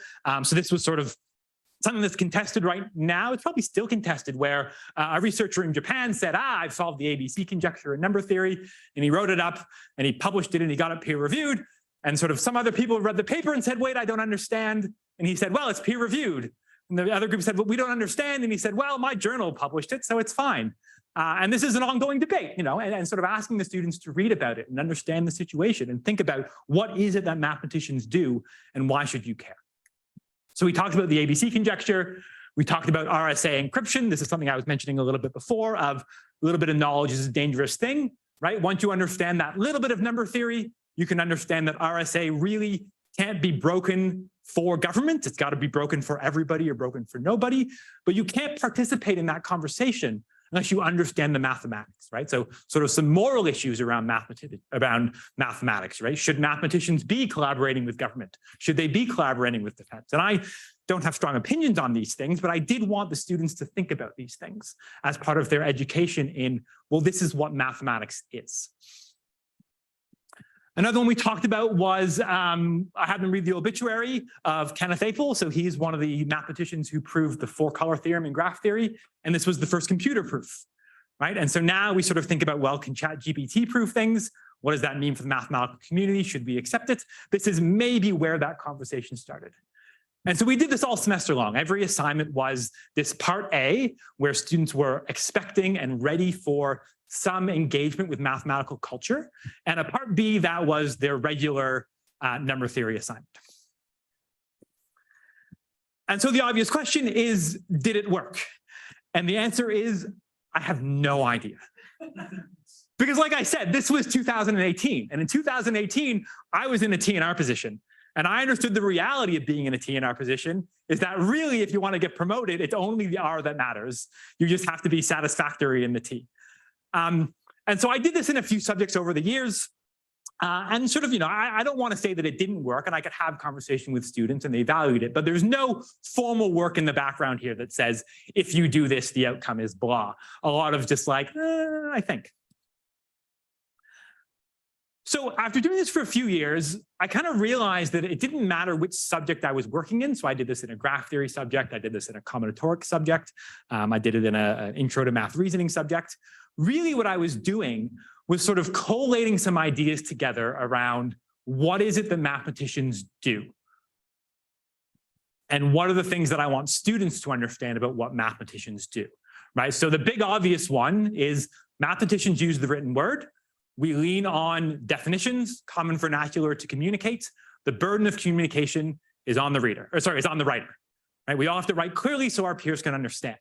Other things mathematicians do. Mathematicians spend most of their time confused, right? As a research mathematician, the moment that I understand something, that's when it's time to move on, right? Great, I get that, let's move on. Mathematicians use different approaches for the same problem, right? Because approaches to the same problem, right? They illuminate these connections between different ideas in mathematics, which we value, right? We want to understand the big picture, not some specific thing. Okay. Back to first year in mathematics in 23. So back in 2018, I was cold all the time. I lived in Canada. Now I live in Melbourne, somehow still cold all the time. And now I think a lot more about teaching and learning. And I realized that some of those things that I was doing back then actually had value beyond just, I think it's important and interesting that students think about mathematical culture. Calculus 1, University of Melbourne. So Calculus 1 bridges the gap between students who don't have VCE Specialist Mathematics 3-4 and those who do. So it sort of, brings students up from just having Math Methods 3-4 up to Specialist Maths. You can quite reasonably be of the view that universities shouldn't be in the business of teaching school mathematics. Maybe, maybe not. So it does a little bit more than just what's in VCE Specialist Mathematics, but also it clearly can't do everything that's in Specialist Math because this is a 12-week subject, right? So it picks and chooses the things that we value, the things that we want students to have for Calculus 2, and then talks about them in a way that a university should talk about them, right? It's not just about the skills, it's about thinking more deeply about these subjects. So earlier today, Poe gave this great talk right at the start of the day. Sorry, I nicked your slide. And she talked about some of the challenges that students have in first year mathematics, right? So students have the challenge of foundation. They can't do the algebra. They have the challenge of transition, right? What we expect of them at the school level is very different than what we expect of them at the university level. And then they have the challenge of connections, right? We know that they're going to do better in a group, but yet it's hard for them to build that group, certainly much harder now than it was maybe 20 years ago. And so the things I want to talk about for the rest of the talk lie squarely in the middle here, right? So there are strategies to think about foundation. I don't want to really think about that. That is sort of, I don't want to say a solved problem, but a problem that's sort of, there's a lot of literature out there on that. And the connections part, well, I mean, that's the university's problem, not mine. And so when I think about very casually, so, without sort of thinking too hard about it, without sort of doing a deep literature search around what are some of these transition things that, mean that students do poorly in this calculus 1 subject, there are things that look like this, right? We have this sort of shorthand of like, well, they just can't write. Oh, they're just bad writers. They don't know how to write math. Right? That's one reason I think students do poorly in mathematics at the first year level. We have all of these cultural expectations around how mathematics is communicated, right? Mathematics is a sentence. You are communicating to a reader. You expect to know things. Do you think a 17-year-old in calculus 1 has ever thought about that? Has ever thought about who is reading this? Who am I writing this for? Another reason students sort of, you notice they do badly in first year mathematics is they try to get around the problem, right? So if you set up this integral, which is beautiful and perfect and uses substitution in the way that you just taught, and you go, yes, use the skill I just taught you. And then they do 5 pages of algebra to try to get it down to a polynomial that they can just integrate directly, right? Rather than using the thing they learn, they just want to kind of use the tools that they have already. That's another thing that I think gets in their way. And when I look at sort of this list, which obviously I've rigged the deck a little bit here, but when we compare these 6 things to things that mathematicians do, mathematicians use the written word to communicate. This is a cultural thing that we have and that we share. We expect it of students. First year students aren't good at it. How do they learn?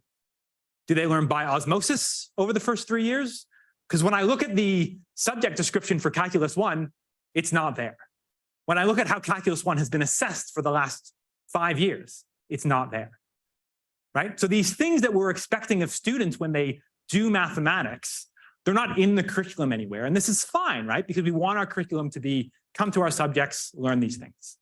But we recognize that there's all these other reasons why students do poorly, but we don't really think about how we can sort of help students through this, other than, there are support services on campus that do this, or go to consultation hours, or all these sort of specific skill things. We don't build it into our subjects, or at least it's hard to build it into our subjects.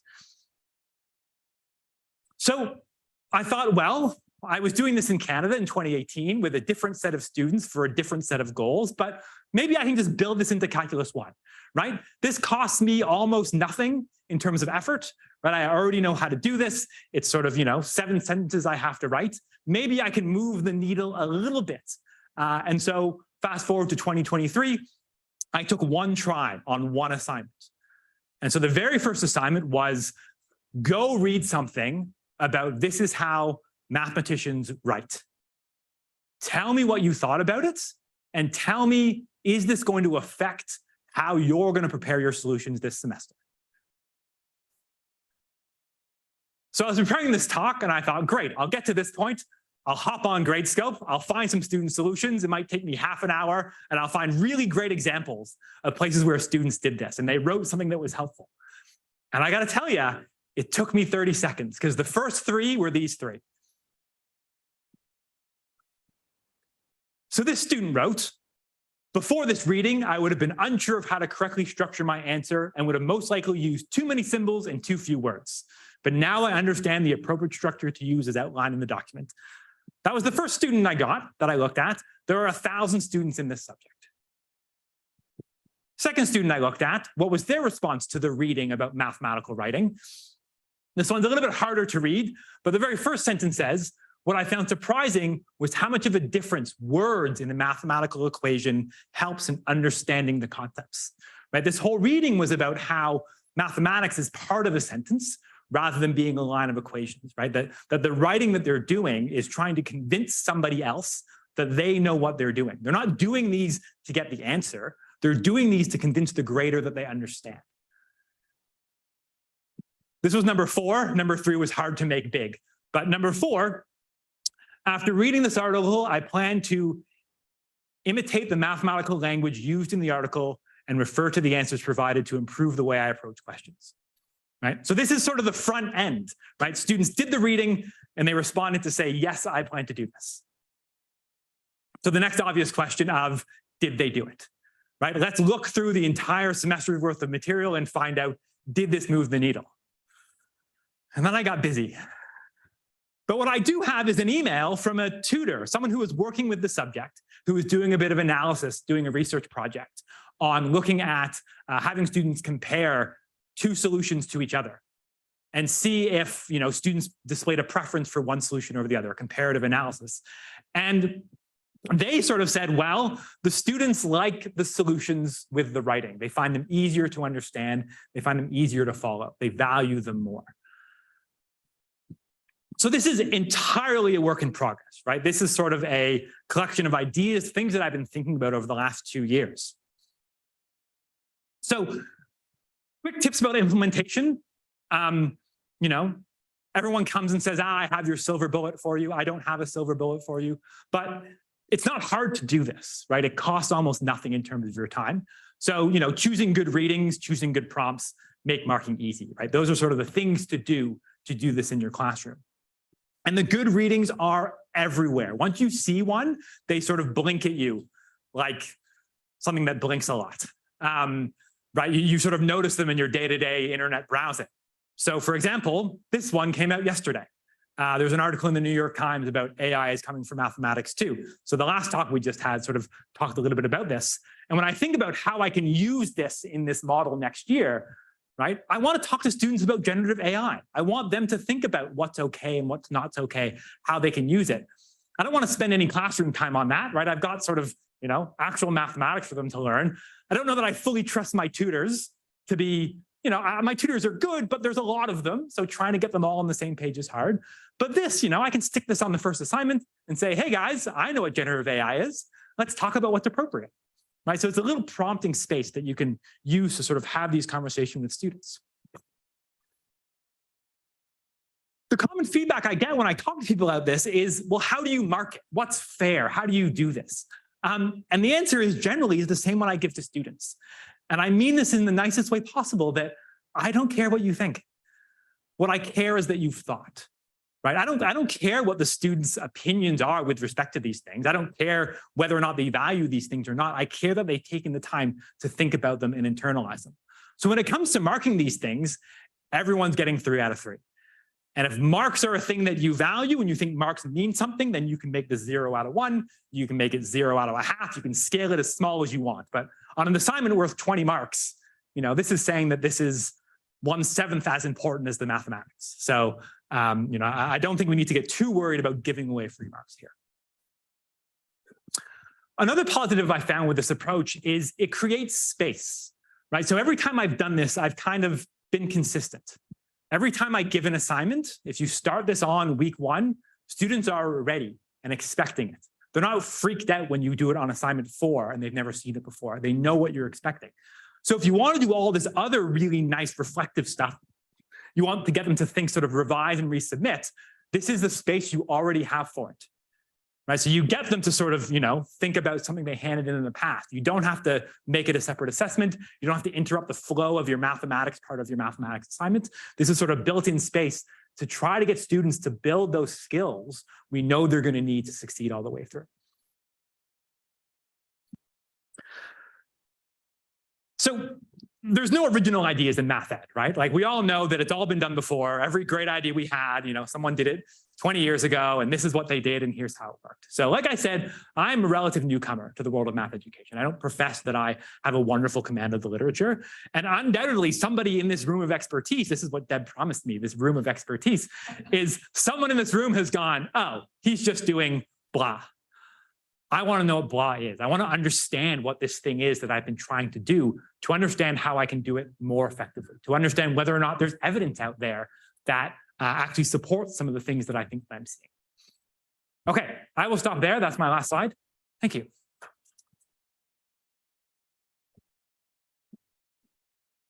I think you've undersold on how much you move from you. Sorry.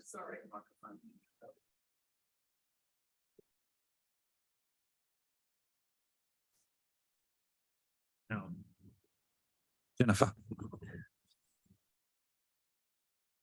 Can I disclose, Chris, who the hidden tutor was? You. It was me.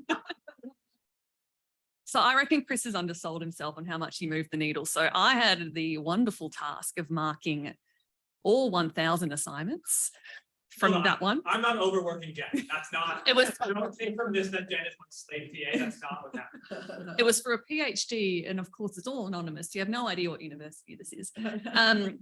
But the assignments that the students submitted from when they had to read the thing about how to write a maths solution, the assignments were wacky. They were so different to what I would have expected, to the point that most of them had written like their solutions to a simple algebra problem in almost an essay form. So it was things like, add 3 to both sides. Then I subtracted 1. Then I decided to divide by 2 instead of just writing the algebra down. It had a huge impact on a lot of solutions. So they clearly got the message and perhaps overcorrected. But then I marked the next week's and it had sort of reverted back to something that you'd want to see. So I think you've undersold yourself and you did a really big impact. That was all. Anyone else? Who's moderating? So something we're trying to do. There's something out there in the literature called thinking like a mathematician. Right? It's this idea that we can train students to think like mathematicians, sort of abstracting and extending. And it's not that. It's not the same as the thinking like a mathematician. It's something distinct. Sorry, I don't have a question, more of an anecdote that I tried something similar to what you did in Saskatchewan, which was asking students a brief question in the final assessment, just reflecting on what they had learned. So this was a first year computer science unit, maths for computer science. And I asked them like, okay, so in this unit, I've taught you about logic and predicate calculus. Why do you think this is going to be useful for you as a computer scientist? A significant proportion of students use ChatGPT to write their answer. Like that was the question they had to cheat on, not the maths questions. They didn't know how to do the reflection question. And I got these weird answers about talking about how important logic was in philosophy and linguistics. I'm like, what? So you can try your best. I did also, I don't know if you did the same thing now, if you would get similar things, but yeah. Yeah. So Ava or Sarah, did you want to comment on Sci 1000 and the questions you ask in lectures? It's not do this derivative, it's what does this derivative mean? You're very much into trying to communicate the mathematics. Put you on the spot.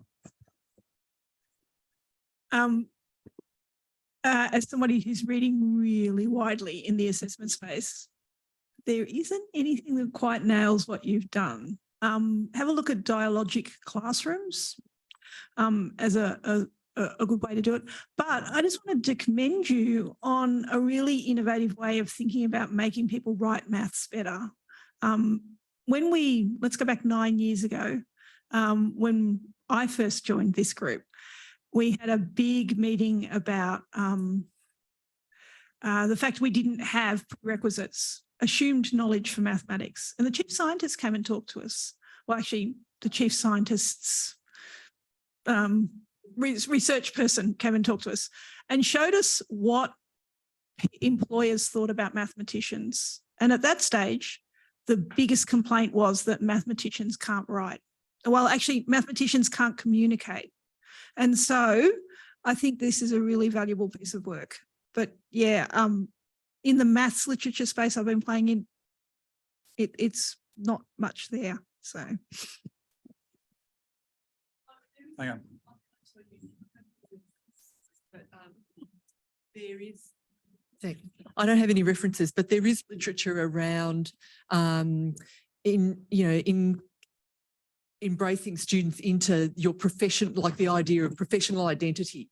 Yeah, so we could find, might not necessarily be in mathematics though. Yeah.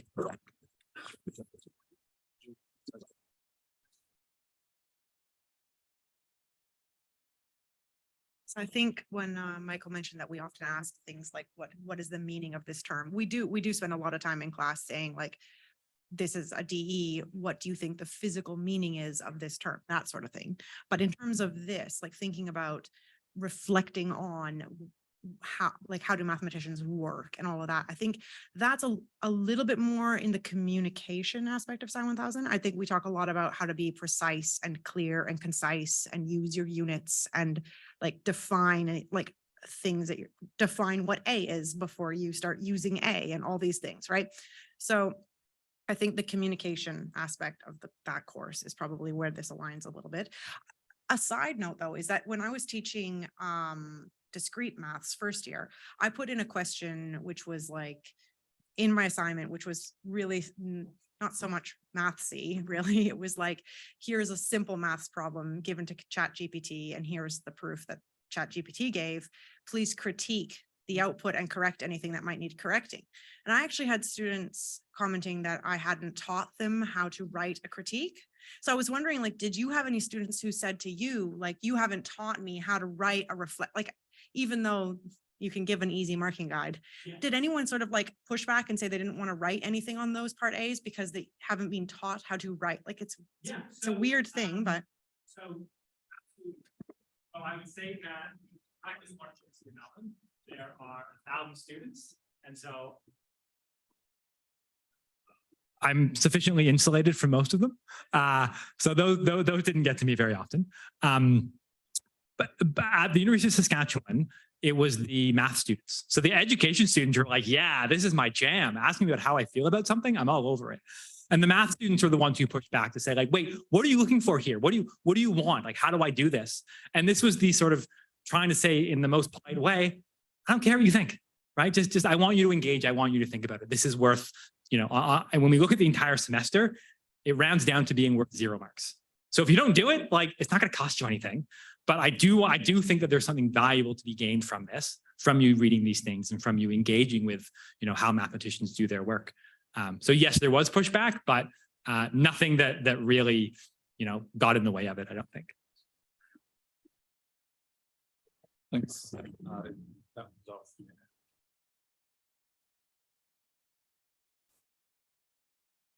I'm interested to know, in terms of, helping people identify with this professional identity of what it means to be a mathematician, especially people from outside of mathematics. Do you do anything to actually challenge what a mathematical identity looks like? Because I think mathematics is often viewed as quite othering, and I think some mathematicians, believe that and believe that it should be quite othering. And how do you kind of challenge those sort of dominant forces by making mathematics more inclusive while also helping students to develop this kind of collective language? Yeah, hard. Yeah. So nothing formal, nothing that I can say that this is what I do and here's how it works. But I think that in the way that we talk to students day to day, it's not too much of a stretch to sometimes consider students as colleagues rather than, as someone that is beneath us. And so in terms of just, presenting a problem on the board and working with them together in that, or calling them mathematicians. But I feel like this is something I do a lot in my classrooms, as I refer to the students as, okay, you're a mathemaician, tell me what you want to do. And so I think it's just using the language of anyone who's in a math class doing maths, you're a mathematician. That's enough for me. Whether or not that makes any difference to this, again, I have no idea. Thanks, Chris. Is that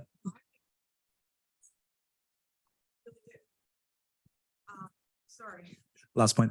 Sorry, I think it would make a difference to call them mathematicians. And the reason I think that is because I didn't realize that I was a mathematician until I had to write it on a form. When I finished my PhD, I always identified as a student until I had my PhD. And then I was like, what do I do?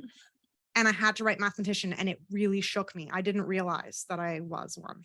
So looking back now, do you think you were a mathematician the whole time? Yeah. Okay. But you only know that now because you're a mathematician, right? Yeah. It's a bit like Dr. Carl on the radio when he talks to people, he calls everyone doctor, even if they're little kids. So he's acknowledging that, they're having a go and they're thinking about it. I don't know who Dr. Carl is. Oh, yeah. You need to. There's still a few comments, but unfortunately we're need to move on to Amanda's talk, but perhaps we can have a chat over dinner or during the breaks tomorrow. So Chris, thanks very much. You've obviously you're obviously very keen about this, and you seem to be on to something good, as noted in the Zoom comments. So come and talk to us again. Okay, next talk. Chris mentioned about marks, and this is a nice little link into Amanda's talk, which is about incentivising mathematics and the assessment that we do in our classes. So I'll bring Amanda's talk up.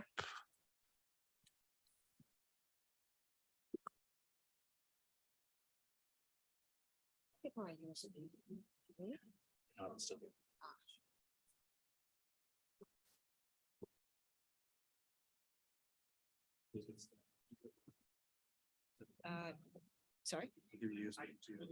Oh, yeah, that's fine.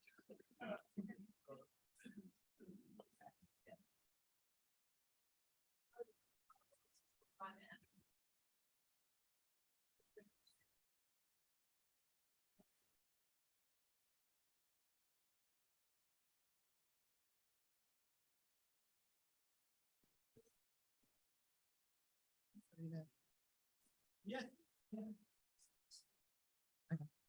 Cool. Yeah, thank you.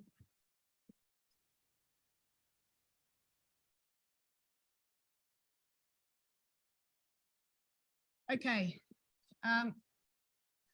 Actually, is that view okay, or should I make that full screen somehow? Okay, all right, that's all right. It's fine. I think so. Can you hear me? Can the people online hear me? It's not very loud. Maybe. I'll try this. Okay, how's that? Is that any better? No?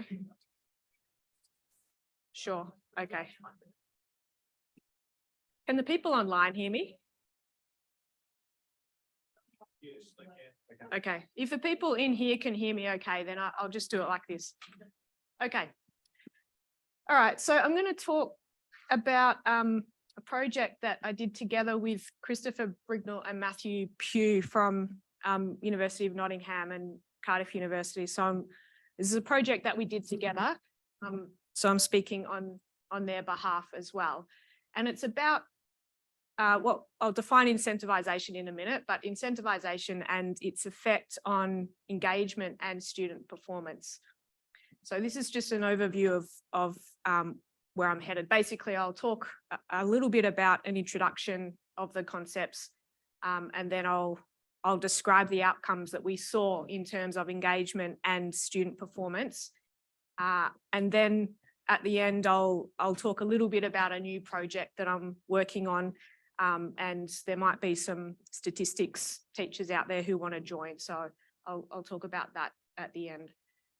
I think a few people have already touched on this today, the fact that we've probably all encountered students who seem to be assessment driven. I know Poe certainly touched on that in her talk, talking about the students who would come to the classes and then leave after 30 minutes once the quiz was finished. And I think we've all experienced this in our teaching. And so incentivized engagement, it could be something that we even do without thinking about it, but it includes providing incentives, which can be marks or otherwise, to try and get students to engage in particular activities that we want them to engage with. So the question is, does this work? I think if we naturally would just do this because we assume it works, but does it actually work? And in terms of does it work, I suppose what I mean more specifically is, does it work in getting the students to engage more? And does it actually help them learn more? Because that's ultimately one of the main things we want. I've got another question in there, what is engagement and how is it measured, which I think is a bit of a rabbit hole, but we have a proxy for engagement in the context of this project anyway. If you look at the literature, there's some stuff out there, but there's not too much evidence about the impact of incentivization, and the results that are in the literature are pretty mixed. And so just in terms of the types of incentives, they can be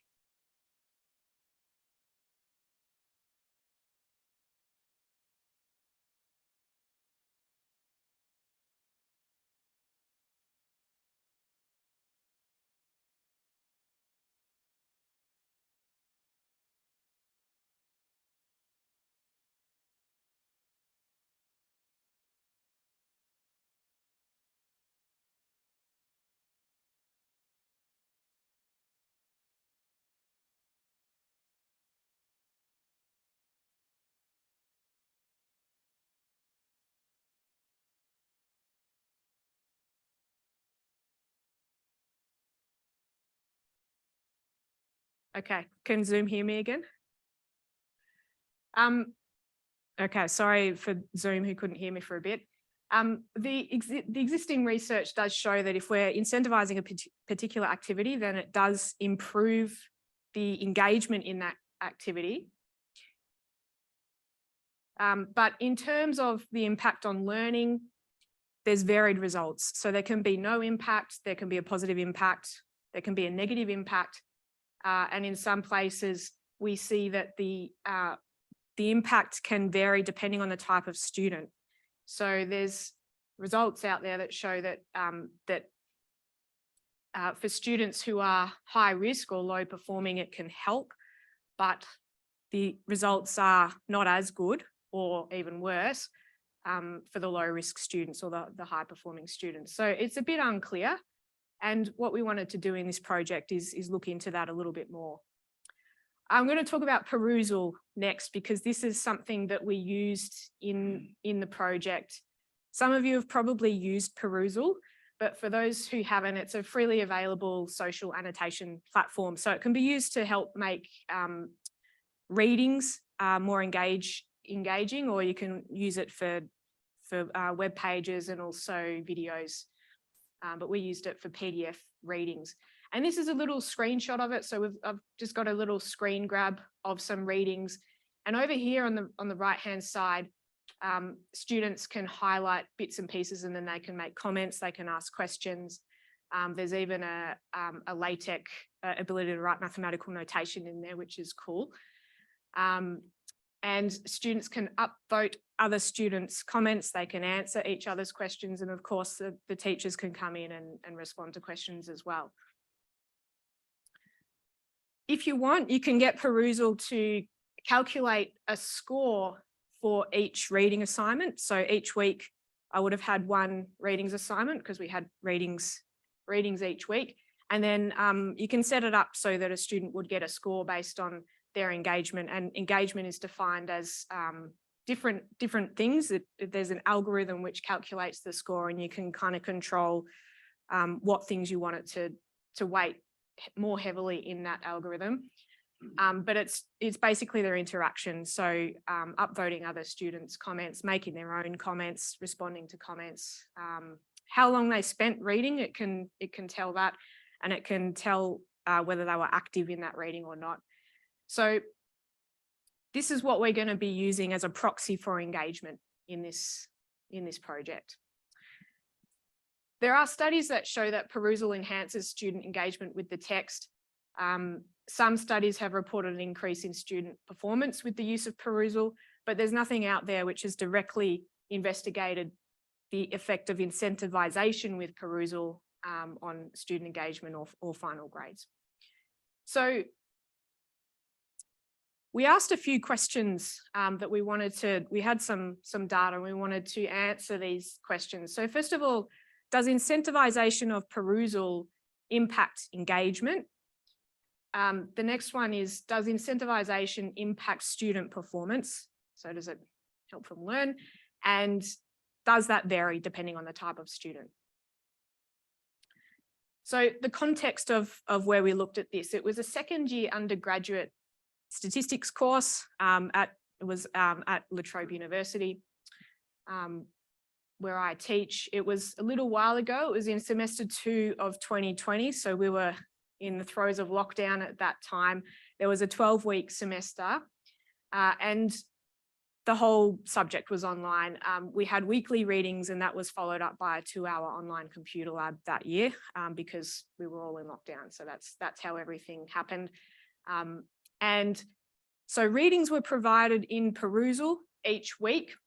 The scores got calculated every week. So the students would get a score every week, but that didn't necessarily count towards their marks. I'll explain that in a minute. Just in terms of the assessment structure, we had 5 fortnightly quizzes. They were worth 10% in total. There were 4 assignments, which were worth 10% each. So they were worth 40% in total. And then there was a 50% exam at the end of the semester. So here's how incentivization of Perusal worked. So for assignments 1 and 2, there was no Perusal incentivization. So the students would do their readings in Perusal. They'd get scores, but it was just a score for fun. It didn't really contribute to anything other than them getting that score. Assignments 3 and 4, their Perusal scores did actually contribute to their assignment marks. So it was just a small component of the assignment mark, about 10%. And so what that meant in terms of that 12-week semester was that the perusal scores from weeks 1 to 6 didn't count in any way to the assessment. And then weeks 7 and 8, the perusal scores formed that small part of the assignment 3 mark, and the same thing for perusal scores from week 9 and 10, that contributed towards assignment 4. And then week 11 perusal scores didn't count towards assessment again. So that's kind of the framework for what we did.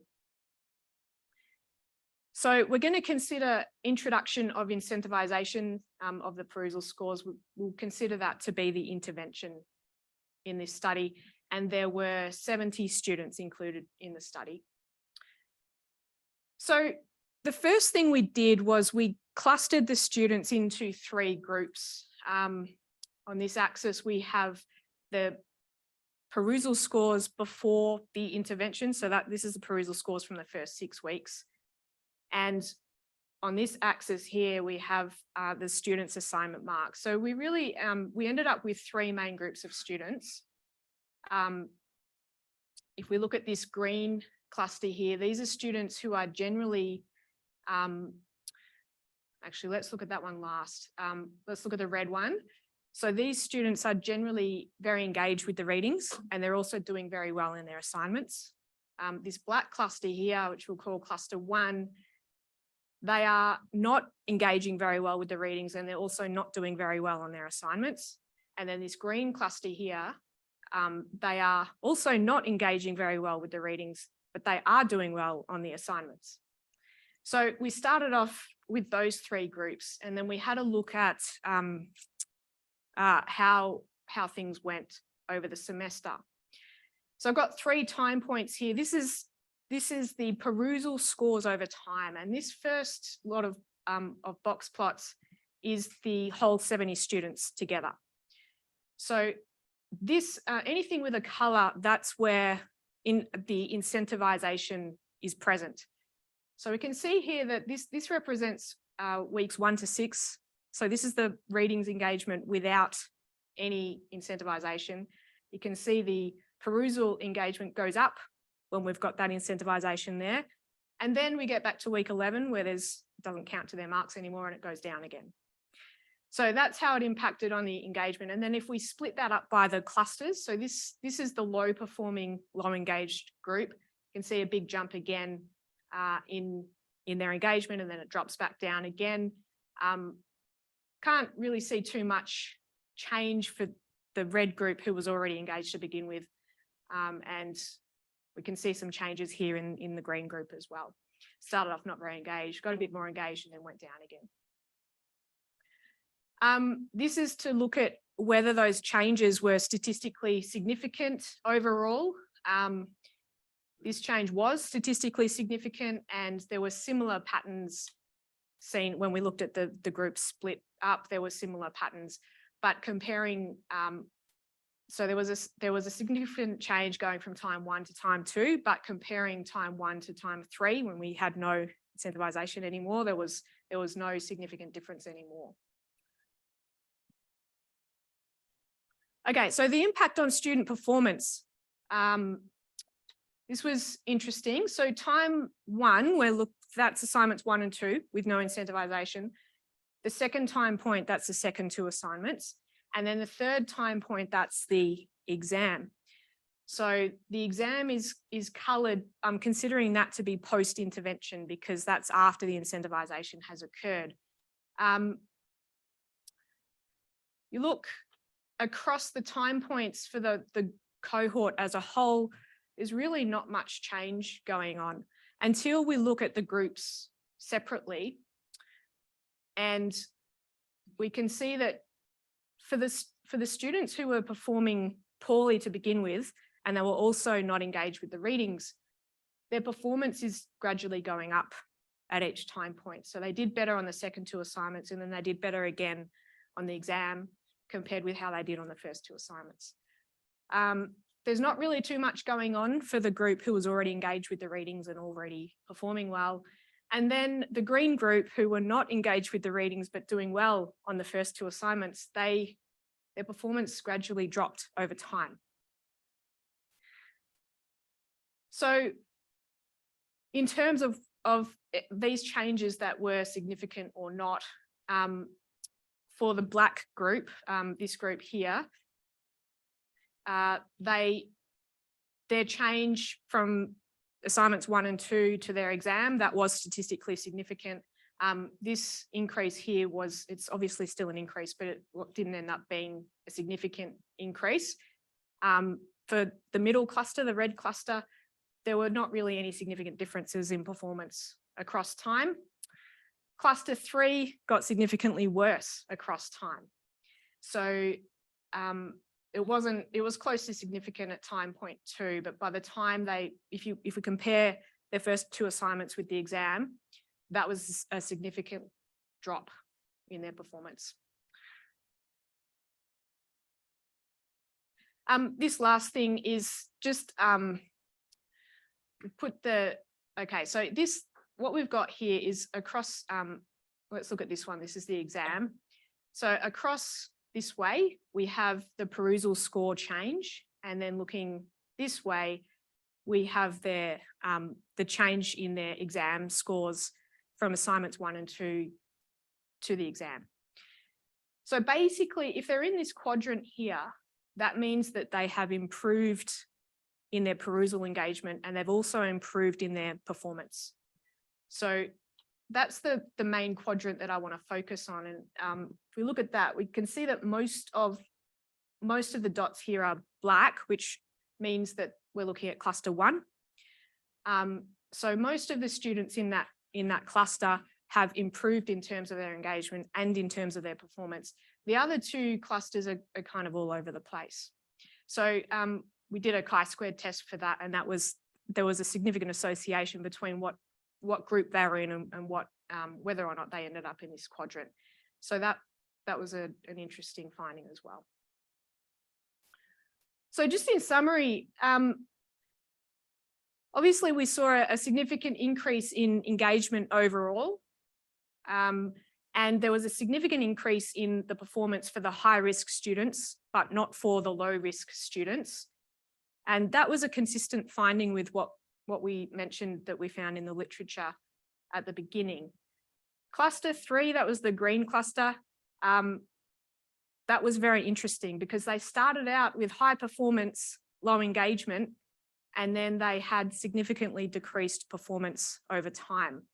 So can't really come to any strong conclusions about what was going on there, but if they were not engaging properly with the readings to begin with, well, maybe that didn't help them in the exam. Maybe it had something to do with the type of engagement. Maybe it was superficial. Maybe it had something to do with their approach to learning. So are they strategic? How are they motivated? Are they motivated by marks?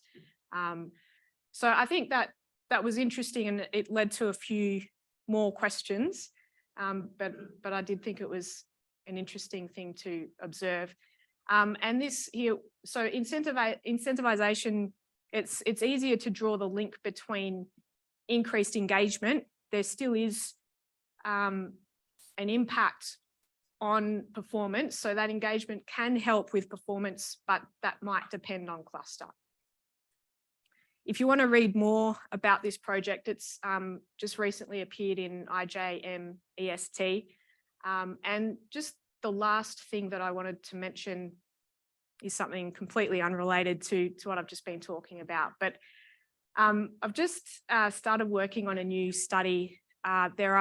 So a lot of students experience statistics anxiety, and we've worked on some stats anxiety workshops that we've offered to students. They're an hour long and students can come to them voluntarily. But we thought, how can we integrate this into the curriculum in a way that is, well, for students who are not anxious and they wouldn't choose to go to a workshop like that, it's not spending too much class time on it, but it still gets the material there for the students who need it. So we've looked at how we can do that just in short chunks in lectures. We're going to look at the impact that has on students' anxiety, and we're going to compare that with other teaching methods as well. So if there are any stats teachers out there who find this interesting and you want to find out more about it, you want to be involved, just get in touch with me. My email's there, or feel free to have a chat over the next day or so. All right, so that's all I have. Thank you. Thanks very much, Amanda. And that statistic information has been on the last couple of emails that we've sent out. So you can check your emails out for more details to contact Amanda. I hadn't heard of Perusal, so that sounds really interesting. Various subjects here, maths and discrete maths, physics, have tried various sort of pre-reading, incentivization, marks, etc. So it's interesting to hear what you've been doing as well. Did anyone have any questions or comments? Joanne?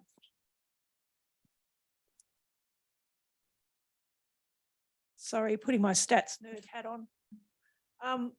With your clusters, do you have the ability to go back and have a look by individual students to try and figure out that green group, the not engaged, did okay, dropped off? My experience is that they're probably one of two. Either they're repeating students who learnt the first bit and then just got sick of it, or they're people who have a reasonable amount of statistic background. In Victoria, they tend to be the further maths kids rather than the maths methods kids. And they coast for about 4 weeks of conventional stats because they already know it, and then they just bomb. So it'd be interesting to see if you could work out some of the background of the people in that cluster, because I think that might be the explanation. Yeah, that's a nice idea, actually. It would be interesting to go back and have a look at who those students were. So I would be able to do that. I like that idea of looking into that. Yeah, there could be other theories as to what was going on there. I don't want to draw any strong connection there, but there were some academic misconduct things in that. So I don't know if they were, I don't know which cluster they were from. So I'm not making any strong conclusion about that, but that was something that crossed my mind as well. But it would be interesting to go back and have a look at if it was strong maths students, or or what else could have been going on there. Yeah, that's a nice idea. None of that happened during COVID whatsoever. Anyone else, Jim? Thanks, Amanda. That was really great. I just had a quick question about the Perusal tool and what kinds of ways of interacting with that tool you were expecting to see. So what sort of features of the way that the students were annotating the maths text, what sort of features you were looking for? Yeah, so within that algorithm that I mentioned, there's you can make a comment, you can respond to a comment, you can upvote a comment, and you can, there's also about actively engaging with the readings. So Perusal's able to figure that out somehow. And there's completeness of the readings as well. So I did want students to make comments on the readings, but I didn't want to force them to do that, because some of the shy students may not have felt too comfortable doing that. So I made it so that they'd get good scores from doing that, but that they could also get the full score, like 5 out of 5, whatever it was, for thoroughly going through the readings actively. The main thing was that I wanted them to go through the readings properly. If they made comments, that was a bonus, but yeah, so I was looking for everything really, and I didn't want to penalise the shyer students in that way. So just to clarify, they obviously haven't understood how the tool works, so my bad. But so is it sophisticated enough to be able to somehow determine a level of engagement in, you know, so it knows something about the behavior of the reader? Is that what you're saying, that the tool, even if the reader's not annotating or sort of leaving any marks on the page, so to speak, the tool is still smart enough to be able to give you some information about their behavior in terms of how they've Yeah, so Used the it? tool can look at like have they scrolled through the whole thing. Okay. How quickly did they do that when did they just have it open for 10 minutes and there were no mouse movements or anything like that. So Yeah, right. it's And it gives yeah. a score. Yeah, provides yeah, score. it does it all automatically in the background. So but you have control over how much each of those aspects is weighted. Okay, thanks. Got one comment from Tanya in New Zealand, so we'll just bring that one up.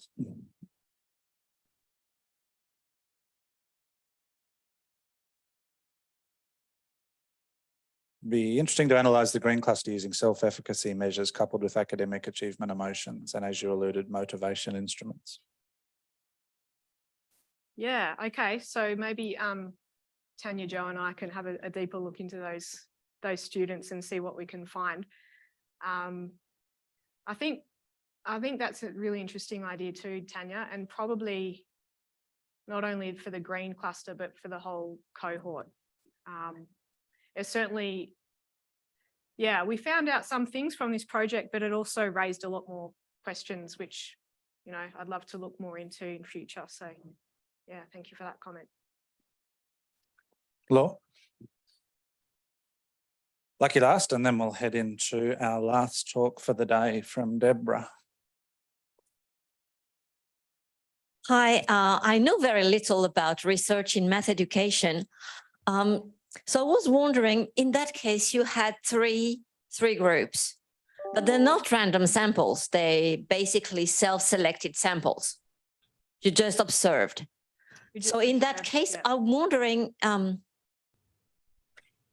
how validly you can draw conclusions, because in stats, all the method you use assume you're using random samples. So in that case, maybe the students went to group because that, you know, characteristics. It's very hard to know if it's, I mean, maybe that's how it's always done in research in math, but if the sample is self-selected, I'm wondering what you can conclude, because you don't know if you're observing comes from the intervention, or, you know, how much they use the tool, or what you're trying to measure, or if there were different people from the beginning. And yeah. That happens all the time when you do research in education. You can't really have samples. I think that's one of the hardest things in SOTL research. So in terms of those clusters, we just observed it. So that was really just based on their performance and their engagement in the first 6 weeks. And so they self-selected. They didn't really self-select. It was just more in terms of what we observed in their performance and engagement. But one of the hardest things about SOTL research, I think, is like what we could have done is given the incentivization to half of the class, but not to the other half of the class. But getting that through ethics is very difficult. So I think you've touched on one of the biggest challenges in SOTL research. At least in this study, we had their first 2 assignments, which we could kind of use as a control. So everyone did the first 2 assignments without that intervention, and then everyone had the intervention. So in that sense, we did have that control, but yeah, it is a limitation, and it's a hard one to get around, I think. Thank you. Okay, well, thanks very much, Amanda. We can keep chatting over dinner and tomorrow.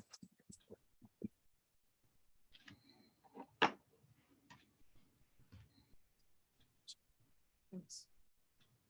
Our last talk for today, and we're smack bang on time, is from another first year in maths veteran, Deborah Jackson from La Trobe down in Melbourne. Deborah's won a few awards over the years with her maths support. So hopefully Deborah can hear us and will share her screen from Melbourne. There's Deb. Can you share your screen? I can. We can hear you, so that's good. Oh, good. Yep, there it is. Beautiful. Great. And I'll put it on full screen mode. Great. So can you see that? Yep. And you happy for us to record you, Deborah? What's that? Are you happy for us to record your session? Oh, certainly. Yes. Okay, great. Over to you. Thanks. Okay, thanks. Oh, hello, everybody. It's lovely to be here on this 10th anniversary. It's fantastic. Just sorry I missed a bit of the cake. I'm going to talk to you about maths and stats support over the past decade, with particular emphasis on what we've done and what we're doing at La Trobe. So I'll start with some background. From the 80s and 90s, maths and or stat support programs and support centres were emerging globally.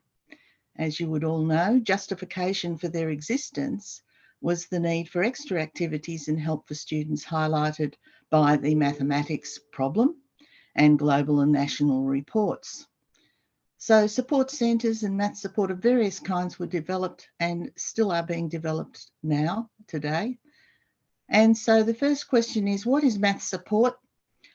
And Lawson, Croft and Halpin defined it as a facility offered to students, not necessarily of mathematics, which is in addition to their regular programs of teaching through lectures, tutorials, etc. And McGillivray similarly defined it as an extra optional non-compulsory program or facility that assists students in developing mathematical and or statistical confidence and skills during their enrolled study in a degree course, but with no credit associated with the learning support program. Its assistance is optional and supplementary to the other activities they're doing for credit. So a couple of important things here. Support is non-compulsory, it is extra, it's supplementary, it's optional. But students love engaging in it. They willingly engage, they appreciate it. And the lecturers and coordinators also appreciate it because it's taking a bit of pressure off them. So maths and stats support has increased since the 80s, 90s until now. It's grown substantially. Lots of support centres are around and support is acknowledged widely as something that we should be doing at our universities.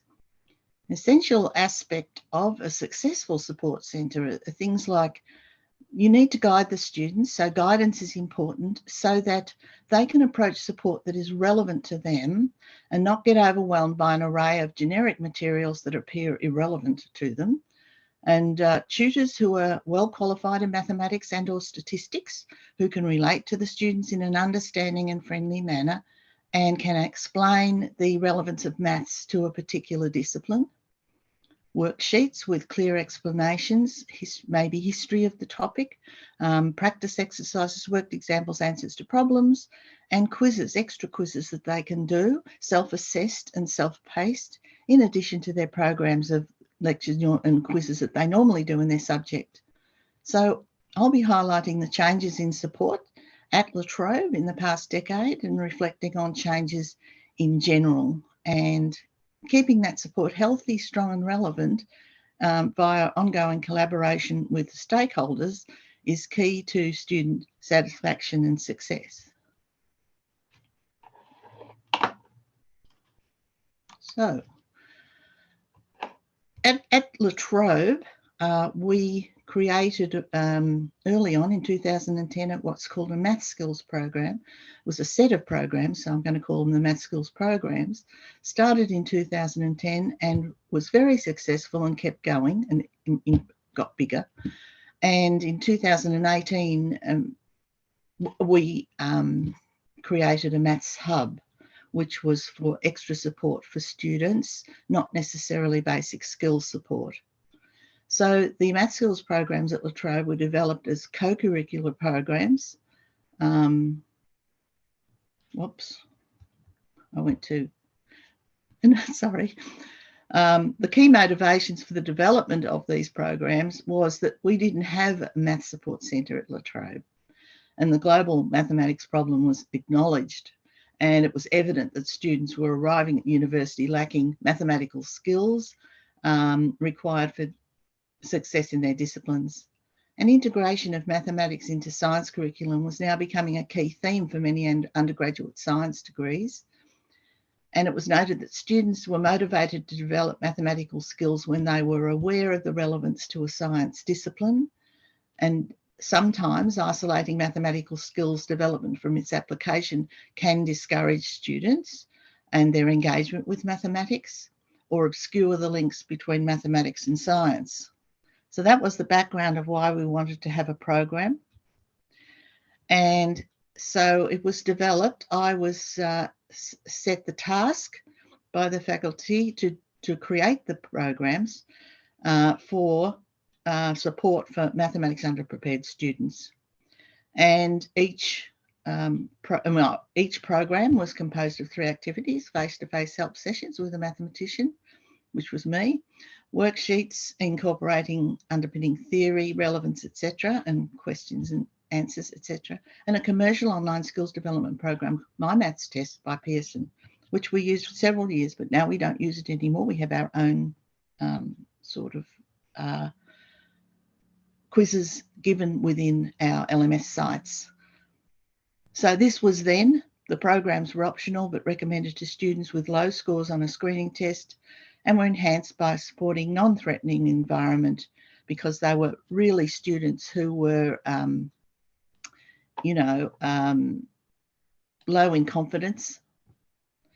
So they were able to progress at their own pace, and that was then in 2010. So I was just going to show you the model in 2010, 11, etc., and the model now. What happened was the math skills, when we got the Maths Hub in 2018, the math skills program, we left the FYiMaths test and we went on to our own written site of quizzes, which were written for the site, which were similar tests, but students didn't have to get a code for the FYiMaths test anymore. They did their own tests that way. So the same thing then, we had the project leader, which is me, who, created the things and liaised with the discipline coordinators, and that's still the same.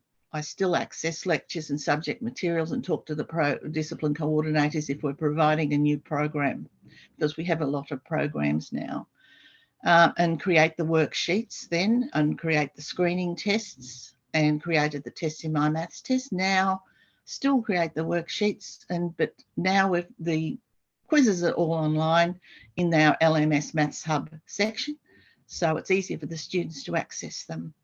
So same thing, similarly, pre-diagnostic test, which is like a screening test, but we call it a pre-diagnostic. We stick with that, self-diagnostic tests and post-diagnostic tests, and we create videos as well. Then it was a 5-week program, semester-long help sessions, a flexible environment. Hello? Okay, it's 5 o'clock. Okay, see you. Sorry, somebody talking. Okay, so now it's open all year, and the students can begin any time. We found that 5 weeks was restrictive, and the students wanted to work on it at lots of times. So we have help sessions all year, and it's still a flexible environment, and we still have staff and student feedback on programs as we did then. So we started with math skills for chemistry.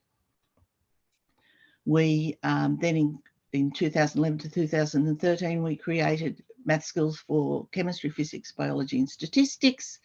And then in 2014, we added mathematics subjects, math skills for mathematics subjects, depending on which subject you were doing, discrete mathematics or linear algebra or whatever. And the mathematicians wanted math skills for the background skills for the students too. So the reason then that was the mathematics problem, we had students coming in with lack of maths confidence, maths phobia, haven't done maths for a while. They had diverse background knowledge, lack of math skills, don't understand the relevance of maths, insecure, lacking problem solving skills. That was then 2013, 14. We still had that problem. And we had a set of worksheets which they could work through then. Now, 2013, we have a whole lot of disciplines who have wanted to come in, and we have created programs for them too. So we've expanded a lot, but the same problem still exists. Students are coming in from all of these disciplines, lacking maths confidence, lacking problem solving skills, diverse background knowledge, etc. And so we have had to create lots of more worksheets with different topics and different ways of helping the students in the different subjects and disciplines. Now, in their 2019 paper, The Evolution of Maths Support, a Literature Review, Lawson, Grove and Croft identify areas in which mathematics support has evolved, and note that this evolution has taken place in response to a range of crucial changes in external policies, the general environment, and in response to the mathematics problem. And it's a very good paper. It's got a lot in it, and it gives us a good rundown, particularly from the last decade. And some of the things that they mentioned, why support has become more important at universities, is generally there is an increased focus on widening university participation, resulting in student cohorts with even greater inhomogeneity in their mathematical backgrounds, the introduction of university tuition fees with some countries, the notion of students as consumers, general marketisation. Universities are placing more emphasis on their support services as a way of attracting potential recruits, a greater focus on student employment. Graduate employers have placed greater emphasis on applicants' quantitative skills, and demand for support has increased from groups of students who previously would not have sought such support. So it used to be, maths, engineering, science subjects, and now, of course, we have biosciences, biomed, economics, all sorts of things where they still need their background skills. So the move, and also the move to a scholarly research-based perspective, they mentioned in their paper, has contributed to substantial research growth in the body of research literature relating to the effectiveness of mathematics support. And a series of works published from 2013 onwards that contain additional evidence of the impact of mathematics support upon learners is included in their paper. So it's very interesting to look at that in the decade. So I'm going to talk about La Trobe, what we've done there. The Math Skills program, I'll start with, in the Maths Hub modules, which are now called Maths Hub modules. They're from 2010 to now. And I'm going to look at their age groups and whether there's been a change, the mathematical background of the students, whether there's been a change, the number of subjects whose students engage in these programs, the percentage of participating subjects, where the pass rates for the group of students that engage in those programs is higher than the subject pass rate, the number of students who engaged themselves, like how many are we getting, and the number of students who responded to the pre-program survey, and have a look at what's happened over the 10 years. And then I'll look at the support centre, which started in 2018. This was created for students seeking maths or stat support beyond basic skills. So we were asking students if they wish to have some help within their subject, what they're working on in their subject, not just the skills that were needed for the subject. And those seeking basic skills development could still do the Maths Hub module if they want their background skills, but they come to the support centre, the Maths and Stats help sessions, for help within their subject. And that's sort of linked, because if they're having a problem with their subject, it's usually because they haven't got some basic skills that they've forgotten or need a refresher. So support is now provided by a group of casuals tutors. Like I used to be, till 2017, I was the only one doing the Math Skills program. But of course, this was much bigger in 2018. So a group of casual tutors were employed, and some staff used to help in it. And the Maths Hub coordinator, which is me, works in it. And we support the students mainly 9 a.m. to 10 a.m. all the way through to 5 p.m. each day, including study breaks, exam revision weeks, and some evening sessions. So the things I'll look at over the past decade, the number of subjects whose students, it wouldn't be over the past decade, over the past 5 years, the number of subjects whose students visit the Maths Hub, the percentage of participating subjects where the pass rate for the group of students that visit the Maths Hub is higher than the subject pass rate, and the number of students who actually visit the Maths Hub, and have a look at what that's all about. So I'll start with age groups. As you can see, in the earlier years, I started at 215 for the age groups. The N number there is just the ones who are doing the Maths Skills program or the Maths Hub modules, and the N is the amount of students who filled out the pre-program survey. So that's the group we're getting, but you can see early on we have higher rates of younger students and not many older students. And that slightly changes as we go through to 220.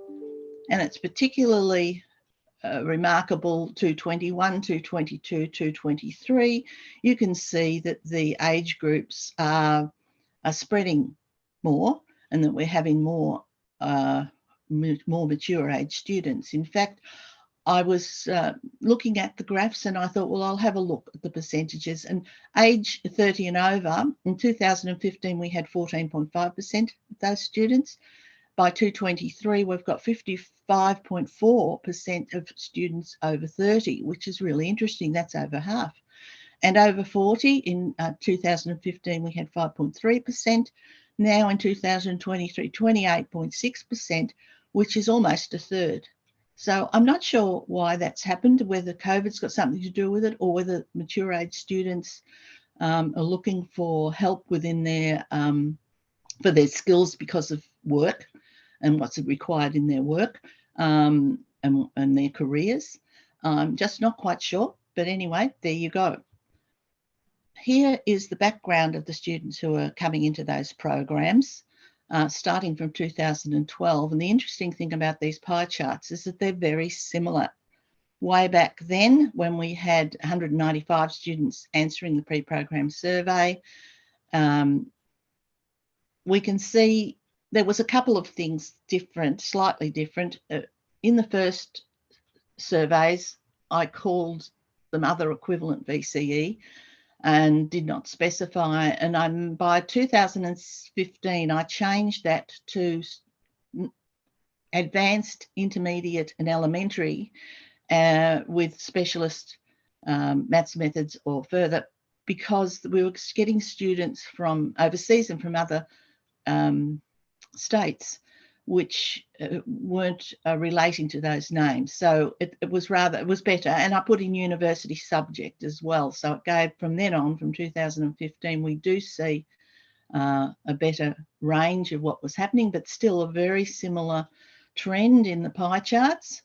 As you can see, most of our students are year 10 or less, year 11, that's their highest, what I've got there is their highest mathematics background. So we asked the students, what's your highest level of mathematics background? And we're getting year 10, year 11, further maths or elementary is over half in the pie chart. And you can see the pie charts right up until now are extremely similar. So the cohort with their background that are coming to these sessions is similar. Then if you look at the number of subjects that participate, that has grown. And the interesting thing is we get mainly most of the subjects pass rates for the students who join in on the maths sub-modules or maths skills programs.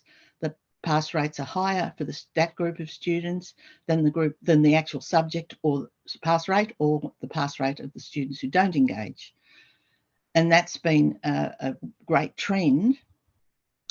And that's a better way of looking at it. You can see how the subjects have increased, much more, many more subjects wanting their students to have access to these modules.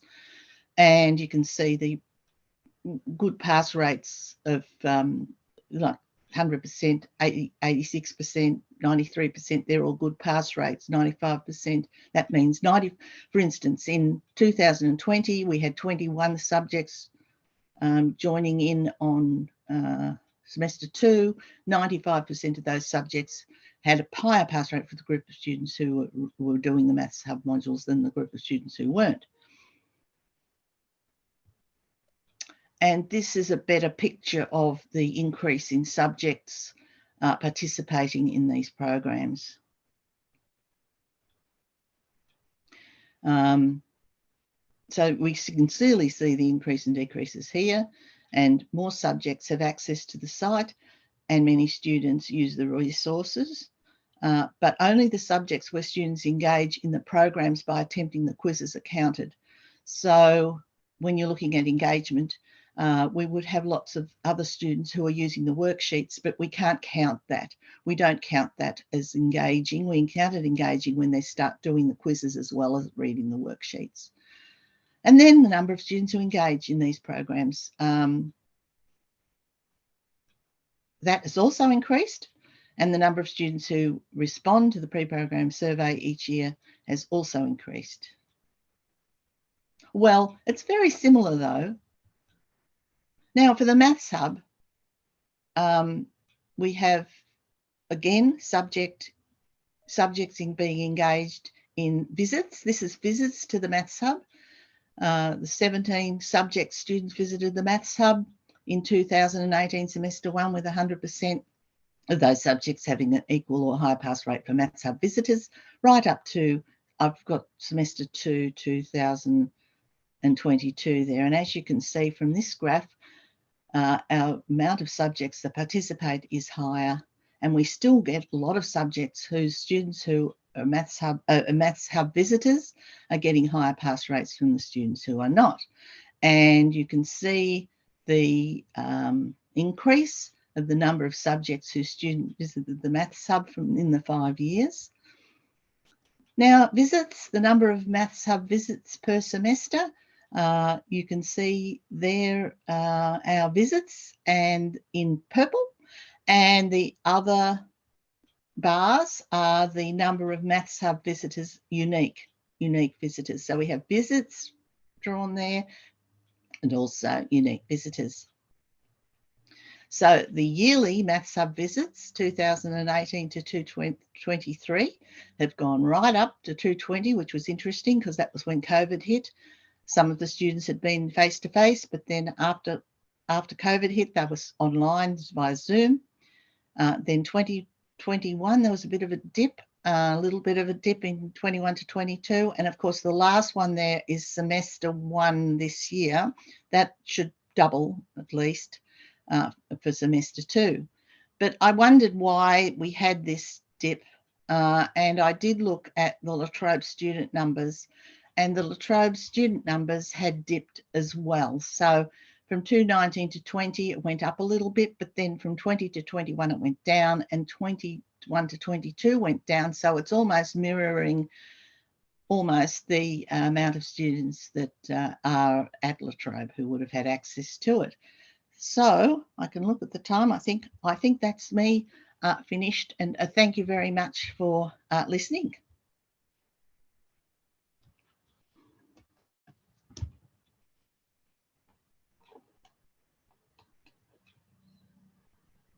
Are there any questions?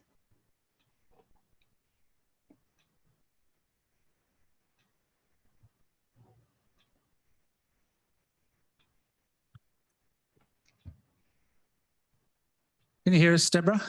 I can now, yes. Could you hear me? Yeah, we could hear you the whole time. Thank you very much.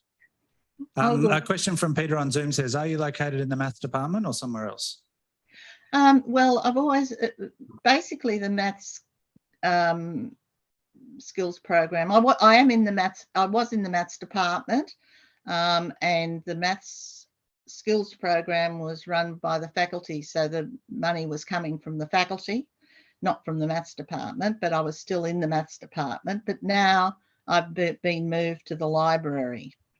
In the last 2 years, we had a restructure, and I'm now in the library, but my office and everything is still in the maths department.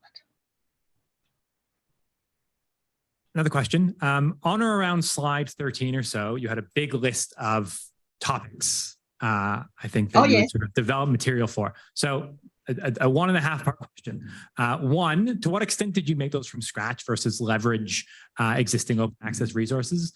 And two, maybe more broadly for the room, are we sharing these types of resources? Because we all have the same problem in this space. And it seems to me that this is the exact room that should be sharing these resources broadly. Oh, I created them all myself.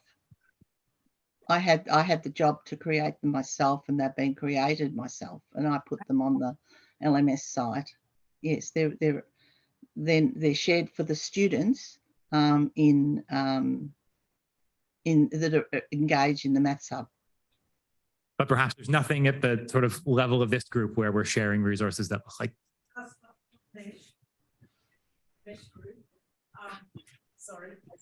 Well, I think, yes, I'm not sure who shares them, but mine haven't been shared. Mesh is happy to share their resources. We've put a Creative Commons license on a lot of stuff. And contact the MESH team if anybody's interested. I think MESH has always been interested in helping everybody else. Yeah, well, we would like to help everybody else, but I don't Some of know our that- pages are public and you can direct your students to them if you want. Yes, yes, and that's really good.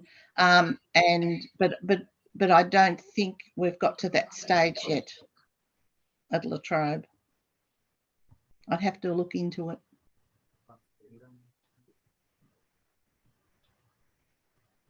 But I can send them to you, I suppose. I don't know. I don't know what the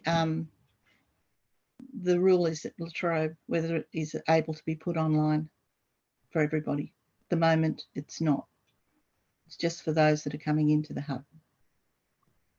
So, Deborah, another comment from Peter. Do you think you're more effective in the library rather than the maths department? I'd rather be in the maths department.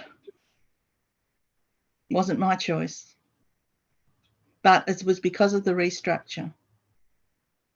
The money that they're giving for the maths hub is central. So somehow they wanted to put it under the DVC of Education, which was the library was under that, and I'm under in the library.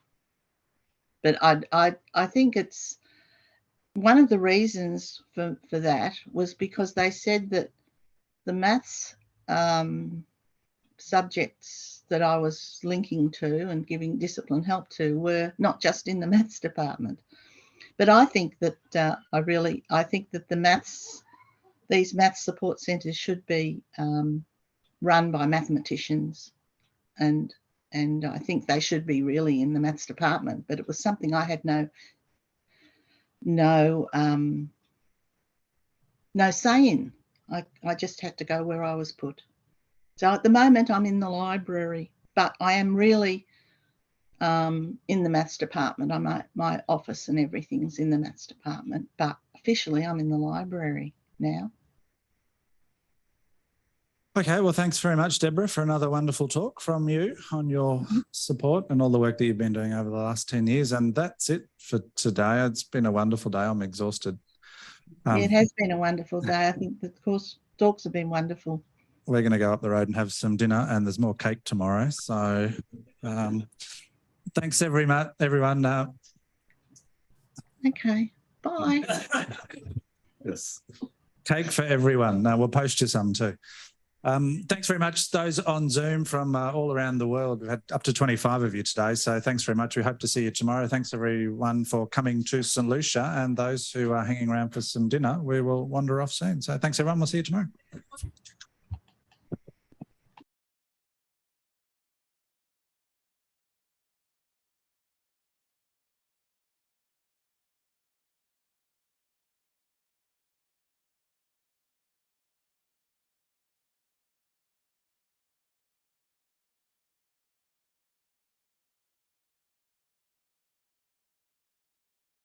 Can you hear me, Michael?